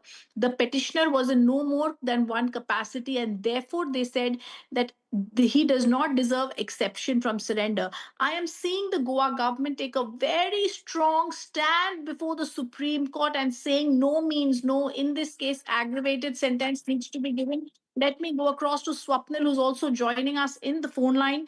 Swapnil, this is so clear that in this case now, the Solicitor General of India saying no means no, and therefore they have to go ahead and they have to ensure that Tarun Tejpal is in prison in this case, Swapnil. Well, absolutely. I mean, I knew this beforehand, because otherwise, if you're going to dilly-dally as far as the imprisonment is concerned, then the High Court order loses its teeth. And, whatever the woman has faced with him, actually behind closed doors, she's facing it in open public, in open court, before the whole world. That, it's more humiliation than anything that, the person who raped her is moving around scot-free only on the basis of some legal technicalities. So I believe the Supreme Court has come down heavily on this part and said no means no, and has rejected Tarun Tejpal's plea, and rightfully so. Now let's see exactly as and when the appeal is heard, after he's taken behind bars. Then let's see what happens. And I believe that from the recent judgment of the Supreme Court, I don't remember, it had clearly mentioned, Rhythm, it was about 5-6 months ago, that it's not going to interfere with High Court judgments as far as convictions are concerned, unless and until there is something really compelling to say that the High Court overlooked a fact which was crucial and material, or you yourself come out with a fact later on post the judgment which you think was not there earlier before on the pleadings itself. So, I mean, absent these two things, this conviction is going to stand in 10 years is 10 years, and that's fine. And I think the victim should be very happy about it. Yes, and I also want to hear Swapnil go across to the pages that had been filed by the Goa government before the Supreme Court, where they had said Tejpal was an employer, mentor, father figure to the survivor. No means no, yes. But Goa government also said there was repeated assault on the 7th of November and then the 8th of November. There was an abuse of authority and therefore maximum sentence has to be given to Tarun Tejpal, which means, Swapnil, they are clearly clarifying here, 13 years having passed to the case cannot be premium for the offense. No means no. They challenge the 10-year term. They want most harsh punishment for Tarun Tejpal here. Rhythm, I don't think that's going to work because the very fact that he's been out. I'm not playing the devil's advocate, but I'm just giving you objectively the fact that he's been out for 10 years and he's been convicted now is the problem with the legal system, not the problem with Tarun Tejpal. Had this matter been heard on a fast-track court and he would have been sentenced and for rape and imprisoned, the matter would have been over. Yes. But instead of going on this law point, Swapnil, the larger question I'm asking and what the court said, he was in the particular position of dominance. He was her employer. He tried to do this. The most incriminating evidence that came out was the apology that he had issued in an email to the victim, and then they did a flip. They did a U-turn. I remember in the lower court how she was insulted and humiliated. I remember what the Bombay High Court has now said. There were 1,000 pages of details in cross-examination, Swapnil, that she went through at the Mapusa court. When we were tracking the story there, I remember how she used to come out, how she was questioned on the number of relationships she had. This was the worst ordeal that the victim faced. Rhythm, I understand. And the fact is that if you're going to challenge this order and say that 10 years is not sufficient and try to go for 13 years or whatever it is that they have in mind, let me tell you something. As I said, the Supreme Court is not going to interfere with the High Court. Sure. So, Swapnil, I'm just interrupting you for 1 minute as I'm told that Brinda Arige is also patched on with us. Brinda Arige, women activist, you've been seeing this case very, very clearly. Today, the court is now saying Tarun Tejpal will have to surrender. It's a big blow to him. Only he has to surrender in 2 weeks. Only once he surrenders will his appeal be heard. Brinda, I also want to tell you the Goa government moved the Supreme Court and said they want maximum punishment for him. 10 years is not enough. No means no. I completely agree with the Goa courts. And my first question would be, why does he require 2 weeks? After all, he's not somewhere abroad, that he's not getting tickets, airplane tickets and things like that. Why not in the next 4 days? What is stopping him? After all, it is only going to serve his sentence in court. This is not the kind of treatment that courts give to ordinary citizens if they might have been convicted in such a serious offense. This guy is being treated with kid gloves, which is unacceptable. He has been asked to serve term convict in jail. He must go to jail. Simple. 2 weeks' time. What is it? Does he require that much of time to put his affairs into order? What is it? He's got kingdoms and kingdoms that he has to now prepare will and get all his nominees in place. This guy is a culprit. He has committed a crime. He refused to accept a no from a new trainee who came into his office to work. And he sexually abused and assaulted her. I think this 2 weeks' time is too much, treating this man with too much lenience. Let him go to jail. That is what the court has told, and I think he should just go to jail. And we should not give him any more importance. I concur that this kind of VIP treatment should not be given to him, Brinda. Thank you for being with us. Viewers, this is a top focus story. We'll track it after a short break. But the big news coming in, the Supreme Court asks Tarun Tejpal to surrender within the next 2 weeks. As the Solicitor General said, no means no. This is something Tarun Tejpal should pay heed to. Back after a short break. Stay with us.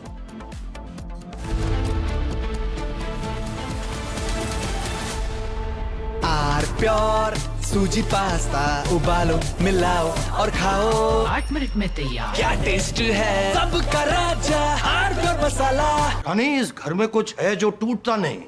ये pillar कभी नहीं टूटेगा। Rungta steel TMT से बना। रुंगटा नहीं तो घर strong नहीं। रुंगटा स्टील TMT बार एकदम सॉलिड। चमकी चाट से क्या बना है? सैंडविच लस्सी और छाछ हर घूंट में चमकी चाट ड्राई फ्रूट और दही बड़े। चमकी चाट से स्वाद बढ़े। असली स्वाद सिर्फ चमकी चाट।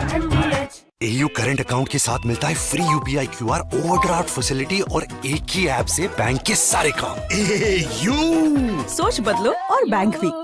कुछ तो सस्ता लो, सब बढ़िया लो। इसमें क्या खास बात है? थोड़े में ज्यादा स्वाद, यही तो है इसकी खास बात। Viewers, coming up after a short break, Tarun Tejpal asked to surrender by Supreme Court within next 2 weeks as his appeal is now been rejected. We'll get you all the details on that. Stay tuned.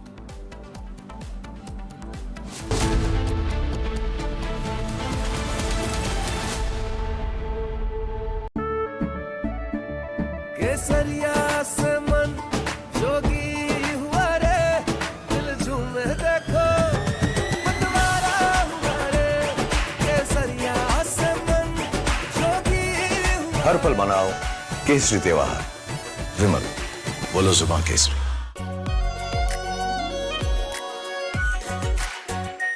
R pure shahi paneer masala, delicious, healthy every day.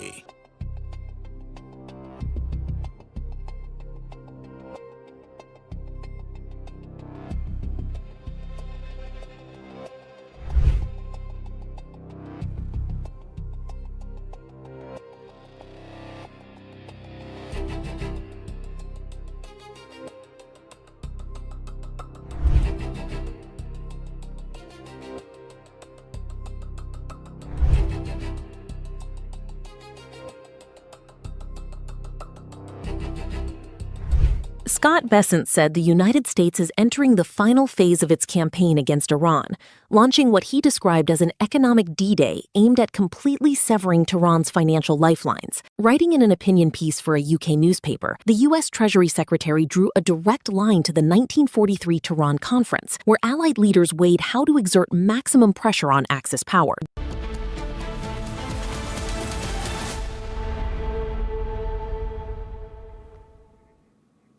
Welcome back, viewers. Now, a major H-1B visa shock for skilled foreign workers and especially for Indian professionals. The Trump administration has now proposed an additional $103,000 fee hike on H-1B visa applications subject to the annual cap. The move comes after a previous $100,000 fee hike was struck down by U.S. court. Vice President J.D. Vance has now made the administration's position very clear. American companies that need workers should hire and train American first. India stands to be among the most affected, with Indian nationals now accounting for over 71% of H-1B visa holders. Here's a quick report to take a look. A fresh H-1B shock from the Trump administration. $103,265. That's the additional fees the U.S. Department of Homeland Security has proposed for the H-1B cap subject petitions. This isn't just for the applicants coming from abroad. The proposed fee would apply to all H-1B petitions subject to the annual cap, including applications eligible under the U.S. master's degree exemption.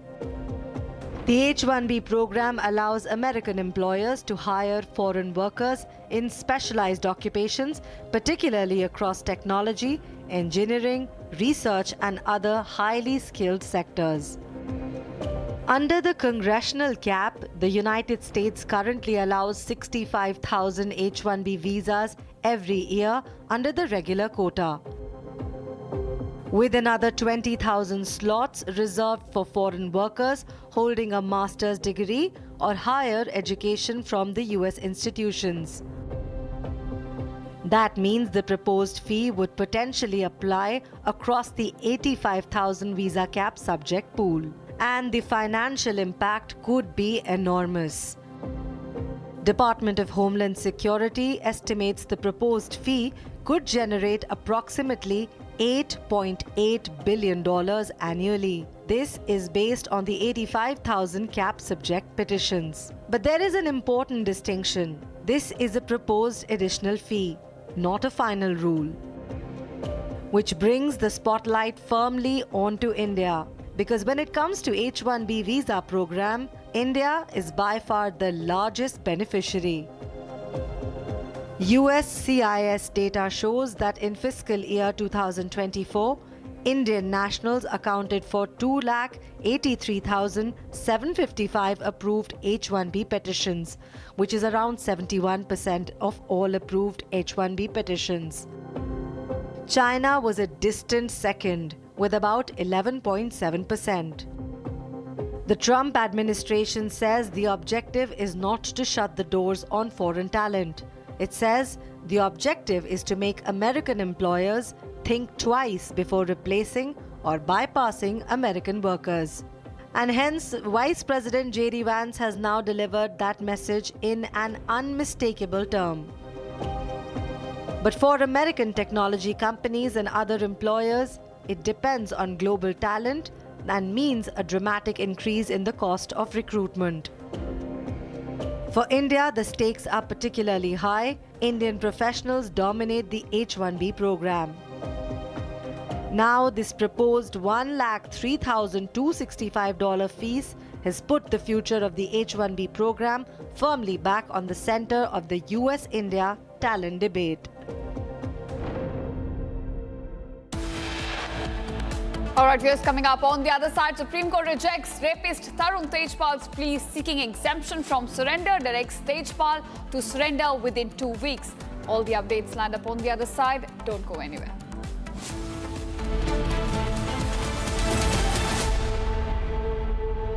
रंग रंग रंग रंग रंग रंगीन रे देखो कैसे भी हो दिन रंग बना रहे वो जो पेंट्स रंग बना रहे रंग रंग रंग रंगीन रे देखो कैसे भी हो दिन रंग रंग रंग बना रहे रंग रंग रंग रंगीन रे देखो कैसे भी हो दिन रंग रंग रंग बना रहे रंग रंग रंग रंगीन रे रंग रंग रंग बना रहे वो जो पेंट्स रंग बना रहे केसरिया से मन जोगी हुआ रे दिल झूमे देखो मतवारा हुआ रे केसरिया से मन जोगी हुआ हर पल मनाओ केसरी त्योहार विमल बोलो जुबान केसरी आर प्योर सूजी पास्ता उबालो मिलाओ और खाओ 8 मिनट में तैयार। क्या टेस्ट है सबका राजा R pure masala. AU current account के साथ मिलता है free UPI QR overdraft facility और एक ही ऐप से बैंक के सारे काम। AU सोच बदलो और बैंक भी। चमकी चाट से क्या बना है? सैंडविच लस्सी और छाछ हर घूंट में चमकी चाट। अब बताओ स्वाद आया? असली स्वाद सिर्फ चमकी चाट।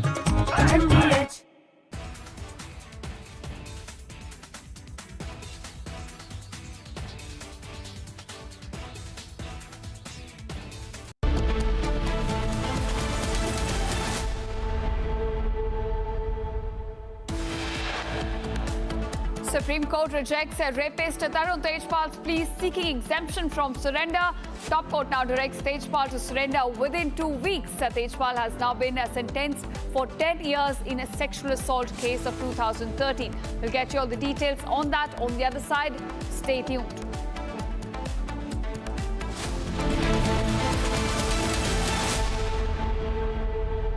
चमकी चाट से क्या बना है? आलू चाट या फ्रूट चाट। स्वाद बनाए चमकी चाट। क्या बात है? स्वादिष्ट पकोड़े और फरसान, अरे चमकी चाट है इसकी जान। असली स्वाद सिर्फ चमकी चाट।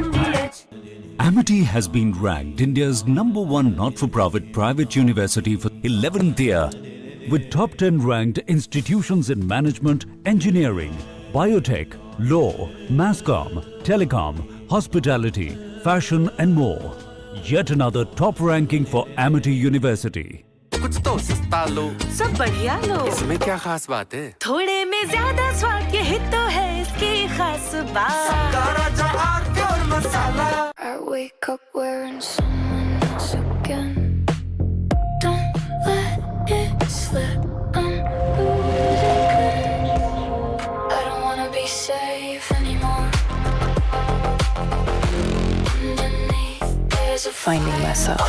That's my moment of Sarah. चमकी चाट से क्या बना है? सैंडविच लस्सी और छाछ हर घूंट में चमकी चाट। ड्राई फ्रूट और दो ही बड़े। चंकी चाट से स्वाद बढ़े। असली स्वाद सिर्फ चंकी चाट। यानी इस घर में कुछ है जो टूटता नहीं। ये पिलर कभी नहीं टूटेगा। रुंगटा स्टील TMT से बना। रुंगटा नहीं तो घर स्ट्रॉन्ग नहीं। रुंगटा स्टील TMT बार एकदम solid.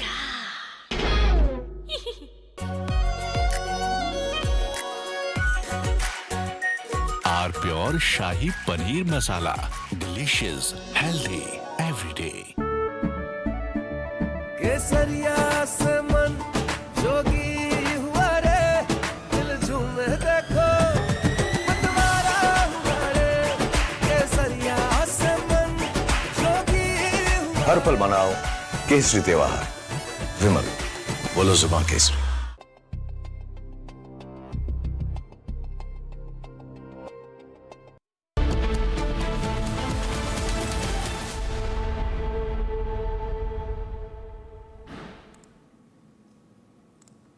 Hello and welcome viewers. You're watching live and breaking on Republic TV with me, Ishita Mitra. Now join us as we celebrate a voice that has given Indian music some of its most unforgettable moments. From soulful melodies to high-energy anthems, Shankar Mahadevan has consistently pushed the boundaries of Indian music while staying rooted in its soul. A singer, composer and performer whose voice can move from classical brilliance to contemporary magic, Shankar Mahadevan has created music that generations continue to connect with. And now we celebrate the legend, the voice and the incredible journey of Shankar Mahadevan. Catch this special tribute only on Republic TV. With that, let's cut across to the headlines we're tracking at this hour. Headlines brought to you by Canara Bank. Together we can. Supreme Court rejects rapist Arun Tejpal's plea seeking exemption from surrender, directs Tejpal to surrender within 2 weeks. West Bengal CM Suvendu Adhikari orders crackdown on anti-national elements, orders a probe after anti-national slogans and graffiti emerge at Jadavpur University. Big win for Republic. Bengal CM West Bengal Suvendu Adhikari orders all 4 fake cases against Republic Bangla to be withdrawn.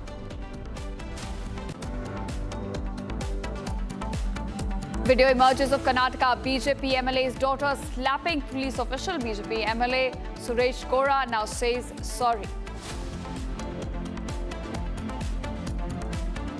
Rape convict Sirsa Dera Chief Gurmeet Ram Rahim now released for the 17th time on 21 days of furlough.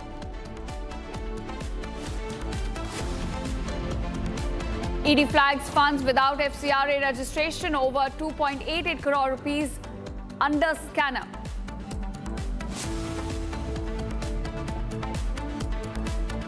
NSA Ajit Doval on 2-day visit to China meets Chinese Vice President. Talks are scheduled with Chinese counterpart on border peace.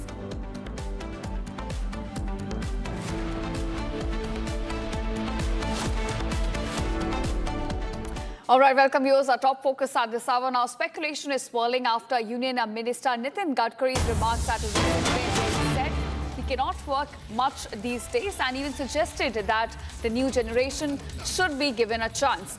Now, the comments are made by the veteran BJP leader and road and transport minister have triggered political chatter about possible fatigue and also generational transition within the party, or a subtle hint at stepping back from active responsibilities. In fact, let's take a listen to exactly what the union minister said. आजकाल मी काही जास्त काम करू शकत नाही. ज्यावेळी करू शकलो तेव्हा आता मी पण कामातून माझं पार्टिसिपेट कमी झालं. मी सगळ्यांना सांगितलं तर नवीन नवीन पिढीच्या हातात काम दिलं पाहिजे. नवीन लोक आलेत, जुने त्यांना मार्गदर्शन करतात आहेत आणि हळूहळू पुन्हा काम वाढतं आहे. आजकाल मी काही जास्त काम करू शकत नाही. ज्यावेळी करू शकलो तेव्हा आता मी पण कामातून माझं पार्टिसिपेट कमी झालं. मी सगळ्यांना सांगितलं तर नवीन नवीन पिढीच्या हातात काम दिलं पाहिजे. नवीन लोक आलेत, जुने त्यांना मार्गदर्शन करतात आहेत आणि हळूहळू पुन्हा काम वाढतं आहे. आजकाल मी काही जास्त काम करू शकत नाही. ज्यावेळी करू शकलो तेव्हा आता मी पण कामातून माझं participate. All right, yeah, so that's the statement coming in from Union Minister Gadkari, in fact, which subtly hints at maybe he's stepping back from active responsibilities at the moment. But that's the statement that he made, and quoting him, he said that he cannot work much these days. So that's the statement coming in from Nitin Gadkari. All right. In fact, my colleague Revati also joining us with more details on this. Revati, a statement coming in from Nitin Gadkari. He says, I cannot work much these days. So subtly also hinting that maybe he's stepping back from active responsibilities, as BJP is also going, undergoing a churn at the moment. Right, as you rightly mentioned that BJP is going under a churn, and also there are speculations that BJP is revamping the entire parliamentary board and the people, and they are also in a thought of changing the people's position, and now that considering all right. In fact, Revati, hold on to your thought. We're getting some more breaking news at this hour as well. We'll shift our focus to that. Now, Raksha Mantri Rajnath Singh has approved the transfer of technology for all DRDO-developed conventional missile systems to the Indian defence industry. This enables domestic companies, including MSMEs, to now manufacture these systems in India, supporting the goal of Atmanirbharta in defence. The move, in fact, is intended to shift missile systems from development to large-scale industrial production, boost the domestic defence manufacturing base and supply chain while reducing import dependence and increasing domestic value addition and operational capability. Now, DRDO will work with industry to now facilitate the technology absorption subject to applicable qualifications, certifications and regulations as well. So a big boost to self-reliance in defence manufacturing, as a crucial step has now been taken up by DRDO, as the Defence Minister has now announced and approved the transfer of technology for all DRDO-developed conventional missile systems to the Indian defence industry. So a big step where industry players can now also be roped into this journey of making India an exporter in defence equipment, and also, of course, a self-reliant nation when it comes to defence manufacturing. Now, the move here will enable domestic companies, including smaller firms such as MSMEs as well, to manufacture these systems in India and to support the goal of Atmanirbharta.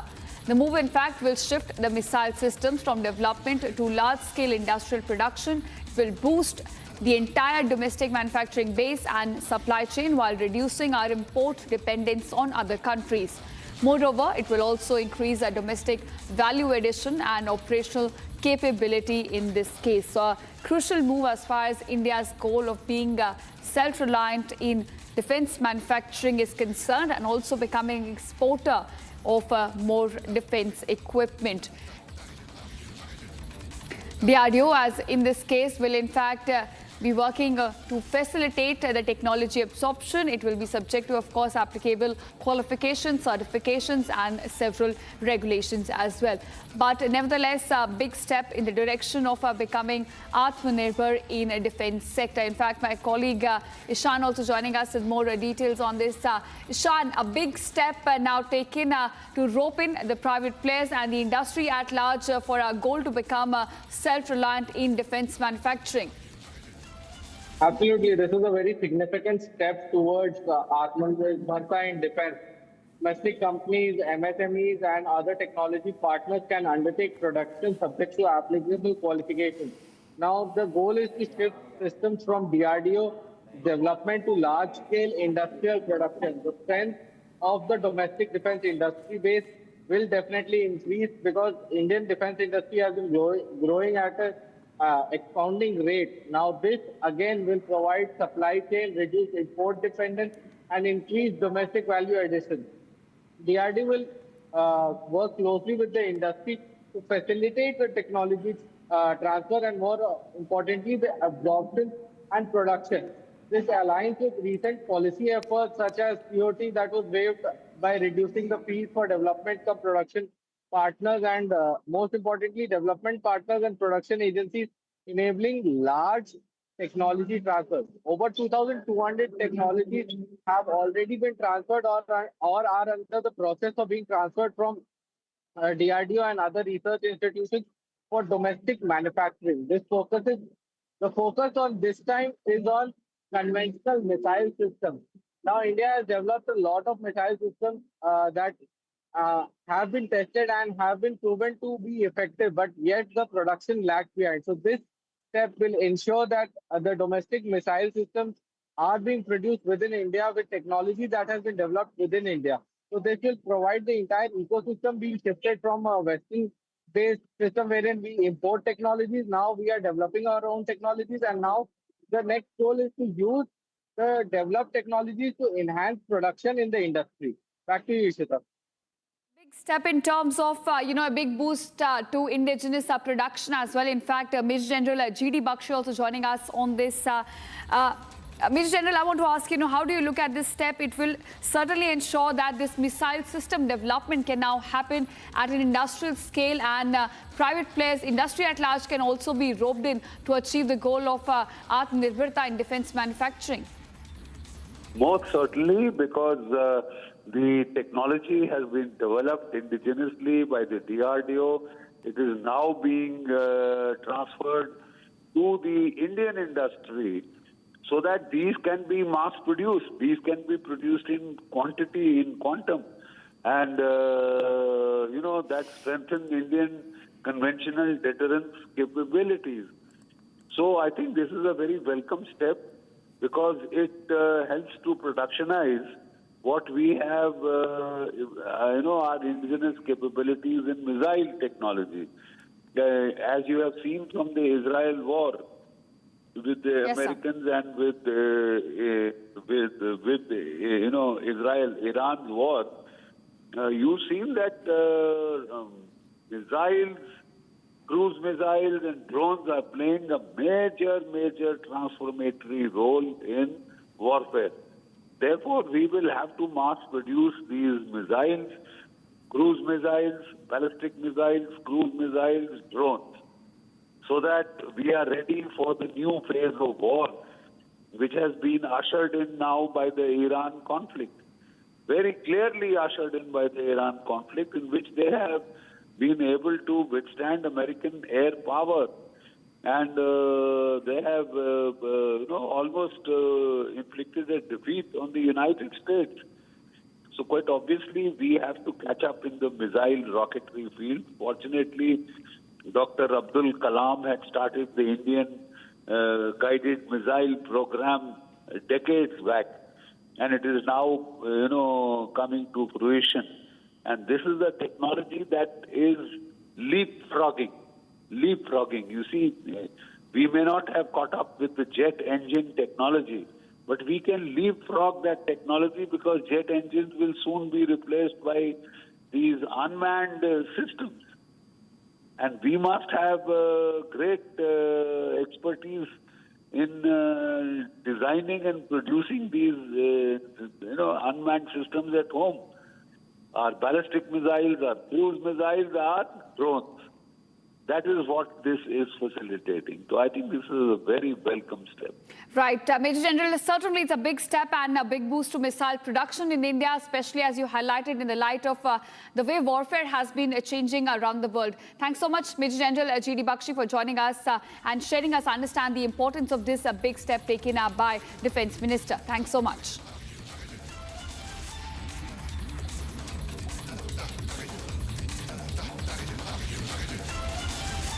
And now, viewers, in a big win for Republic Network, Chief Minister of West Bengal, Suvendu Adhikari, has now announced that all the cases registered against Republic Bangla, the false cases, will now be withdrawn, terming the media network as the worst sufferer of political vendetta in West Bengal under Mamata Banerjee. Adhikari also stated that the news channel had been subjected to targeted legal action under the previous administration, with 31 distinct cases being lodged against its journalists and management over the recent years. Take a listen to exactly what the Chief Minister said. আপনি নিজেই বলেছেন 31 cases lodged against Republic Media. সবাই দেখেছেন সন্ময় বন্দ্যোপাধ্যায়কে তার পানিহাটির বাড়ি থেকে মারতে মারতে তুলে নিয়ে গিয়ে পুরুলিয়ার কেসে ট্যাগ করা হয়েছে।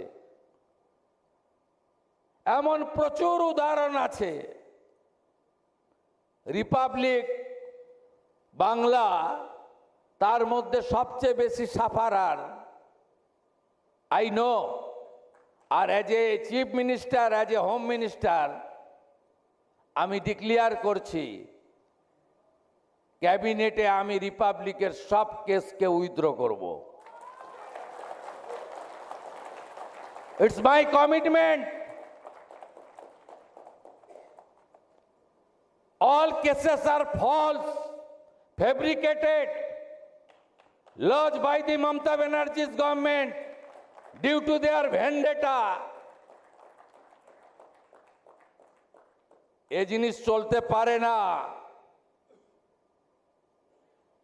মুক্ত কর ভয়, আপন মাঝে শক্তি ধরো, নিজেরে করো জয়।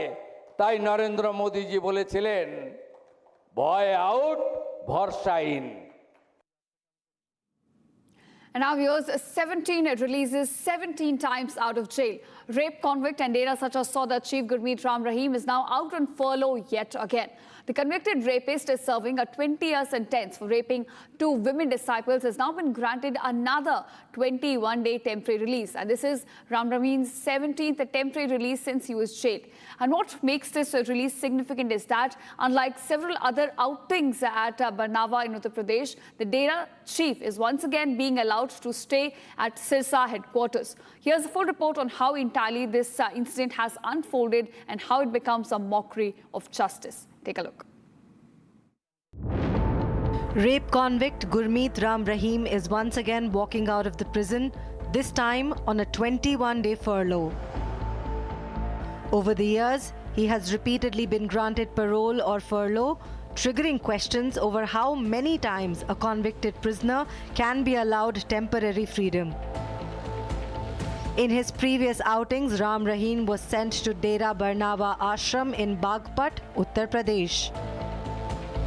Ram Rahim was convicted by a special CBI court in 2017 for raping 2 women disciples at the Dera Sacha Sauda headquarters in Sirsa.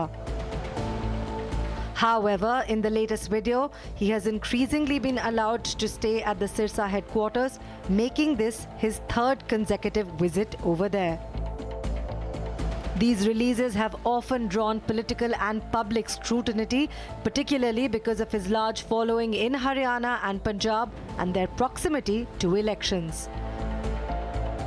The latest furlough has once again put the spotlight on the parole for high-profile prisoners. Ram Rahim is also serving a life sentence in murder case of former Dera manager Ranjit Singh. He was additionally convicted in the murder of journalist Ram Chandra Chhatrapati.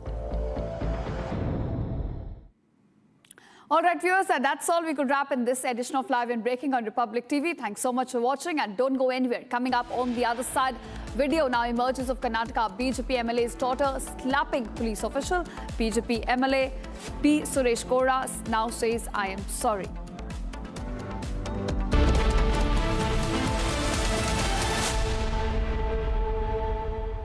चमकी चाट से क्या बना है? Sandwich लस्सी और छाछ। हर घूंट में चमकी चाट। अब बताओ स्वाद आया? असली स्वाद सिर्फ चंकी चाट। आर प्योर सूजी पास्ता उबालो मिलाओ और खाओ 8 मिनट में तैयार। क्या टेस्ट है सबका राजा R pure masala.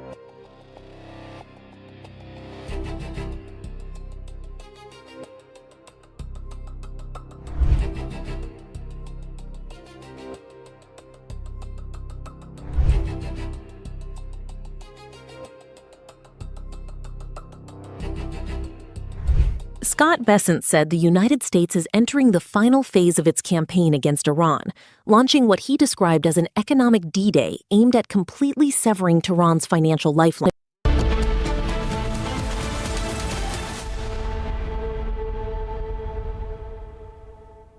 All right, welcome back, viewers. You're watching live and breaking on Republic TV with me, Ishita Mitra. And time for some business updates coming to light. Over to my colleague, Rishita, for the latest.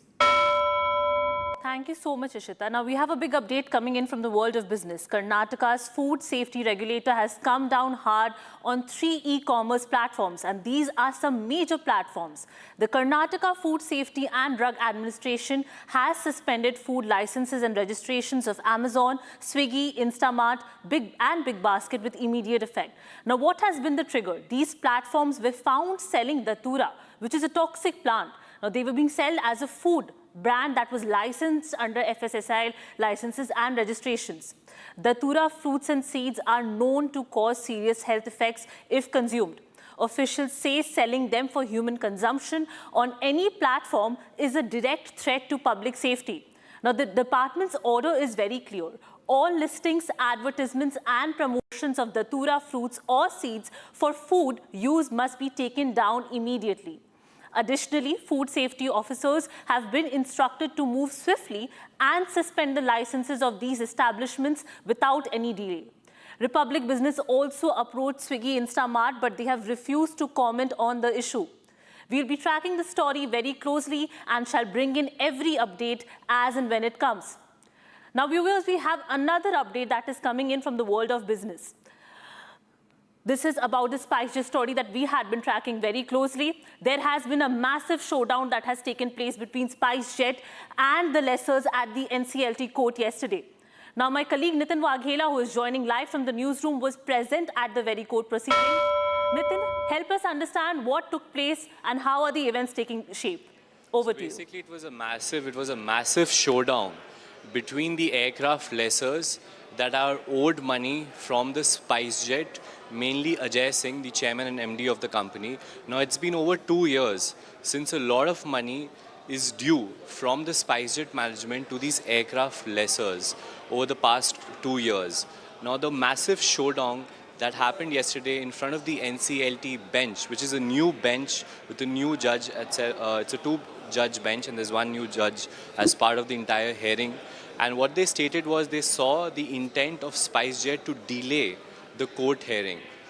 The bankruptcy cases are now scheduled for a final hearing, most likely to be held on September 16th.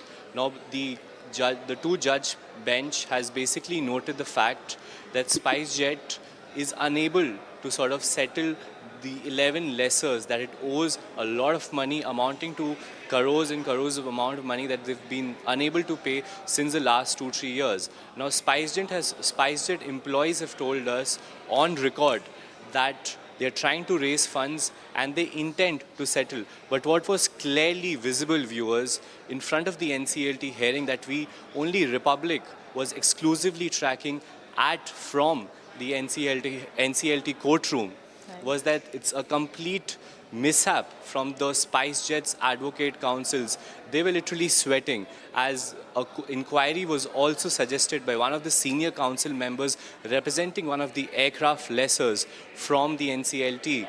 So what they suggested was, given that the 2 years of wasted court time when it comes to the bankruptcy hearings against SpiceJet, they wanted an inquiry in that matter.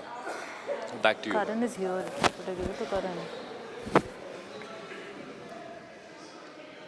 Thank you so much for bringing us the update. We have another breaking coming in from the world of business. 2 words from the Kremlin yesterday, and Dalal Street has already reacted this morning. Fertilizer supply.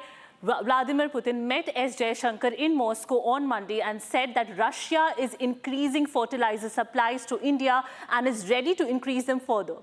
Look at what the single assurance did. Fertilizer stocks spiked as much as 14% in intraday trade today. Fertilizers and chemicals, Travancore led up over 14% to 894 rupees. Madras fertilizers followed up almost 11%. Now, why the excitement? India imports close to 1/3 of its fertilizer needs, and this sector has been squeezed all year. Ammonia and LNG turned expensive after West Asia disruptions. Global urea prices also jumped to around $597 a ton in March from $484 a week earlier. A steady Russian pipeline eases that risks for Chambal, RCP, CNGCP and Coromandel. That is what the traders are buying. Now, there is a taxpayer angle to this as well. The fertilizer subsidy bill was budgeted at 1.7 trillion rupees this year, and officials has warned it could go far higher. Cheaper imports means a lighter bill. And for the farmer, timing is everything. Rabi's hoping bargains as weak DAP demand peaks. A short supply means fewer shortage at the depot. But here is the harder half. Jaishankar told the Russians trade has jumped fourfold to nearly $60 billion. The deficit has widened to over $50 billion entirely in Russia's favor. So the question we will follow, is today's 14% a real rating or a headline pop-up or with no assurance, with no volumes, no prices and no contract attached to it? And with Putin expected in Delhi for BRICS next month, does India finally get the market access to start closing that gap? Republic Business is tracking it. Back to you, Ishita. All right, thanks so much, Rishita, for joining us and getting us the latest from the world of business. Thanks so much.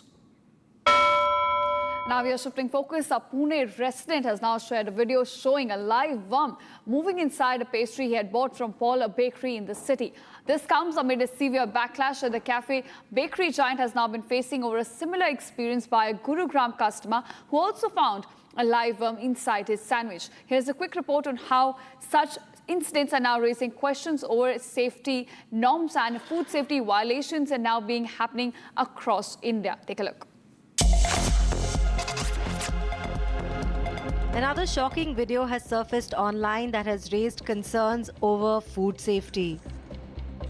A resident of Pune has shared a video where a maggot was found inside a pastry. The pastry, which had been bought from the Paul India outlet in the city, had a live worm moving inside the eatable. The post comes a day after another customer's similar experience at Paul India's Gurugram outlet, where he found a live worm inside a sandwich. The resident who bought the pastry from the outlet located in Phoenix Market City Mall soon shared a video showing a live worm moving inside the pastry. However, there have been no response yet from Paul India's Pune outlet regarding the customer's video. The concerns raised over food safety highlight the need for stricter monitoring, proper hygiene practices, and greater accountability. All right, here's now Prime Minister Narendra Modi has hailed 10 years of unified payments interface, highlighting its unprecedented scale and reach as a major milestone in India's digital transformation. Prime Minister Modi said, every Indian can now be proud of UPI's remarkable journey and its role in reshaping the country's digital payments ecosystem, while also seeking public experiences and views on how UPI has impacted their daily lives and made financial transactions more convenient and accessible.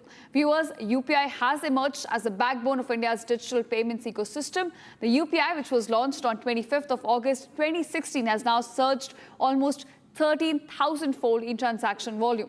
Here's a quick report. Take a look. We launched WhatsApp payments in India. That was possible because of the UPI system that has been built in India, a unified payments interface. It makes it easy for anyone to instantly accept payments across different apps. And India is the first country in the world to do anything like this. You think about the ingredients that India has: digital public infrastructure. I know many people here take it for granted because they're so used to it now. But to give you a perspective, other parts of the world do not have either. They don't have UPI.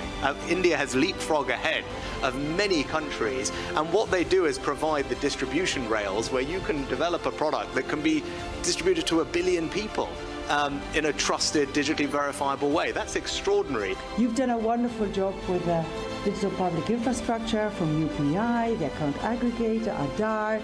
UPI is a wonderful example of how India can do things itself and really create a world-leading product, and that probably is the future of currency. And so that's a great start, a great example of how India's innovation can drive huge amounts of business, huge amounts of prosperity.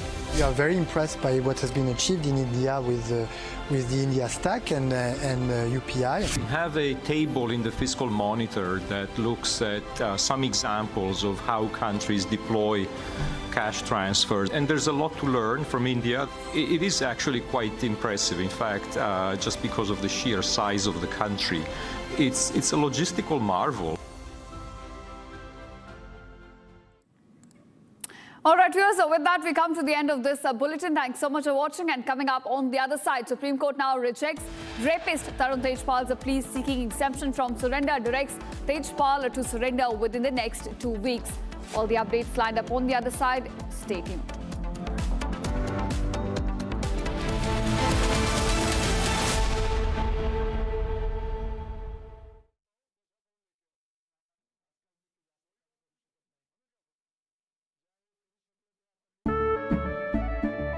केसरिया से मन जोगी हुआ रे दिल झूमे देखो मतवारा हुआ रे केसरिया से मन जोगी हुआ हर पल मनाओ केसरी त्योहार विमल बोलो जुबान केसरी। चमकी चाट से क्या बना है? आलू चाट या फ्रूट चाट, स्वाद बनाए चमकी चाट। क्या बात है? स्वादिष्ट पकोड़े और फरसान, अरे चमकी चाट है इसकी जान। असली स्वाद सिर्फ चमकी चाट।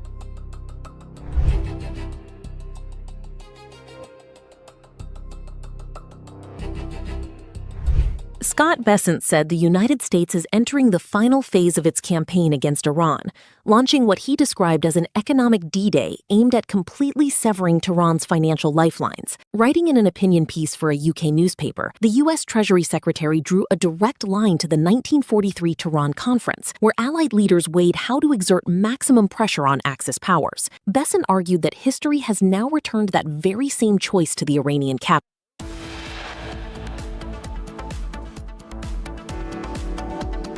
Coming up on the other side, Tarun Tejpal to now surrender as Supreme Court rejects his appeal, directing him to surrender within the next 2 weeks.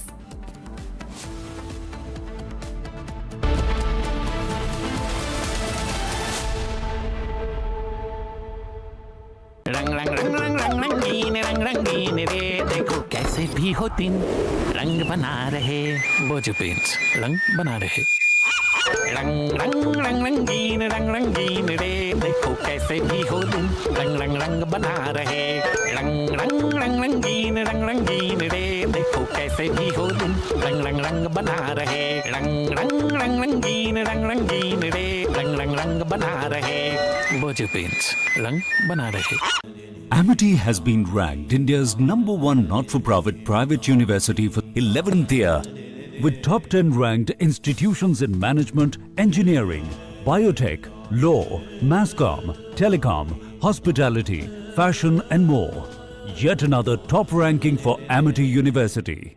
कुछ तो सस्ता लो, सब बढ़िया लो, इसमें क्या खास बात है? थोड़े में ज्यादा स्वाद, यही तो है इसकी खास बात। राजा और pure masala.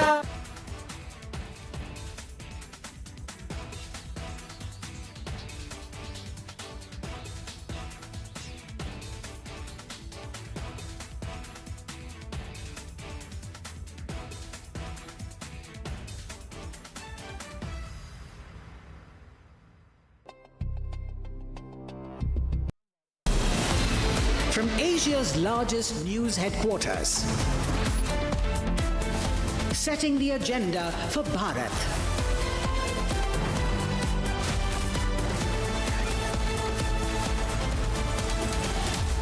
You're watching Republic.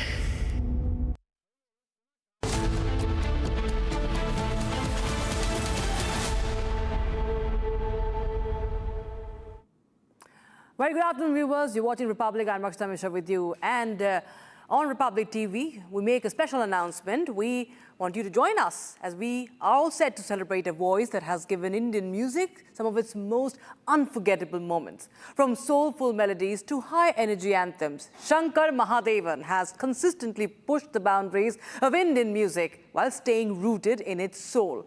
A singer, composer and performer whose voice can move from classical brilliance to contemporary magic. Shankar Mahadevan has created the music generations continue to connect with. And now we celebrate the legend, the voice and the incredible journey of Shankar Mahadevan. Catch the special tribute only on Republic TV. Now it's time for headlines.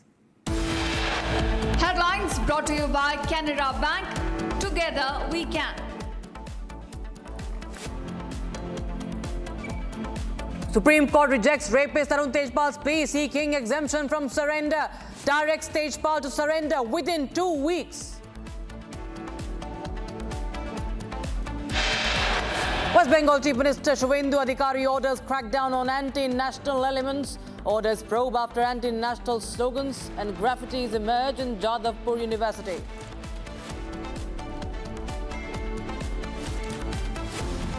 Big win for Republic. Bengal Chief Minister Shubhendu Adhikari orders all fake cases against Republic Bangla to be withdrawn. Video emerges of Karnataka BJP MLA's daughter slapping police official. BJP MLA E. Suresh Gowda now says sorry.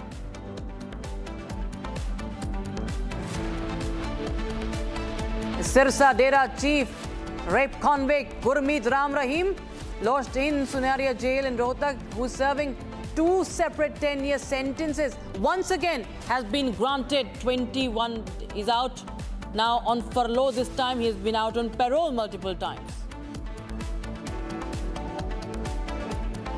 ED flagged funds without FCRA registration, 2.88 crore rupees foreign funds under ED scanner.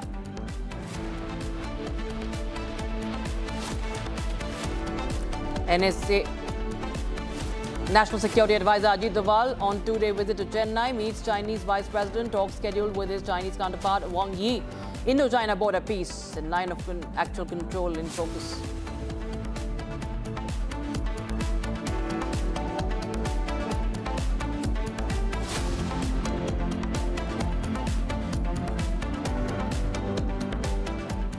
All right, viewers, Chief Minister of Bengal, Shubhendu Adhikari, has now asked Jadavpur University authorities to conduct an inquiry into the objectionable and anti-national wall graffiti and drawings inside the hostel premises of Jadavpur University. In fact, he posted on X sharing a video of the graffiti and asserted that the campus premises must not be used as platforms for spreading propaganda and anti-India sentiment. Now, the Chief Minister's office has also received concerning videos and photographic representations to the Chief Minister's grievance cell. Shubhendu Adhikari says educational institutions are sacred spaces of learning, academic excellence, nation building, and under no circumstances would campus premises be permitted to be used for spreading propaganda and anti-India sentiment. Now, this also comes as 19th and on the 20th of August, clashes had broken out between activists and the SFI members, Students Federation of India, that's the student wing of the CPIM, and the ABVP students also were part of that clash outside the Jadavpur University in South Kolkata. Here's a report by my colleague Indrashish. Controversial posters and photos have surfaced on the wall of various parts of Jadavpur University. This is the picture, and these photographs and videos of the material have already reached the Chief Minister's office. Several such images have reportedly been painted on the walls of Jadavpur University campus. Following allegations of anti-national activities, Chief Minister Shubhendu Adhikari has directed that the entire matter be investigated on the ground by visiting the spot. The Vice Chancellor of Jadavpur University and officials of Higher Education Department have been instructed to conduct an on-site investigation and take necessary action. अभी तक normal situation ही है। जो problem हुआ था उसको solve करने के लिए जो क्वेश्चंस लेना पड़ा हम लोग ले रहे हैं। Inquiry commission was formed and police को जो हेल्प चाहिए हम लोग किया है। उन लोग को जो कोऑपरेशन जो यूनिवर्सिटी पार्ट से है हम लोग फुल्ली कोऑपरेट करेंगे। उस दिन फिरसू में जो जीबी हो रहा था उसमें जो फिरसू का जीबी है मतलब वो बाय डिफॉल्ट हर किसी उस जीबी में इन्वाइटेड है। मतलब अगर वो इंजीनियरिंग का स्टूडेंट्स हो तो मतलब जो किसी भी ऑर्गेनाइजेशन से जुड़ा हो, जैसे पीडीएसएफ हो, आईसा हो, लेफ्टिस्ट वाला ऑर्गेनाइजेशन पकड़िए या फिर आप राइटिस्ट वाला एबीवीपी हो, एनएसएफ हो, सबको।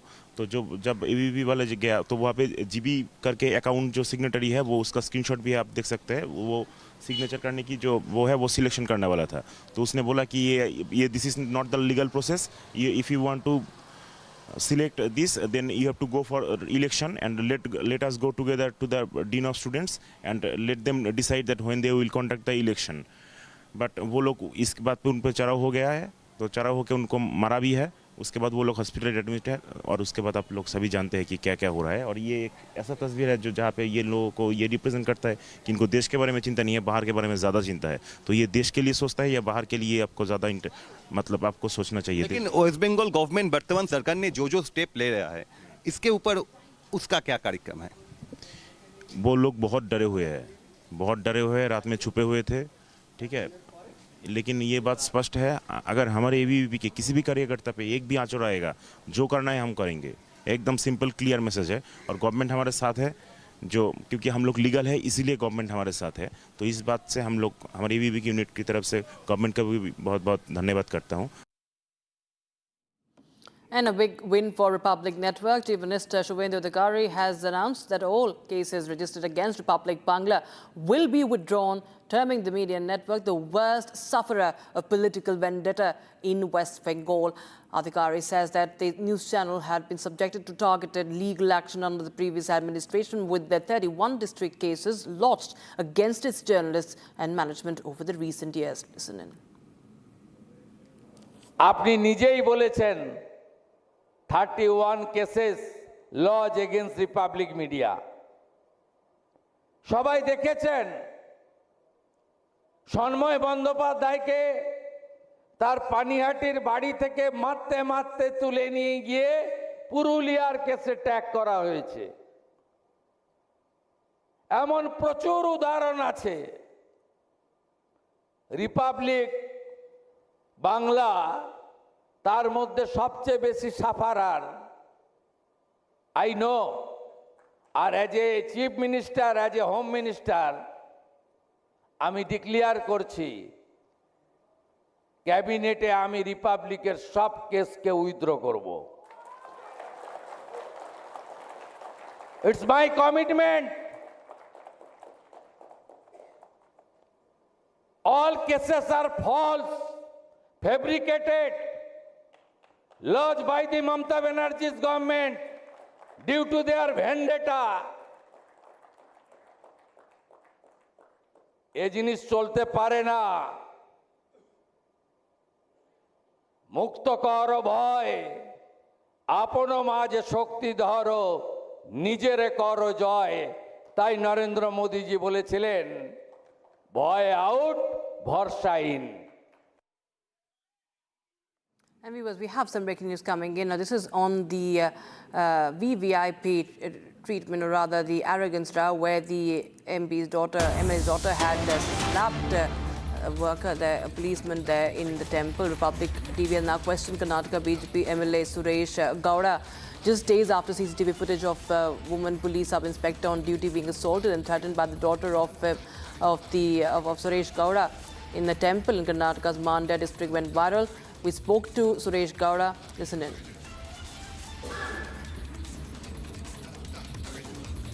Actually, on that day, Bhima Amavasya, I think 12th of August, the incident was happened. Then I come to know that after the incident is over. So I asked my daughter what has happened. She told I had been to temple. My both grandchildren, our daughter and son, had a chicken pox. For that, she had gone to put a water on to the children. So in that incident, she requested the sub-inspector to let that Pujari should put the water on both the children. So she refused. After that, one more person has come to the temple. She let him inside the temple. So that time she asked the thing, why you allowed that person, why you are not allowing me? See, something, I brought 2 children, they had the chicken pox. Let me 1 minute, I will go and come inside the temple and requested. So that became a worse to worse conversation was happened. So action reaction. What my daughter has said, something. What the sub-inspector has told, I don't know. Police officers always they have pressure in the public places because huge crowd was there. They have to control it. My daughter should also listen to what the police officer has says because we have to obey the officers when we are in the public life. So people goes to the temple for the peace of mind, not to lose the peace of mind. But in that particular video, sir, it is your daughter who first slapped the sub-inspector and then in reply she also slaps her. What might be the reason because Aishwarya lost the cool? No, why we lose the control? When some officers say something, abuse the things in the temple, inside the temple. Okay, my daughter says she abused the thing, my husband, my children, all this, that's what I control the thing. I don't know what exact it is. Whether it is true or not, I don't know. So we should have a inquiry. So that I don't require also. See, it is a temple. In the anger it was happened. In the patience, both should have patience. Police officers should also have a patience to handle the public. And my colleague Abhishek joins us for more. Abhishek, well, we see that Suresh Gowda tried to explain what really happened, but now it has blown out into a big controversy. Tell us more details. And where is the daughter? And has there been any action or anything that has taken place as far as this incident is concerned?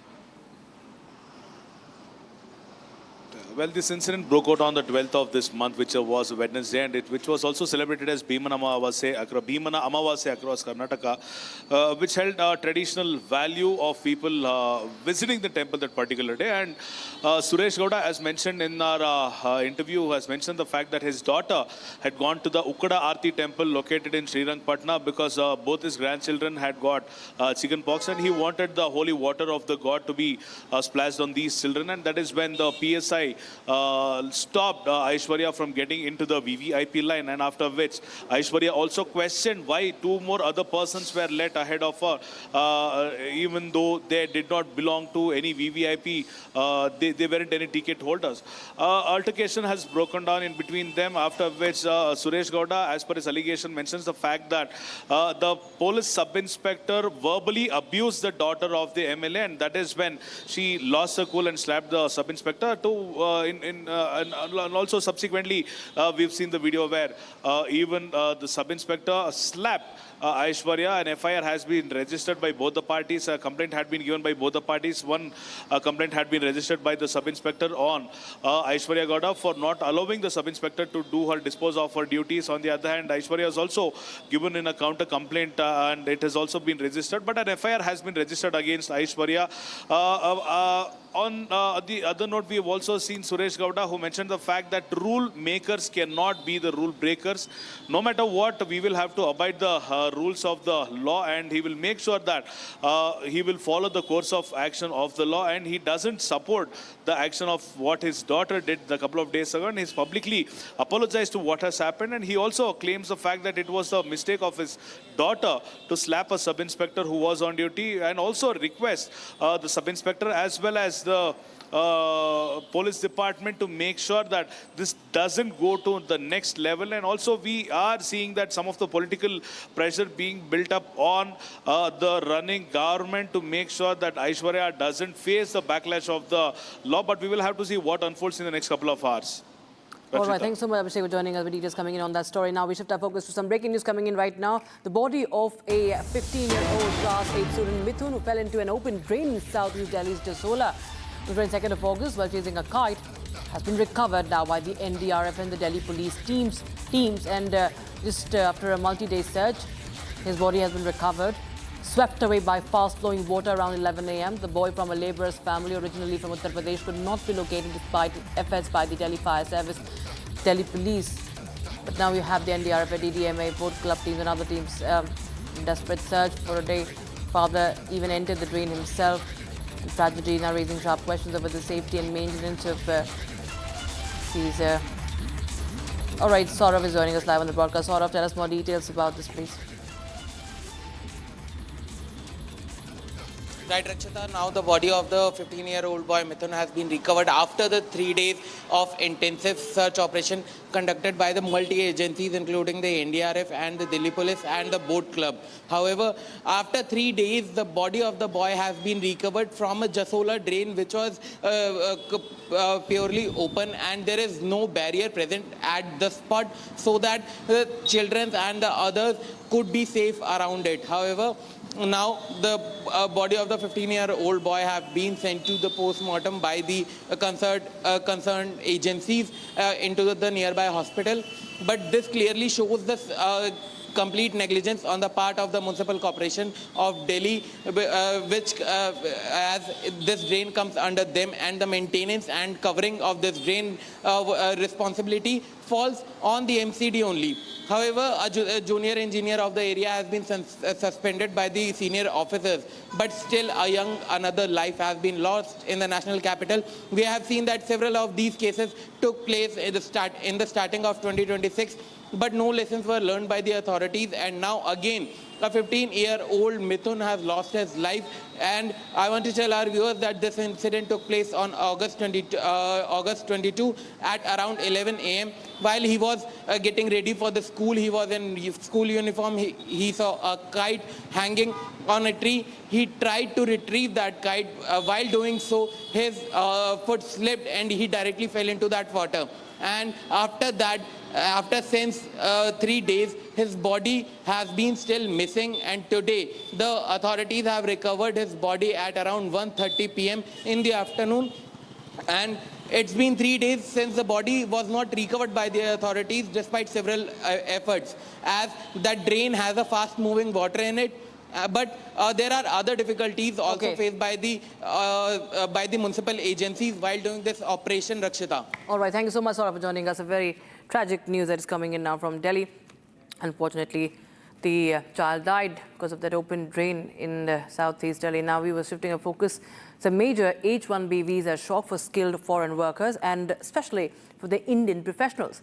Trump administration has proposed an additional fee, that is $103,265 fee for H-1B applications subject to the annual cap. Now, this move comes after a previous $100,000 H-1B fee was struck down by the U.S. court.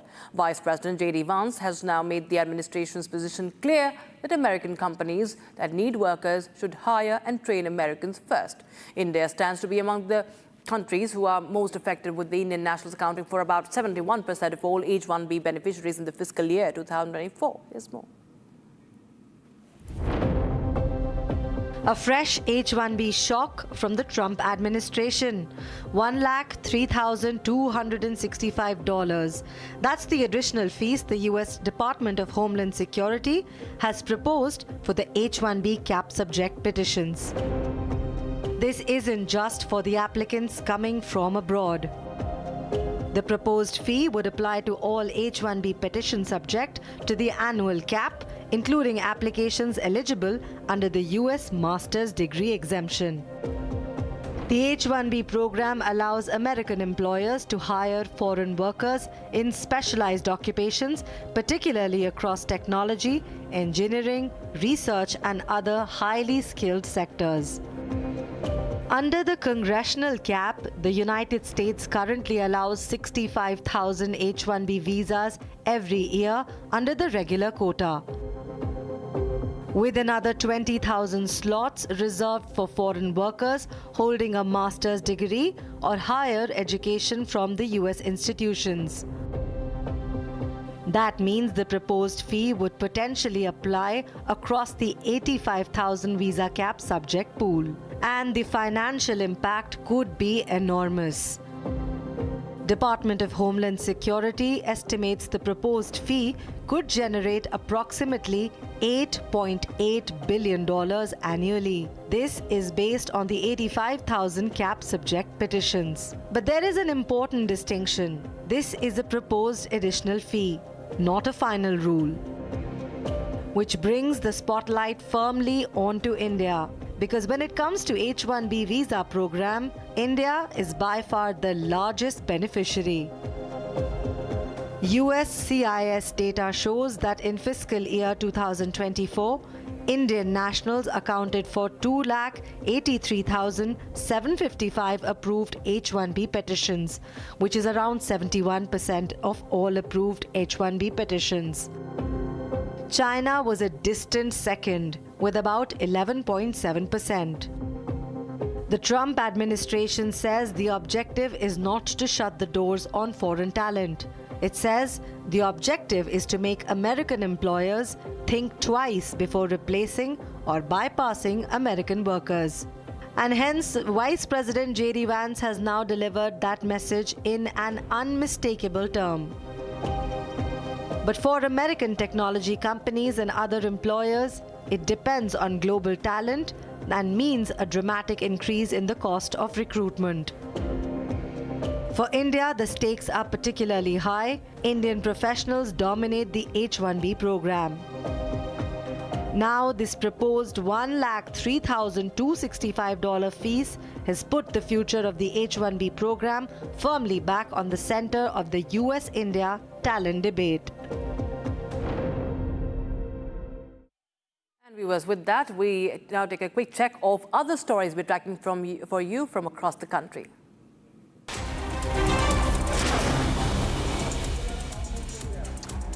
One labourer killed while another injured after National Highway slab collapsed and fell on them. Officials stated that the incident occurred while construction work was underway and that the structure gave way. An investigation into the incident is underway. Two hospital buildings were completely damaged after land subsidence occurred, with sections of both structures sinking into the ground. Wide cracks have appeared across the road, extending several meters. No major injuries have been reported in the incident. Administrative, revenue and rescue teams rushed to the affected area and shifted the affected families to safer locations.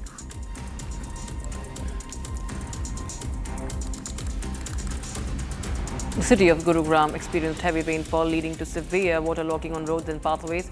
Children were seen playing in the waterlogged areas, while heavy trucks became stuck and partially sank into the ground due to the heavy rainfall.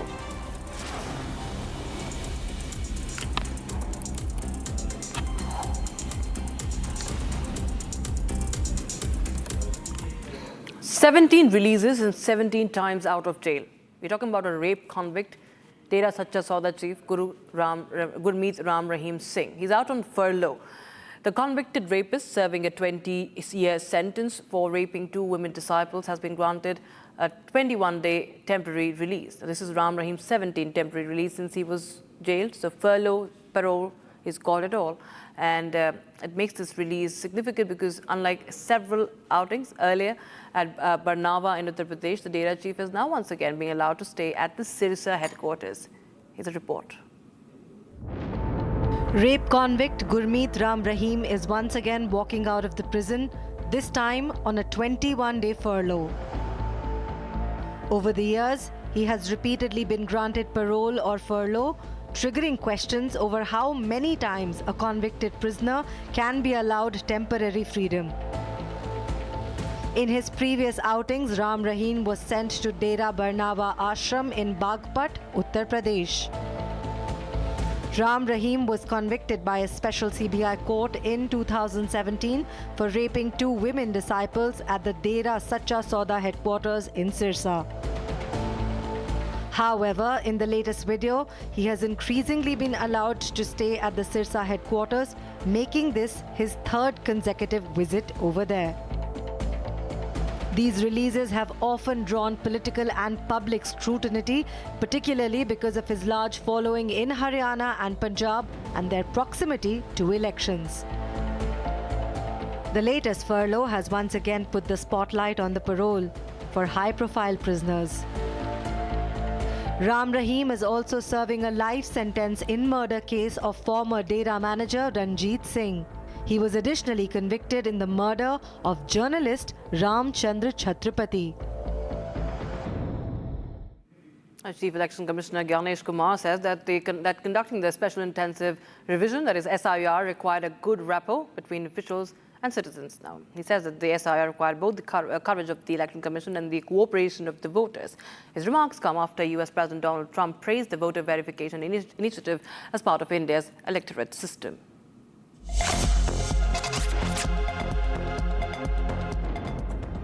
The Chief Election Commissioner Gyanesh Kumar underlined the strength of Indian electoral system at a regional conference in Lucknow. Speaking at the second regional conference on electoral literacy clubs and ECI Net, organized by the ECI in Lucknow, Kumar praised the electoral process and the SIR. He stated that conducting the SIR required the courage of the Election Commission as well as the cooperation of voters. He stated that elections in India are held strictly in accordance with the Constitution and conducted with transparency. The remarks come after the US President Donald Trump had praised India's voter ID card system and hailed it as a model for stricter US election rules. And with that, a wrap on this edition of Live and Breaking. And on the other side, we continue to track more details on the reaction of the BJP MLA, whose daughter in the video has been seen slapping a police official. He now says he's sorry for what his daughter did.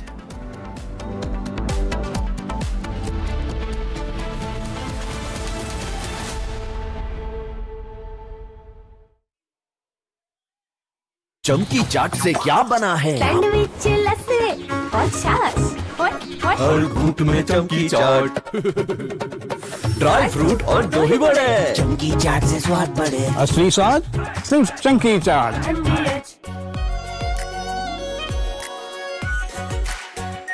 Are pure shahi paneer masala delicious healthy everyday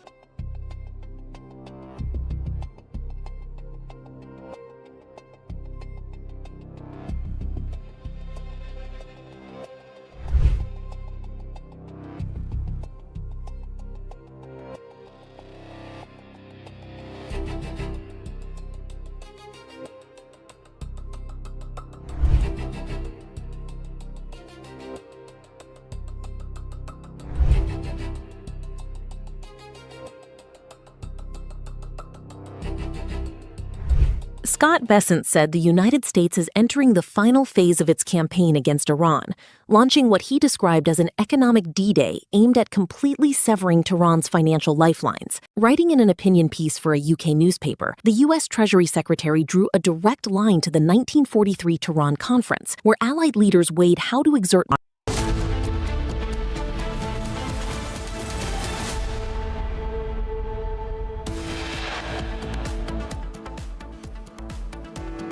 Supreme Court rejects rapist Arun Tejpal's plea, seeking exemption from surrender. Directs Tejpal to surrender within 2 weeks.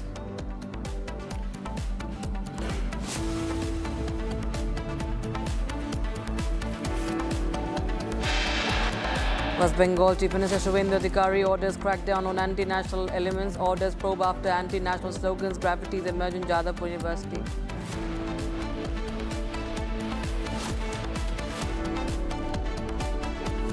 Big win for Republic. Bengal Chief Minister Shubhendu orders all fake cases against Republic Bangla to be withdrawn.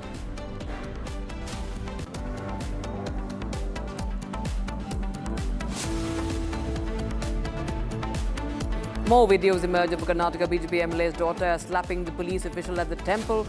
BJP MLA B. Suresh Gowda now says sorry.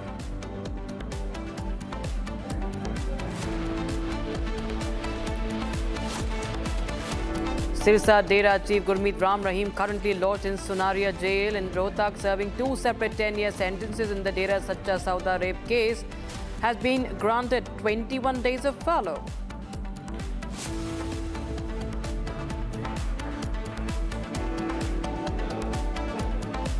ED flags funds without FCRA registration, 2 crore 88 lakh rupees foreign funds under ED scanner.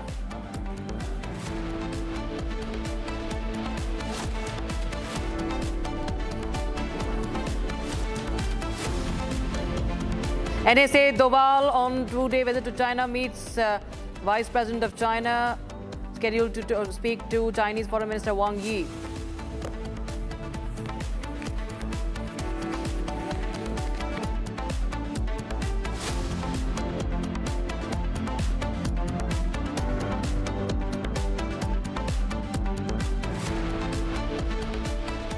And viewers, we begin with a top story of the day. The Supreme Court directed rapist and former Tehelka editor Tarun Tejpal to surrender within 2 weeks, rejecting his plea for exemption from surrendering before his appeal. The Goa bench of the Bombay High Court on August 6 convicted Tarun Tejpal and sentenced him to 10 years in prison for raping a former colleague in 2013, overturning his 2021 acquittal in this case. And this comes after he was sentenced to 10 years of rigorous imprisonment after convicting him of the 2013 rape case. And he has appealed to Supreme Court for exemption. In fact, before that, the Goa government has also sought a maximum punishment for Tarun Tejpal in this case. My colleague Sarthak joins us to give us more information in this latest that we're tracking. Sarthak, give us more details. This is the Supreme Court where the Solicitor General, in fact, was arguing that no means no in this particular case. And in fact, the Supreme Court has now given a 2 weeks time for Tarun Tejpal to surrender. In fact, we also heard the arguments who was representing Tarun Tejpal, Kapil Sibal. He was arguing that he was a senior citizen. But then the question still remains that a woman's no means no, and that was also, in fact, observed in the court. And now the Supreme Court has given him just a 2 weeks time to surrender. Give us more details that you're tracking so far, Sarthak.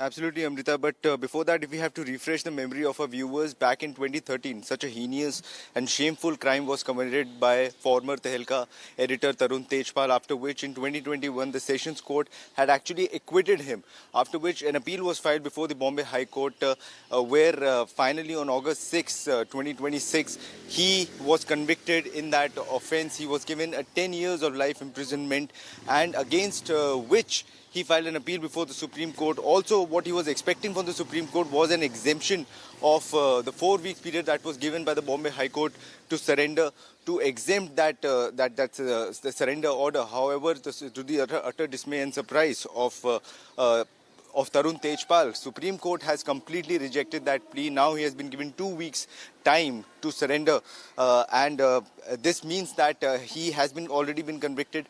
10 years imprisonment has already been ordered by the Bombay High Court, and now if he has to appeal before the Supreme Court, he has to fight that from the jail itself. He has to surrender within 2 weeks time. Arguments took place today, and on the last date of hearing as well, Solicitor General Tushar Mehta, who was representing the Goa government, had said that Tarun Tejpal had two options. Either he could directly surrender before the police, as it has been directed by the Bombay High Court, or he could file an exemption application before the Bombay High Court for against that 4 weeks time that has been given by the Bombay High Court.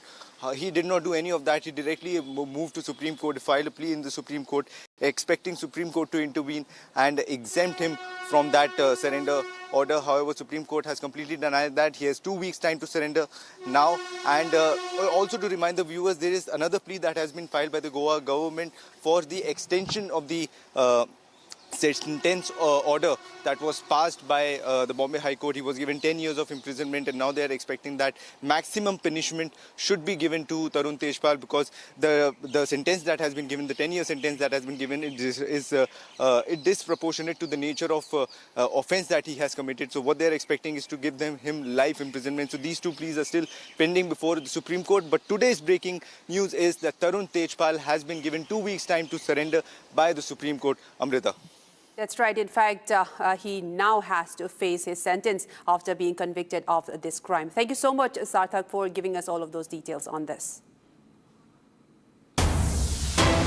And viewers, big breaking news that we're tracking at this moment. Raksha Mantri Rajnath Singh has approved the transfer of technology for all DRDO-developed conventional missile systems to the Indian defense industry. This now enables domestic companies, including MSMEs, to manufacture these systems in India, supporting the goal of Atmanirbharta in defense.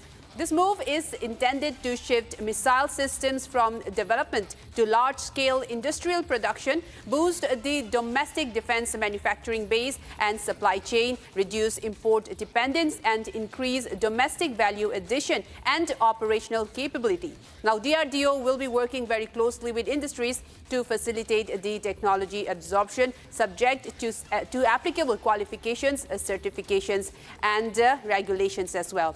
My colleague Ishan joins us to give us more details in this big breakthrough. In fact, this once again reaffirms India's commitment towards Atmanirbharta in defense. And now we are getting report. In fact, MSMEs will be open to, in fact, work with the DRDO to improve these manufacturing capability for the Indian defense. Tell us more on this, Ishan. Absolutely. This approval of transfer of technology of all DRDO developed conventional missile system marks a structural shift. This is not just an incremental policy tweak, but builds on the 2026 move that ended a near monopoly of Bharat Dynamics Limited. Now, this development production partnership proposes that once the technology has been developed by research centers such as DRDO and other research centers such as the other research laboratories under the forces, these systems will be shifted to private players as well for mass production. Now, modern conflicts have already shown the need for large volumes of precision missiles rather than a small number of exquisite systems. Now, earlier what happened was a few DPSUs could not scale fast enough for the rising demand from the three services. So, this competitive bidding for TOT system has been integrated, will spread widespread manufacturing load across multiple players. This should compress timelines from development to induction. Right now, what happens is that a missile is developed, it is tested, and it is approved. But production timelines are very large, and it takes years to create a proper structure that provides a consistent production flow and consistent production that would provide the army for its needs, or the air force for its needs, or the navy for its needs. And all of this has been appended by this TOT. Now, this appending is a good thing because this will create an entire industry that the load will now be spread across multiple players, so that if required and whenever required, the ramping up process of production of precision missiles will take place, and it will be a great booster to the private competitors and private defense industry in India. Now, this defense industry has been developing, and Indian defense industry has shown the capability not only to manufacture but to research as well. So the research load will also be spread from DRDO to other private players as well. So this entire space will now see a great boost, not only in value addition but also in domestic production and export as well. That's right. That's right. In fact, a big move from the defense sector. Thank you so much for giving us all of those updates, Ishan. And another breaking news that's coming in at the moment. Kirti Sanon's ad has sparked a Raksha Bandhan row. Now, BJP MP Kangana Ranaut calls Kirti's clothes bikini in this particular ad. In fact, she continues to say that the advertisement look intentionally creepy. And now there's been a response from Kirti Sanon. She has hit back against Kangana Ranaut, saying that don't tell women what to wear. This particular advertisement on Raksha Bandhan has triggered a tit for tat between the two actors on this as well. And saying that, once again saying that don't tell women what to wear after MP Kangana Ranaut's statements. My colleague Aditi joins us to give us more details into this. Aditi, tell us in the breakdown for us what this advertisement was, and we're getting to know that what a woman wears is once again on the debate has been put. This is between two women actors as well. Tell us more that you've been tracking so far. Absolutely, Amrita, and it's shameful for one woman to take down the another one with such a post where Kangana Ranaut has said that, you know, there was this criticism for Kriti Sanon. This ad came out this week before Raksha Bandhan, which is on Friday. But before that, this ad came out, and then several people were trolling Kriti Sanon, and it was okay for everybody to have an opinion. But what came down now to make it a row is with BJP MP from Mandi, Kangana Ranaut. picking it up and saying that it is intentionally creepy. Why would an actor wear such skimpy clothes, a bikini top, while celebrating a bond between a brother and a sister? But then Kriti Sanon has rightfully said, while hitting back at the BJP MP, that a woman should not be judged by her clothes. This is a festival between a brother and a sister, and clothes do not matter. Emotions matter. This is what a one-line response has been, and very rightly so. Clothes do not matter, and I hope that men today are not worried about the clothes, but also about the intention of the people or of the women. And in 2026, if we are still debating on what women wear, then it is shameful enough. That's right. In fact, and this is again happening between two women actors. And we'll continue to see that this debate once again comes up in various phases. And in fact, we have a big breaking news coming in. We're cutting across to Piyush Goyal, who is in Japan. He's speaking right now. Let's listen to him. Electronics manufacturing base. Japan, I can see from the comments made here, has engaged in the semiconductor ecosystem, whether it's materials, whether it's gases, whether it's equipment, whether it's logistics, fab, and finally, of course, the ATMP, the entire process, including design, at a very early date. And therefore, you have advanced semiconductor equipment, materials, specialty chemicals, precision manufacturing and process technology, deep industrial and R&D capabilities, and have been able to establish global-scale semiconductor industries. Thus, the complementarity between Japan and India makes it a very strategic opportunity. And I do hope that working together, we can truly meet the aspiration of 1.4 billion Indians and the growing opportunities that Japan is looking for through the India growth story. Our own electronic story has also undergone a profound structural shift. Production has grown fivefold in the last 10 years. Exports have touched nearly $45–50 billion in recent years. But as I said, the India story has also just begun. I see a Japanese footprint in our India transformation and progress towards the semiconductor industry is showing fruits of turning into reality. The CG Power facility in Sanand, one of the first plants to commence commercial production, is anchored by Renesas Electronics from Japan. This is a lighthouse project out of the $19 billion of projects that are already underway. I think the momentum is sharp, and I do believe that the intention on both sides is very strong. Both our leaders have discussed this issue in great detail during the visit of Her Excellency, the Prime Minister of Japan, Ms. Senei, to India last month. And all the 6 pillars, the first pillar of design, where we aim to develop IPs, design of chips and systems, and work with India as a key semiconductor chip design partner country. Second pillar of machines and materials, where companies involved in manufacturing and R&D are welcome, chemicals and gases are welcome, all of these being essential for our manufacturing industry and will be incentivized. We hope that this will lay the foundation for sustainable growth in India and will help develop the precision manufacturing of semiconductors back home in India.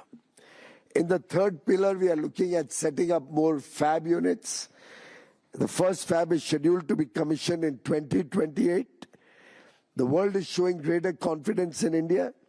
We will make efforts to attract more manufacturers to come to India to set up fabs and manufacture chips, including silicon fabs, compound semiconductor fabs, discrete component fabs, display fabs, etc. In the fourth pillar, we wish to further strengthen the ATMP and OSAT industry. We've had some success in Semicon 1 with ATMP. We hope that ATMP and OSAT units will come in greater numbers in Semicon 2 and beyond. The fifth pillar on research and development is a journey which we started with 28 nanometer up to 110 nanometer as the nodes that we are looking at. Now the focus will be on developing more advanced nodes and other advanced technologies in collaboration with Japanese companies. In the sixth pillar is talent development, which was alluded to towards the end of our discussion. We have 315 universities now training our students on complex chip design using the latest EDA tools. And so far, 68,000 students have been trained at different levels. We wish to develop this process further and deepen the level of engagement with Japanese companies to promote training in our colleges, in our universities. We hope the Japanese industry will be actively engaged in deepening the clean room, fab construction, and other ecosystem training as well. Friends, sky is the limit in terms of potential. It is for industry from both the Indian side and the Japanese side to grab the opportunity. I have noted some of the concerns that were flagged off today. The concerns about BIS certification was also flagged off yesterday when Okubo-san from Tokyo Electron discussed it in detail. And I'm happy to share with you that we have taken action yesterday itself. We have already instructed BIS and the Ministry of Commerce and Industry to work on a framework to support high-tech industry, not necessarily only Japanese companies, but high-tech industries coming in to promote the Make in India program, to create a framework of exemption from BIS certification required for all the equipment and components that they need to bring to India to promote their manufacturing in India. I believe it's a very logical step, given that Tokyo Electron and companies such as yours, which come in to make high-quality semicon products, are going to get high-quality products into the country. You are not going to compromise on quality at all, even if it comes at a cheaper price. So with that confidence, we'll be creating a framework which will either give company-level or industry-level exemptions. We will work on the framework as I get back to India and find a solution for bulk exemption or product or project-based exemption or company-based exemption so that we can have timely supply of products, goods, and services and support your work in India. Similarly, I have noted what was mentioned by some of the participants, I think more particularly by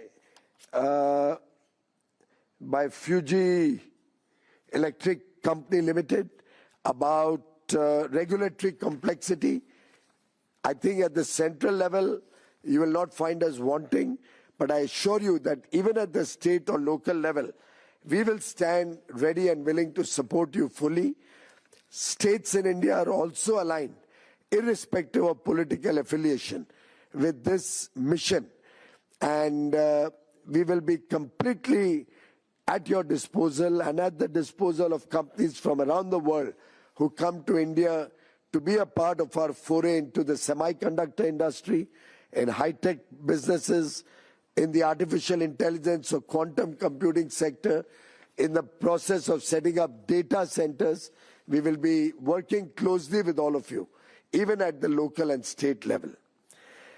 We have noted your point about social infrastructure, and I do believe it's very important that just like we created infrastructure in the 11 Japanese industrial townships, where we created smart cities, where we tried to bring the feel of Japan into the social infrastructure. Dholera, we are working on those lines, so that between Dholera and Sanand, we can create social infrastructure like schooling, lodging, hospital, restaurants, hotels. I think possibly a golf course should also be created, so that we can make you feel at home.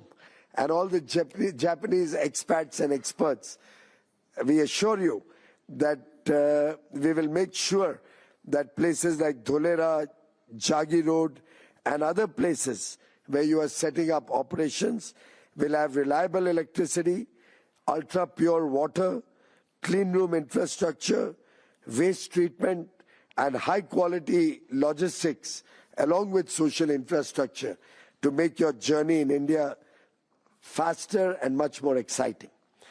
You have also raised the issue of SEZ notifications.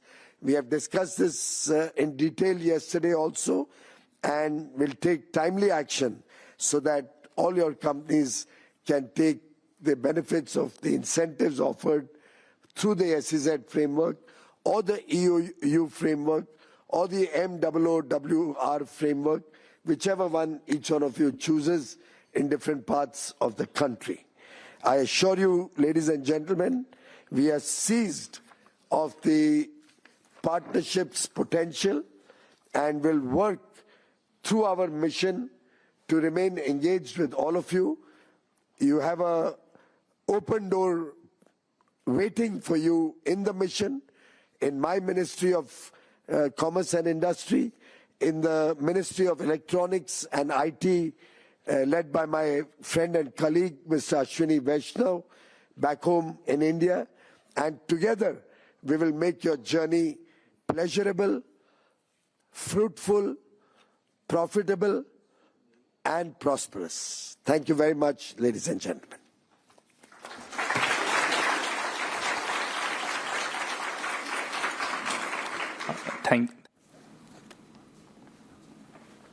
And that was Commerce Minister Piyush Goyal. He was addressing and speaking in Japan, and who was also speaking about the manufacturing and industrial ties with Japan, and how India is looking forward to tying up. Especially, he mentioned about semiconductor manufacturing and the extraction of the critical minerals as well. And he was also talking about those semiconductors in developing jointly with Japan in terms of the 6 pillars that he mentioned, including the design, the research and development as well, and the 6 pillars that he mentioned. And he was also speaking on a big push towards improving the manufacturing hubs in the country.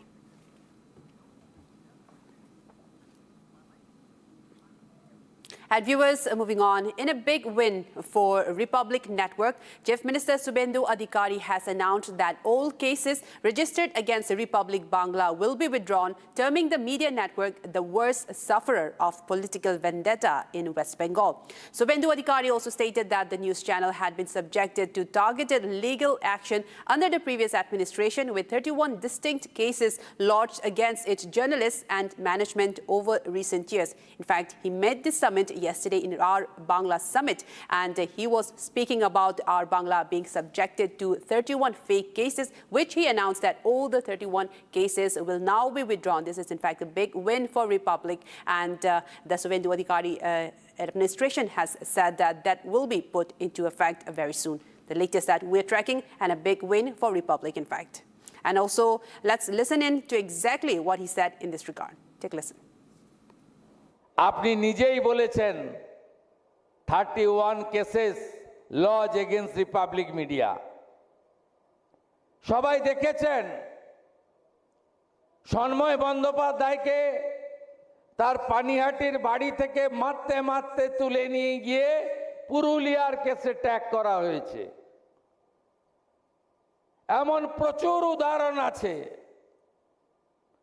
Republic Bangla তার মধ্যে সবচেয়ে বেশি sufferer I know আর as a chief minister as a home minister আমি declare করছি ক্যাবিনেটে আমি রিপাবলিকের সব কেসকে উইথড্র করব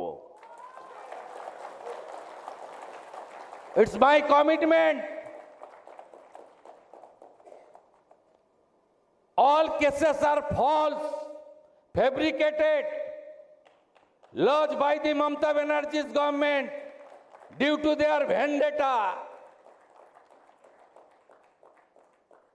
এই জিনিস চলতে পারে না মুক্ত কর ভয় আপন মাঝে শক্তি ধরো নিজেরে কর জয় তাই নরেন্দ্র মোদীজি বলেছিলেন ভয় আউট ভরসা in And now slipping into a very short break, but we'll be right back with you with more updates on the other side. Coming up next, Sirsa Dera Chief Gurmeet Ram Rahim currently lodged in Sunaria jail in Rohtak and serving 2 separate 10-year sentences in Dera Sacha Solar rape cases has been granted 21 days of furlough. Coming up next.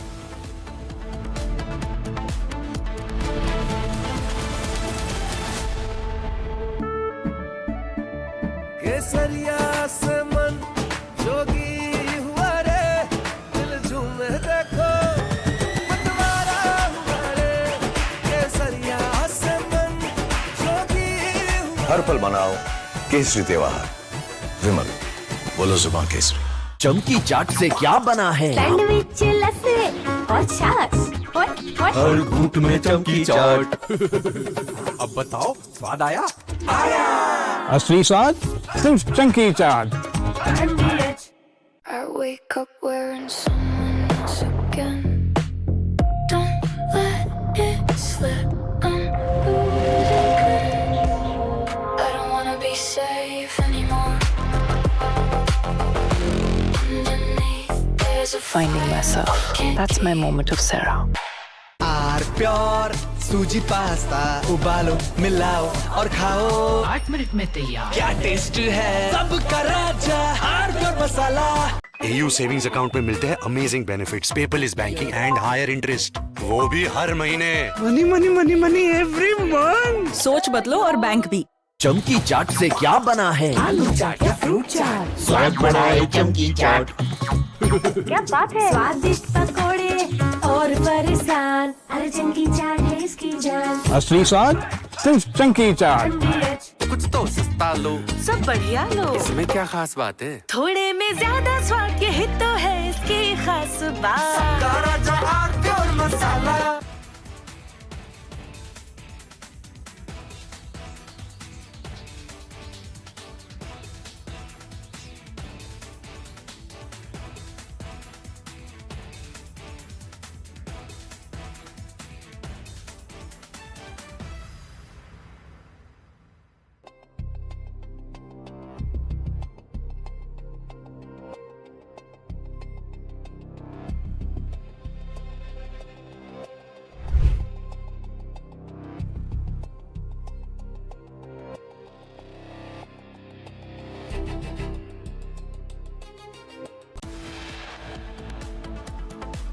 Coming up after a very short break, a video emerges of Karnataka BJP MLA's daughter slapping police official. BJP MLA B. Suresh Gowda now says sorry. Coming up next.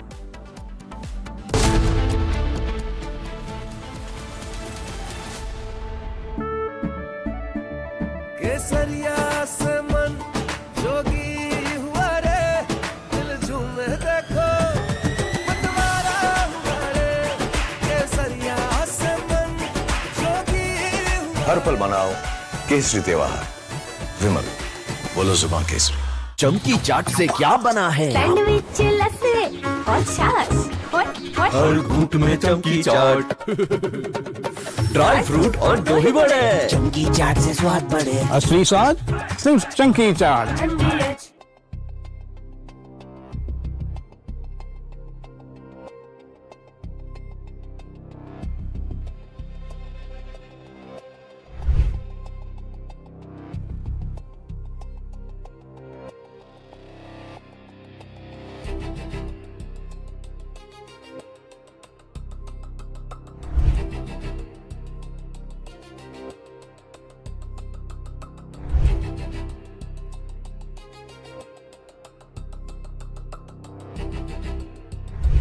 Scott Bessent. From Asia's largest news headquarters, setting the agenda for Bharat.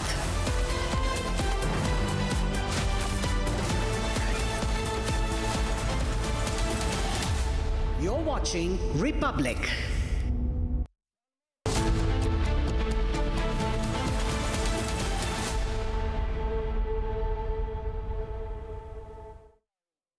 And now, viewers, we request you to join us on Republic as we celebrate a voice that has given Indian music some of its most unforgettable moments. From the soulful melodies to the high-energy anthems, Shankar Mahadevan has consistently pushed the boundaries of Indian music while staying rooted in its soul. A singer, a composer, and a performer whose voice can move from classical brilliance to contemporary magic. Shankar Mahadevan has created music that generations continue to connect with. And now we celebrate the legend himself, the voice and the incredible journey of Shankar Mahadevan. Catch the special tribute only on Republic TV. It's time now for the headlines.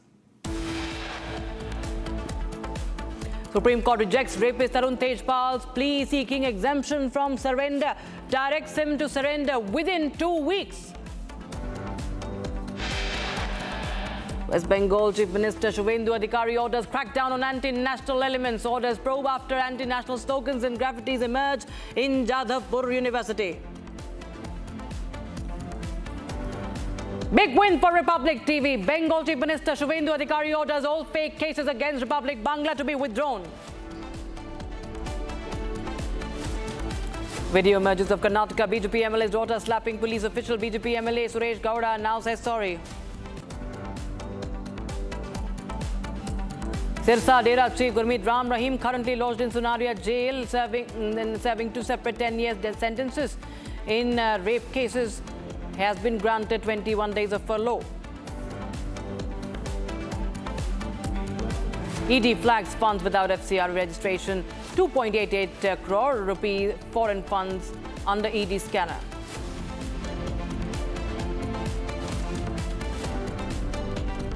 NSA Ajit Doval is on a 2-day visit to China, meets Chinese Vice President, talks scheduled with his Chinese counterpart, Chinese Foreign Minister Wang on the border and boundary issues.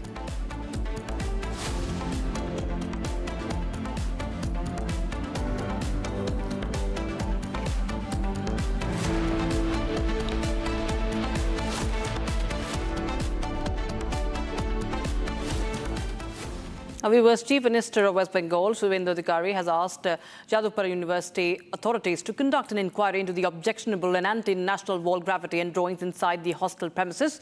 And on a social media platform X, he has shared a video of the graffiti and has added that the campus premises must not be used for platforms for spreading propaganda and anti-India sentiment. Now, viewers, the Chief Minister's office has also received concerning videos like the ones we are running right now and photographic representations to the CM's grievance cell. You can see what all has been written on the walls, the Chashme Awam vision of masses, so on and so forth. There are many such slogans that have been written. These are also, we've seen that even there have been clashes also that have broken out between ABVP, the SFI students, the left and the right-wing student organizations. And you can see the break fascism and such graffiti on the walls of Jadavpur University. 19th and 20th of August was when the clashes had broken out between the activists of the Students' Federation of India, that is the CPIM student wing, and the ABVP outside the Jadavpur University in South Kolkata.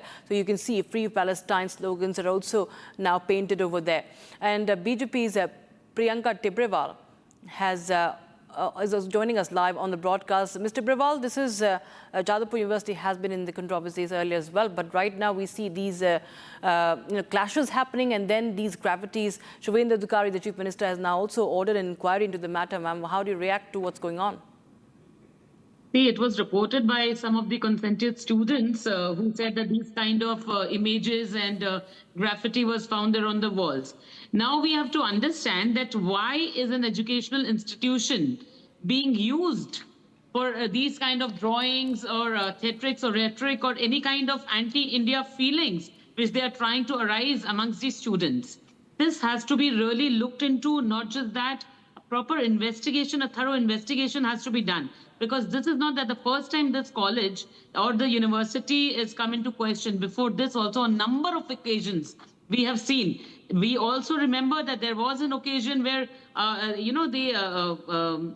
the then member of parliament, who was a member of parliament, Babul Supriyo, with Bharatiya Janata Party, visited the college and the university, and he was surrounded inside the university and was not allowed to move outside.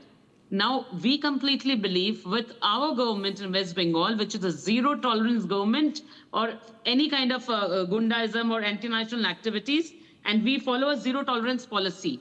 So the campuses and these educational institutions, stringent action should be taken in these places where we believe that no kind of politics or anti-national or anti-India activities should be encouraged in these colleges. So the university has to seriously look into this, because this is not just by chance, but this is on purpose that these kind of things are prevailing in the university.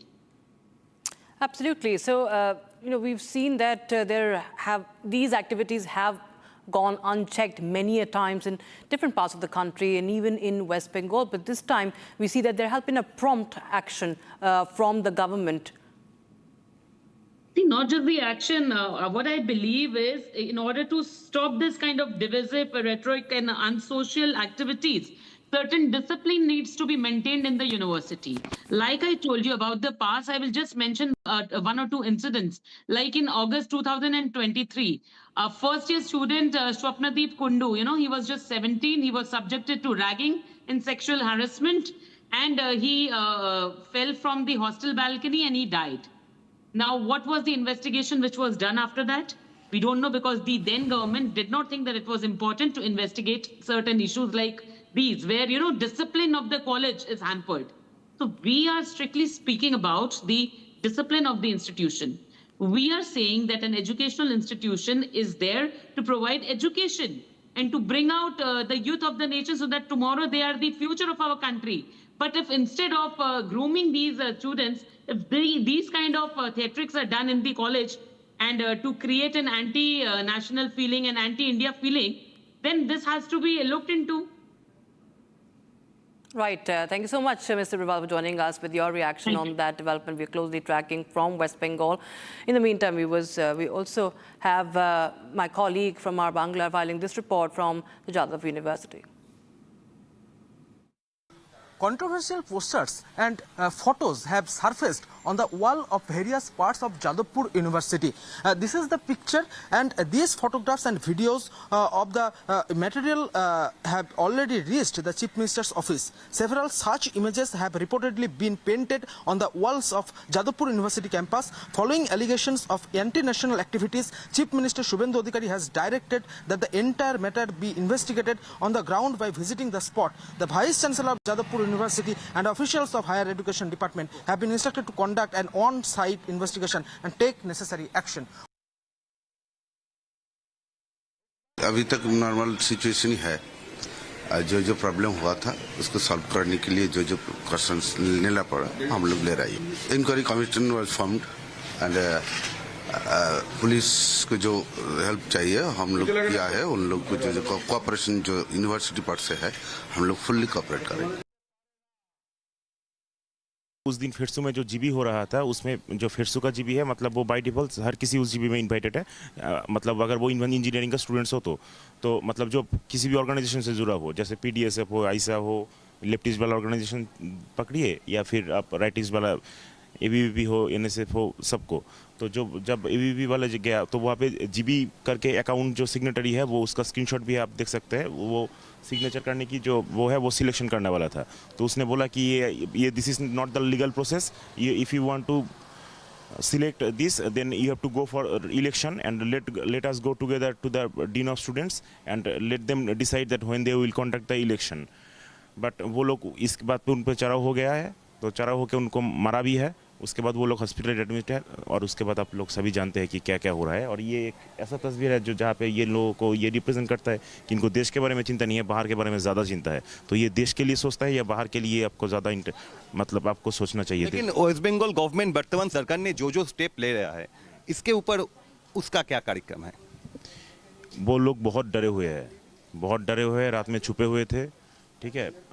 लेकिन ये बात स्पष्ट है, अगर हमारे ABVP के किसी भी कार्यकर्ता पे एक भी आंचड़ आएगा, जो करना है हम करेंगे। एकदम सिंपल क्लियर मैसेज है। और गवर्नमेंट हमारे साथ है, जो क्योंकि हम लोग लीगल है इसीलिए गवर्नमेंट हमारे साथ है। तो इस बात से हम लोग हमारे एबीवीपी की यूनिट की तरफ से गवर्नमेंट का भी बहुत बहुत धन्यवाद करता हूँ। And viewers, we have some breaking news coming in from the national capital. This is amidst the outbreak of swine flu cases. Now, CM Rekha Gupta has called for an emergency meeting on swine flu and the rise of swine flu-related cases in the national capital. The H1N1 situation, the Chief Minister says, is under control. Around 3,000 cases have been recorded, viewers. But Rekha Gupta right now is holding a meeting. But the Health Minister says that the situation is under control. Health Minister Pankaj Singh also said that isolation wards have been set up across Delhi hospitals, and all this amid the H1N1 surge. So isolation was set up across the national capital, says the minister.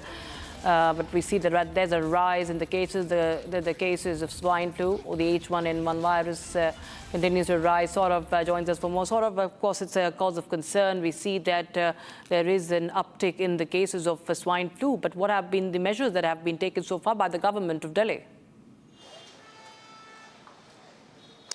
Right, Rakshita, the H1N1 case, which is also popularly known as the swine flu. The cases of swine flu have sharply recorded a rise in the national capital, as nearly 3,000 cases, active cases have been registered in Delhi right now. And as we speak, Delhi Health Minister Pankaj Singh has also said that all the hospitals should be equipped with the necessary medicines and the emergency supplies so that this health crisis can be taken care of. They have also ordered all the Delhi government hospitals to make an isolated ward in which the cases of the swine flu will be treated. And this H1N1 strain is developed over the years, and that is why it is spreading so rapidly in the national capital. However, the doctors are claiming that this strain is new, and this is catching people because it is a new developed virus and it is strong more than ever. And they have said that this is causing because of the monsoon season and the humidity in the weather. They have also advised that the vulnerable group of people, including the senior citizens and the children, should be made aware of the whole situation, and they should be kept in the home only. And they have also said that they should not get into the crowded places, and if anyone is sneezing near them, they should take precautionary measures and they should wear masks in this situation. However, Delhi Chief Minister Rekha Gupta has also called for an emergency meeting in this regard, and they have this meeting will focus on how rapidly these cases are increasing in the national capital and what measures, more measures could be taken so that this cannot turn into a major health crisis in the national capital. However, Delhi government hospitals have been equipped with all the necessary supplies and the medical supplies, including the oxygen and the necessary medicines which are required in the swine flu infection. These are the latest details which we are fetching from the ground, Rakshita. All right, thank you so much, Saurav, for joining us with details coming in on that story. With that, viewers, we are now shifting our focus to breaking news coming in from Karnataka, where it's a major setback for actor Darshan in the Reena Kwasamy murder case. The court has approved Pradosh as approver in a major development now in the case. The 59th. The court has accepted Pradosh's plea to turn approver in the Reena Kwasamy murder case. Now, viewers, who is Pradosh? Pradosh was earlier an accused in this case, and he's now going to become an approver. That is, as a witness. He's required to disclose the truth and facts about the case that are known to him. The court will record his statement subsequently. Pradosh has been directed to remain in jail until the trial concludes, and if he fails to disclose the truth or comply with the conditions, he could lose his approver status and be treated as an accused again. Now, the accused appeared before the court through a video conference. So there is another setback for actor Darshan, who is the accused number 2 in this case, Reena Kwasamy murder case. And this is an update coming in on that case, that one of the accused is now turning an approver. And viewers, this is the breaking news we have right now. Court had also earlier rejected Darshan's plea for physical presence, allowing video conference. And the case continues. And this was a brutal murder of Reena Kwasamy, who was allegedly threatening Darshan's friend. And now what we are understanding is that one of the accused is turning an approver. Two of them earlier, 2 weeks ago, two accused in this case had sought approver status. And my colleague Aditi is joining us live at the broadcast from the newsroom for more.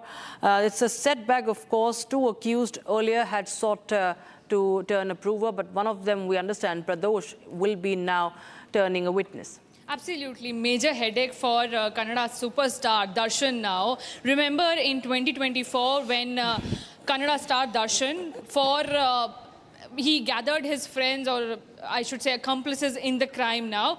And Renuka Swami, who was a fan of Darshan, he was brutally attacked, and the post-mortem report stated that 52 times with blunt object he was brutally killed by these people as alleged in the FIR and in the post-mortem report that came out. In 2024, in June it happened. The allegation was that Renuka Swami was trolling and stalking Darshan's then girlfriend or female friend, Pavitra, after which this whole case fell out, and now the trouble is mounting for Darshan as one more person is going to turn approver, which will only add more gruesome details will come out now. What happened on that day when Renuka Swami was murdered by allegedly Darshan. We have Abhishek also joining us on the broadcast from Bengaluru. Abhishek, tell us more details. What are you picking up from the court? Well, with respect to Renuka Swami's murder case, actor Darshan is already behind the bars and is experiencing the sentence which has been laid on by the Karnataka High Court. On the other hand, his very own friend Pradosh has turned into an approver. He had previously approached the court stating that he wants to turn into an approver in this particular case because he claims to be an eyewitness in this particular case and he knows what had happened previously, and he also knew how the body was supposed to be disposed of, and he was in this particular murder incident from level 1 to level the last level. So this might be a major setback to Darshan at this particular time because the court has also laid a condition where it has mentioned the fact that if at all Pradosh is found guilty of making any false statement, he will be turned into an accused again with another additional punishment. But if at all his statements are turning towards the truth, and there might be chance for him to get out of the jail probably even before the due date, or he might be, the consideration is that the sentence might be reduced in Pradosh's case if at all he gives any true answers or he gives any data which is very approving of Darshan's involvement in this particular matter. So we will have to see what happens in the next due course because the accused Pradosh has appeared via video conference to mention that he is ready to become an approver, and we will have to see what happens in the next couple of days. All right. Thank you so much, Aditi and Abhishek, for joining us with details coming in on that story. Now we shift our focus, viewers, to the other stories that we are talking for you, and this is in connection with Ram Rahim's another release. In total, 17 releases have taken place, viewers. 17 times the convict has been out on jail. The area such as Sauda Chief, Gurmeet Ram Rahim is now out on furlough. The convicted rapist serving a 20-year sentence for raping 2 women disciples has been granted another 21-day temporary release. This is Ram Rahim's 17th temporary release since he was jailed, and what makes this release significant is that unlike several early outings at the Barnava in Uttar Pradesh, the data chief is once again allowed to stay at the Sirsa headquarters. Here's more. Rape convict Gurmeet Ram Rahim is once again walking out of the prison, this time on a 21-day furlough.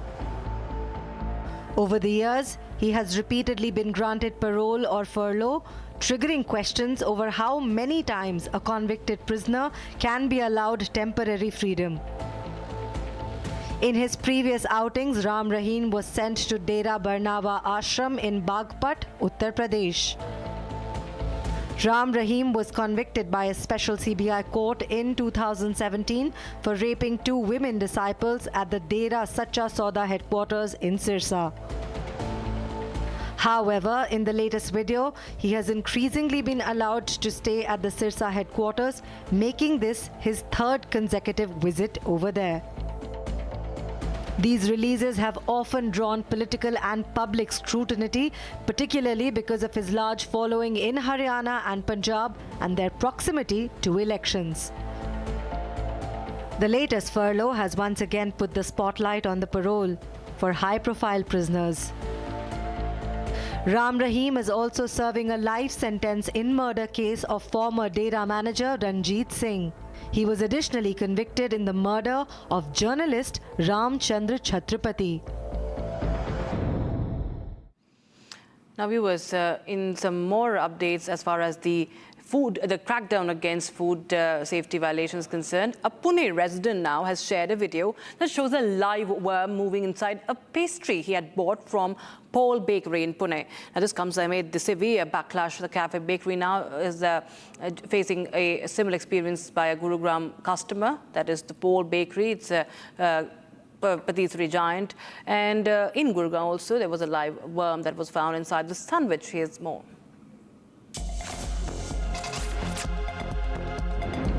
Another shocking video has surfaced online that has raised concerns over food safety. A resident of Pune has shared a video where a maggot was found inside a pastry. The pastry, which had been bought from the Paul India outlet in the city, had a live worm moving inside the eatable. The post comes a day after another customer's similar experience at Paul India's Gurugram outlet, where he found a live worm inside a sandwich. The resident who bought the pastry from the outlet located in Phoenix Market City Mall soon shared a video showing a live worm moving inside the pastry. However, there have been no response yet from Paul India's Pune outlet regarding the customer's video. The concerns raised over food safety highlight the need for stricter monitoring, proper hygiene practices, and greater accountability. Now, days after CCTV footage of a woman police sub-inspector on duty being assaulted and threatened by the daughter of a sitting BJP MLA at a temple in Karnataka's Mandya district went viral, Republic has now spoken to the BJP MLA Suresh Gowda.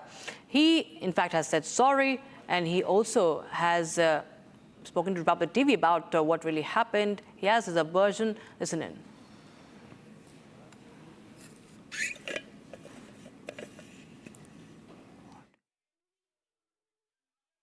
Actually, on that day, Bhima Amavasya, I think 12th of August, the incident was happened.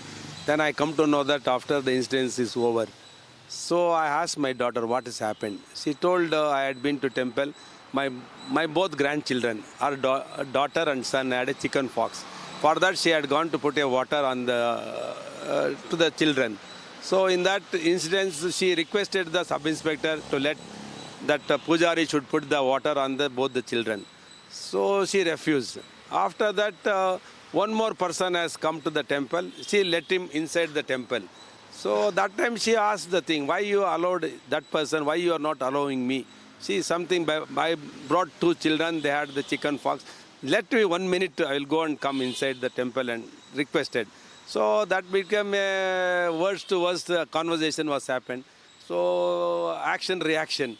What my daughter has said, something, what the sub-inspector has told, I don't know. Police officers always, they have pressure in the public places. Because huge crowd was there, they have to control it.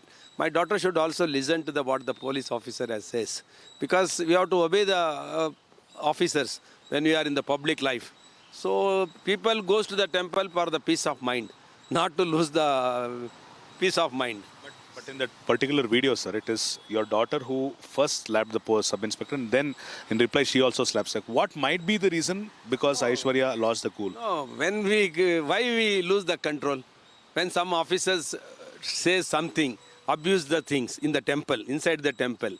Okay, my daughter says she abused the thing, my husband, my children, all this, that's what I control the thing. I don't know what exact it is.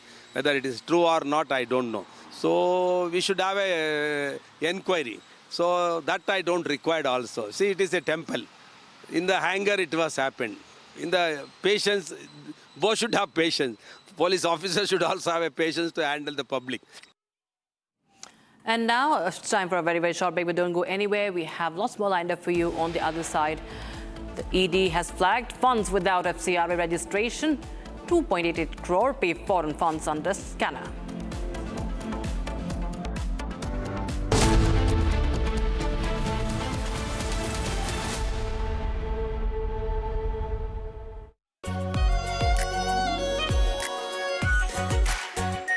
R Pure Shahi Paneer Masala. Delicious, healthy, every day.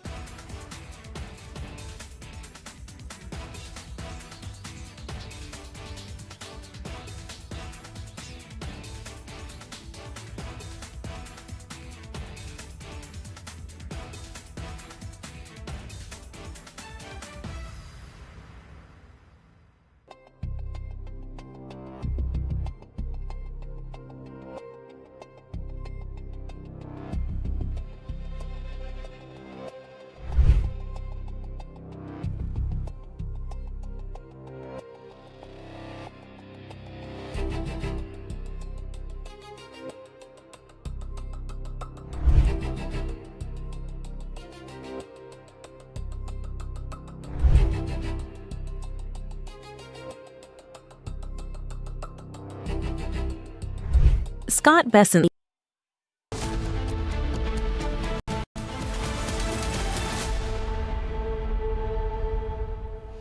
Welcome back, viewers. A major H-1B visa shock for skilled foreign workers, and especially for Indian professionals coming in. Now, the Trump administration has proposed an additional $103,265 fee on H-1B applications subject to the annual cap. The move comes after a previous $100,000 H-1B fee was struck down by a U.S. court. Vice President J.D. Vance has now made the administration's position clear. American companies that need workers should hire and train Americans first themselves. India stands to be among the countries most affected, with Indian nationals accounting for about 71% of the H-1B beneficiaries in the fiscal year 2024. Here's more. A fresh H-1B shock from the Trump administration. $103,265. That's the additional fees the U.S. Department of Homeland Security has proposed for the H-1B cap subject petitions. This isn't just for the applicants coming from abroad.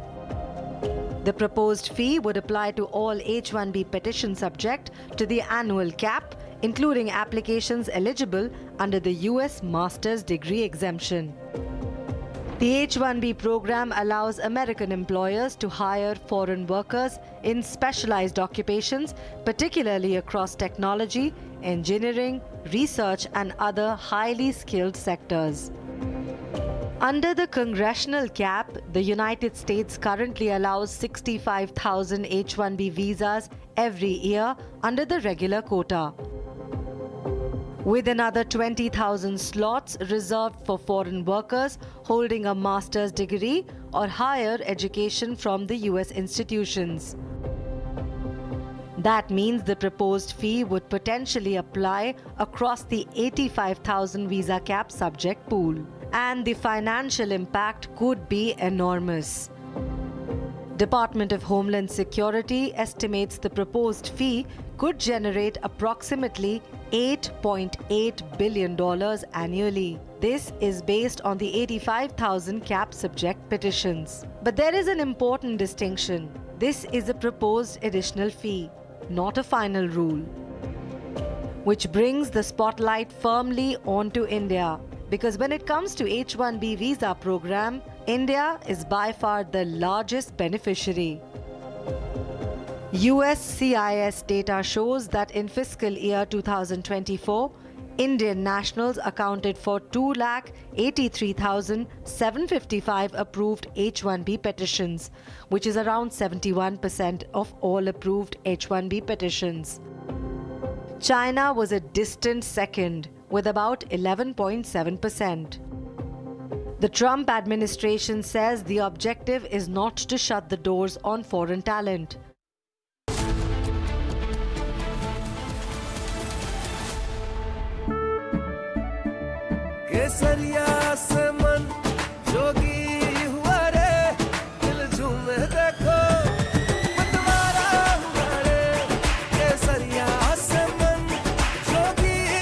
हर पल मनाओ केसरी त्योहार विमल। बोलो जुबान केसरी। चमकी चाट से क्या बना है? सैंडविच लस्सी और छाछ हर घूंट में चमकी चाट। अब बताओ स्वाद आया? असली स्वाद सिर्फ chunky chaat.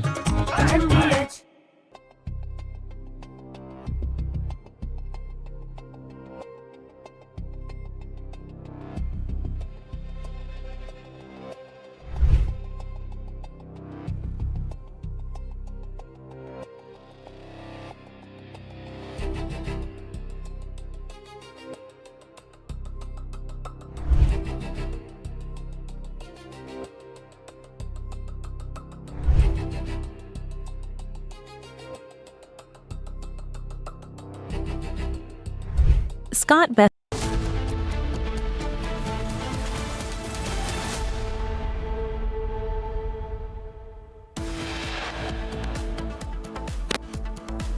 Supreme Court rejects rapist Tarun Tejpal's plea seeking exemption from surrender, directs Tejpal to surrender within 2 weeks.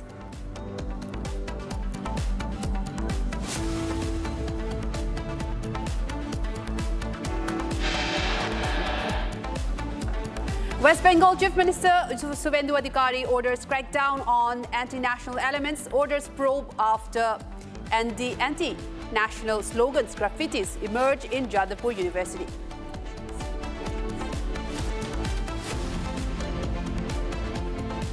Big win for Republic. Bengal Chief Minister Suvendu orders all fake cases against Republic Bangla to be withdrawn.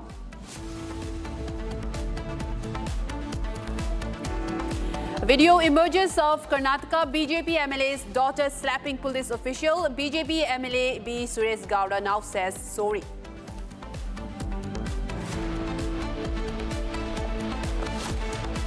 Sirsa Dera Chief Gurmeet Ram Rahim serving 2 separate 10-year sentences in the Dera Sacha Soda rape cases has been granted 21 days of furlough.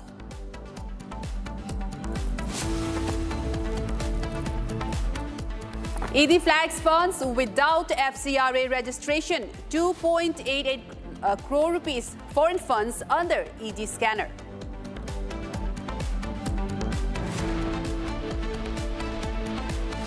Actor Kriti Sanon's Raksha Bandhan ad sparks row. BJP MP Kangana Ranaut calls actor stop bikini. In fact, Kriti Sanon hits back, says why women should be judged based on clothes.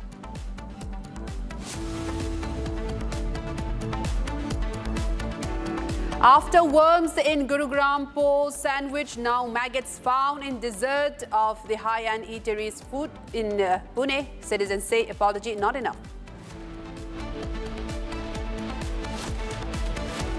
NSA Ajit Doval is on a 2-day visit to China amidst Chinese Vice President talks scheduled with his Chinese counterpart.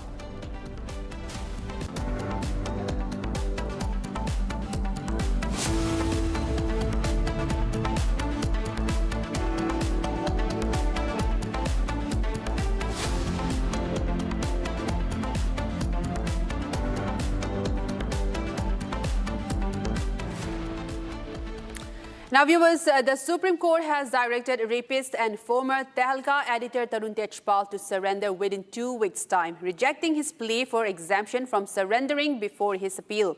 The Goa bench of the Bombay High Court on August 6 convicted Tejpal and sentenced him to 10 years in prison for raping a former colleague in 2013, overturning his 2021 acquittal in the case. And now, viewers, in this, the Supreme Court has heard a plea, and he was trying to seek an exemption of surrendering before this on August 6. In fact, the Bombay High Court of the Goa bench have sentenced him to 10 years rigorous punishment, rigorous imprisonment on the 2013 rape case. And now, after this exemption has now been rejected by the Supreme Court. My colleague Sarthak joins us to give us more details on this. Sarthak, give us more details and what exactly went down in the court during the hearing. This was a plea that Tarun Tejpal's side has filed at the Supreme Court, trying to exempt this particular, for him to surrender. And now the Supreme Court has said that he should be surrendering within 2 weeks' time and also should furnish the surrender certificate to the court.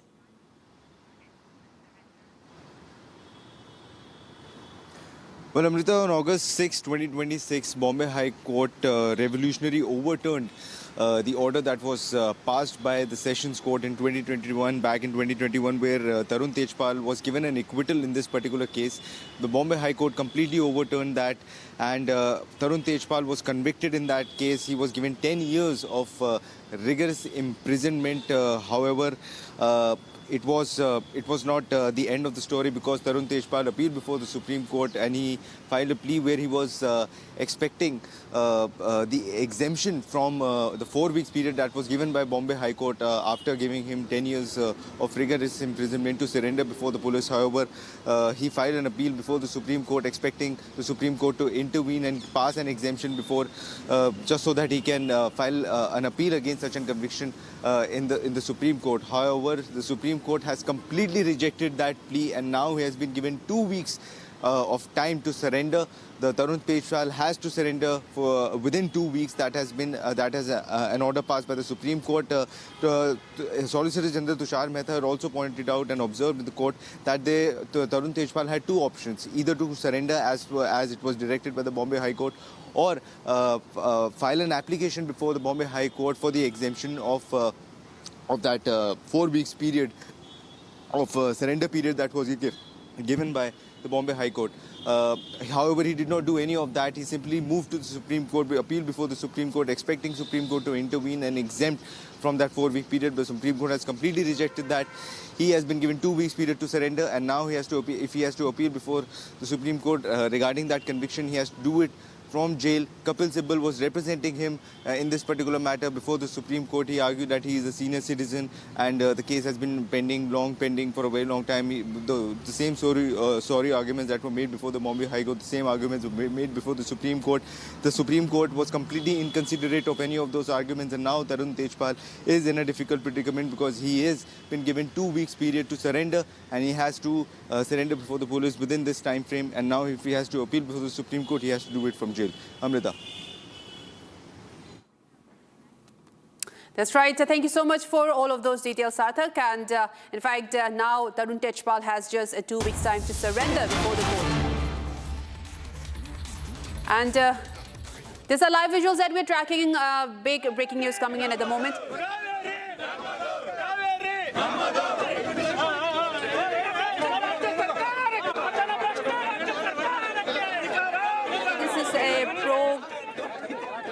These are pro-Canada protesters. They are protesting against the Kaveri water dispute, and we can see them being hauled over in a police vehicle as well. This is after a protest broke out. There's live visuals that we're tracking, and this is on the Kaveri water dispute. Pro-Canada protesters, they are demanding against the Kaveri water dispute row that has been gripping the state, the two states in fact. We're getting to see that some of them being hauled over in a police vehicle as well after this protest broke out. We're trying to know of the details into what exactly happened on this, and this is the live visuals that we're tracking on the Kaveri water dispute, where the several protesters have been holding out protests, and pro-Canada protests that we are getting to know now. And this is on the Kaveri water dispute. In fact, we're getting to know that the protesters are being taken over in a police vehicle as well. And we're trying to get more information on this as it happens.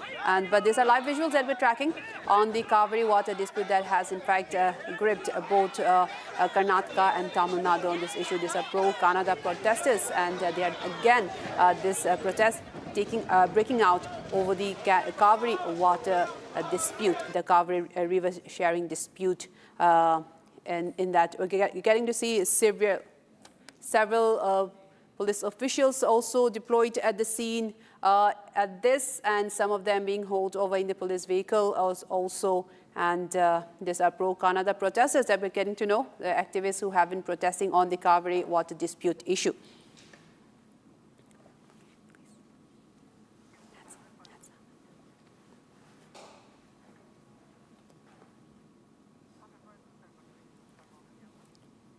And moving on to another top story, Chief Minister Rekha Gupta has called an emergency meeting as swine flu cases nears 3,000.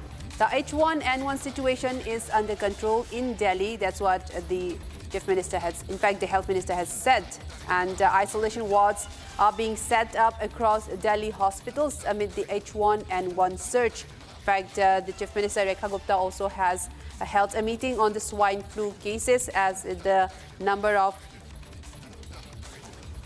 the cases has risen to 3,000, and we're getting to know that there have been isolation wards that are put in place. The Health Minister has said that the situation is under control, and despite that, the Chief Minister has held a meeting on the cases rising, and so far 3,000 people have been detected in this. My colleague joins us, Saurav, to give us more updates in this. Saurav, can you break it down for us? We know that you have spoken to various people outside of the hospital as well, and we're getting to know that the Health Minister has said that the situation is under control, although we're getting to this information, this reports that the number has touched 3,000 cases. H1N1 virus continue to rise. Give us more details on this. Right, Amrita, you rightly mentioned that the cases are rising in the national capital of the swine flu, which is also known as H1N1 virus. And as per the official figures in Delhi currently, there are 3,000 active cases of the swine flu.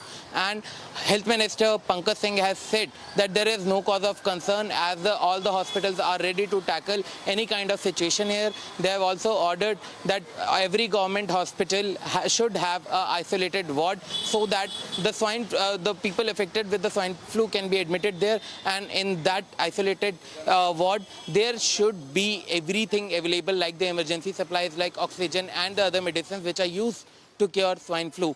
However, Delhi Chief Minister Rekha Gupta has also called for an emergency meeting in this regard, and they have also instructed all the hospitals to get ready to tackle any kind of health crisis situation which can emerge in the national capital. However, the doctors are saying that this sharp uptick in the swine flu cases is due to the weather and the people visiting the crowded places and getting infected from the others. And they have also advised that the children and the senior citizens who comes in a vulnerable group, they should be made aware of this whole situation, and they should not go out of their houses if it is something necessary.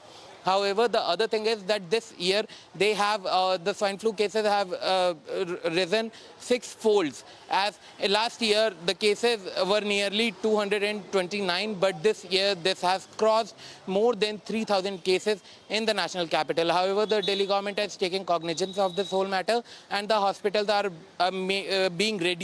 becoming ready to tackle any kind of health crisis situation which can arise in the national capital in the near future due to the rising cases of the swine flu. This is the H1N1 strain, and the doctors have said that this strain has become strong over the period of time, and due to this only, this has the capital has seen such a uptick in the swine flu cases. Back to you. That's right. Thank you so much for all of those updates. And in fact, Republic also spoke to the doctor who has been in charge of overlooking this H1N1 cases. Let's take a listen into what he had to say.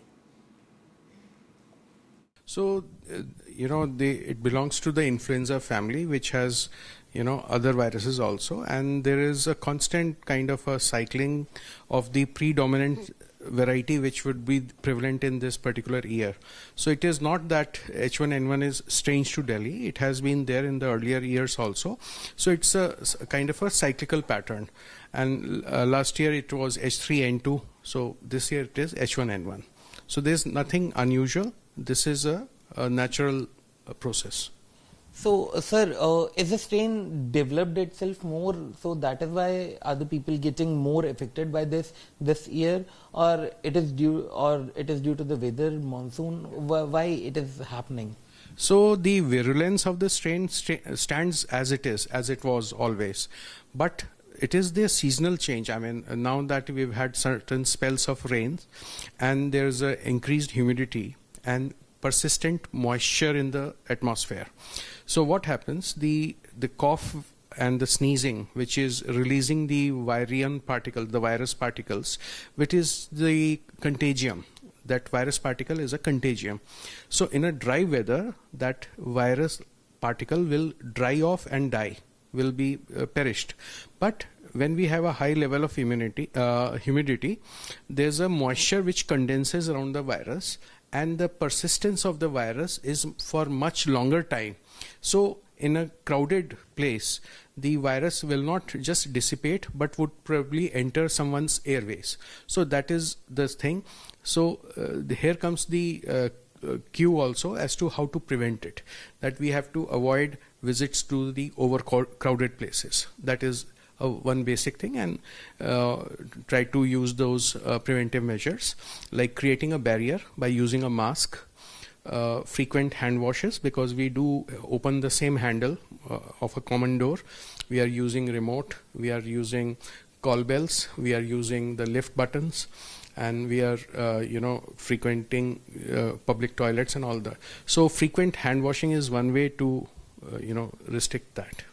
So, sir, any particular age group is more affected or vulnerable to this whole situation, like children, adults, senior citizens, and what precautionary measures should they take to avoid this? So it is always the two extremes of the ages, the young ones, the children, as well as the elderly senior citizens, who are more prone medically to pick up the infection. And on top of that, persons who are suffering from chronic kidney disease, bronchial asthma, chronic obstructive pulmonary disease, commonly known as COPD, or bronchitis, diabetic patients who are not so well controlled, so they are more prone to get it. Then it should be a universal precaution for all of the senior citizens. And the basic precautions, as I earlier mentioned, is avoiding the visits to crowded places is one of the most important preventive measure. Second is wearing a mask. Third is frequent hand washing, and that would cover. And there's a vaccine also which is there, the tetravalent influenza vaccine, which covers for H1N1 swine flu also. So every year around this time only we get the new batch of influenza vaccine. So that should be taken on a regular basis by all the persons who are more at risk. So as we have seen, the cases is rising suddenly. So is the national capital ready to handle such kind of a crisis situation? Yeah, I think it is. The government has already taken a proactive step, and as has been notified by the health ministry, both the state ministry and the central government, the precautions are already in place. So I'm very confident about our healthcare system, and with the COVID experience, we all know what all are the do's and don'ts and how to get into action for prevention. And now, viewers, moving ahead to another story. The Enforcement Directorate has probed a Rajasthan-based Protestant pastor for allegedly receiving over 2 crore in foreign funds without FCRA registration, which it claims were used for proselytization and conversion activities among SC and ST communities. Acting on intelligence inputs, the Enforcement Directorate searched the premises of the pastor, Ravi Mohan of Hope Ministry, and his wife Gunjan Sharma, alleging that they received a total of around 2.34 to 2.88 crore rupees in donations, primarily from US-based donor Thomas Eugene Lynch, founder and president of the South Carolina nonprofit Give Back to Humanity Incorporated. And the agency also said that the Paharia remained in regular contact with foreign nationals and organized religious gatherings targeting underprivileged and tribal groups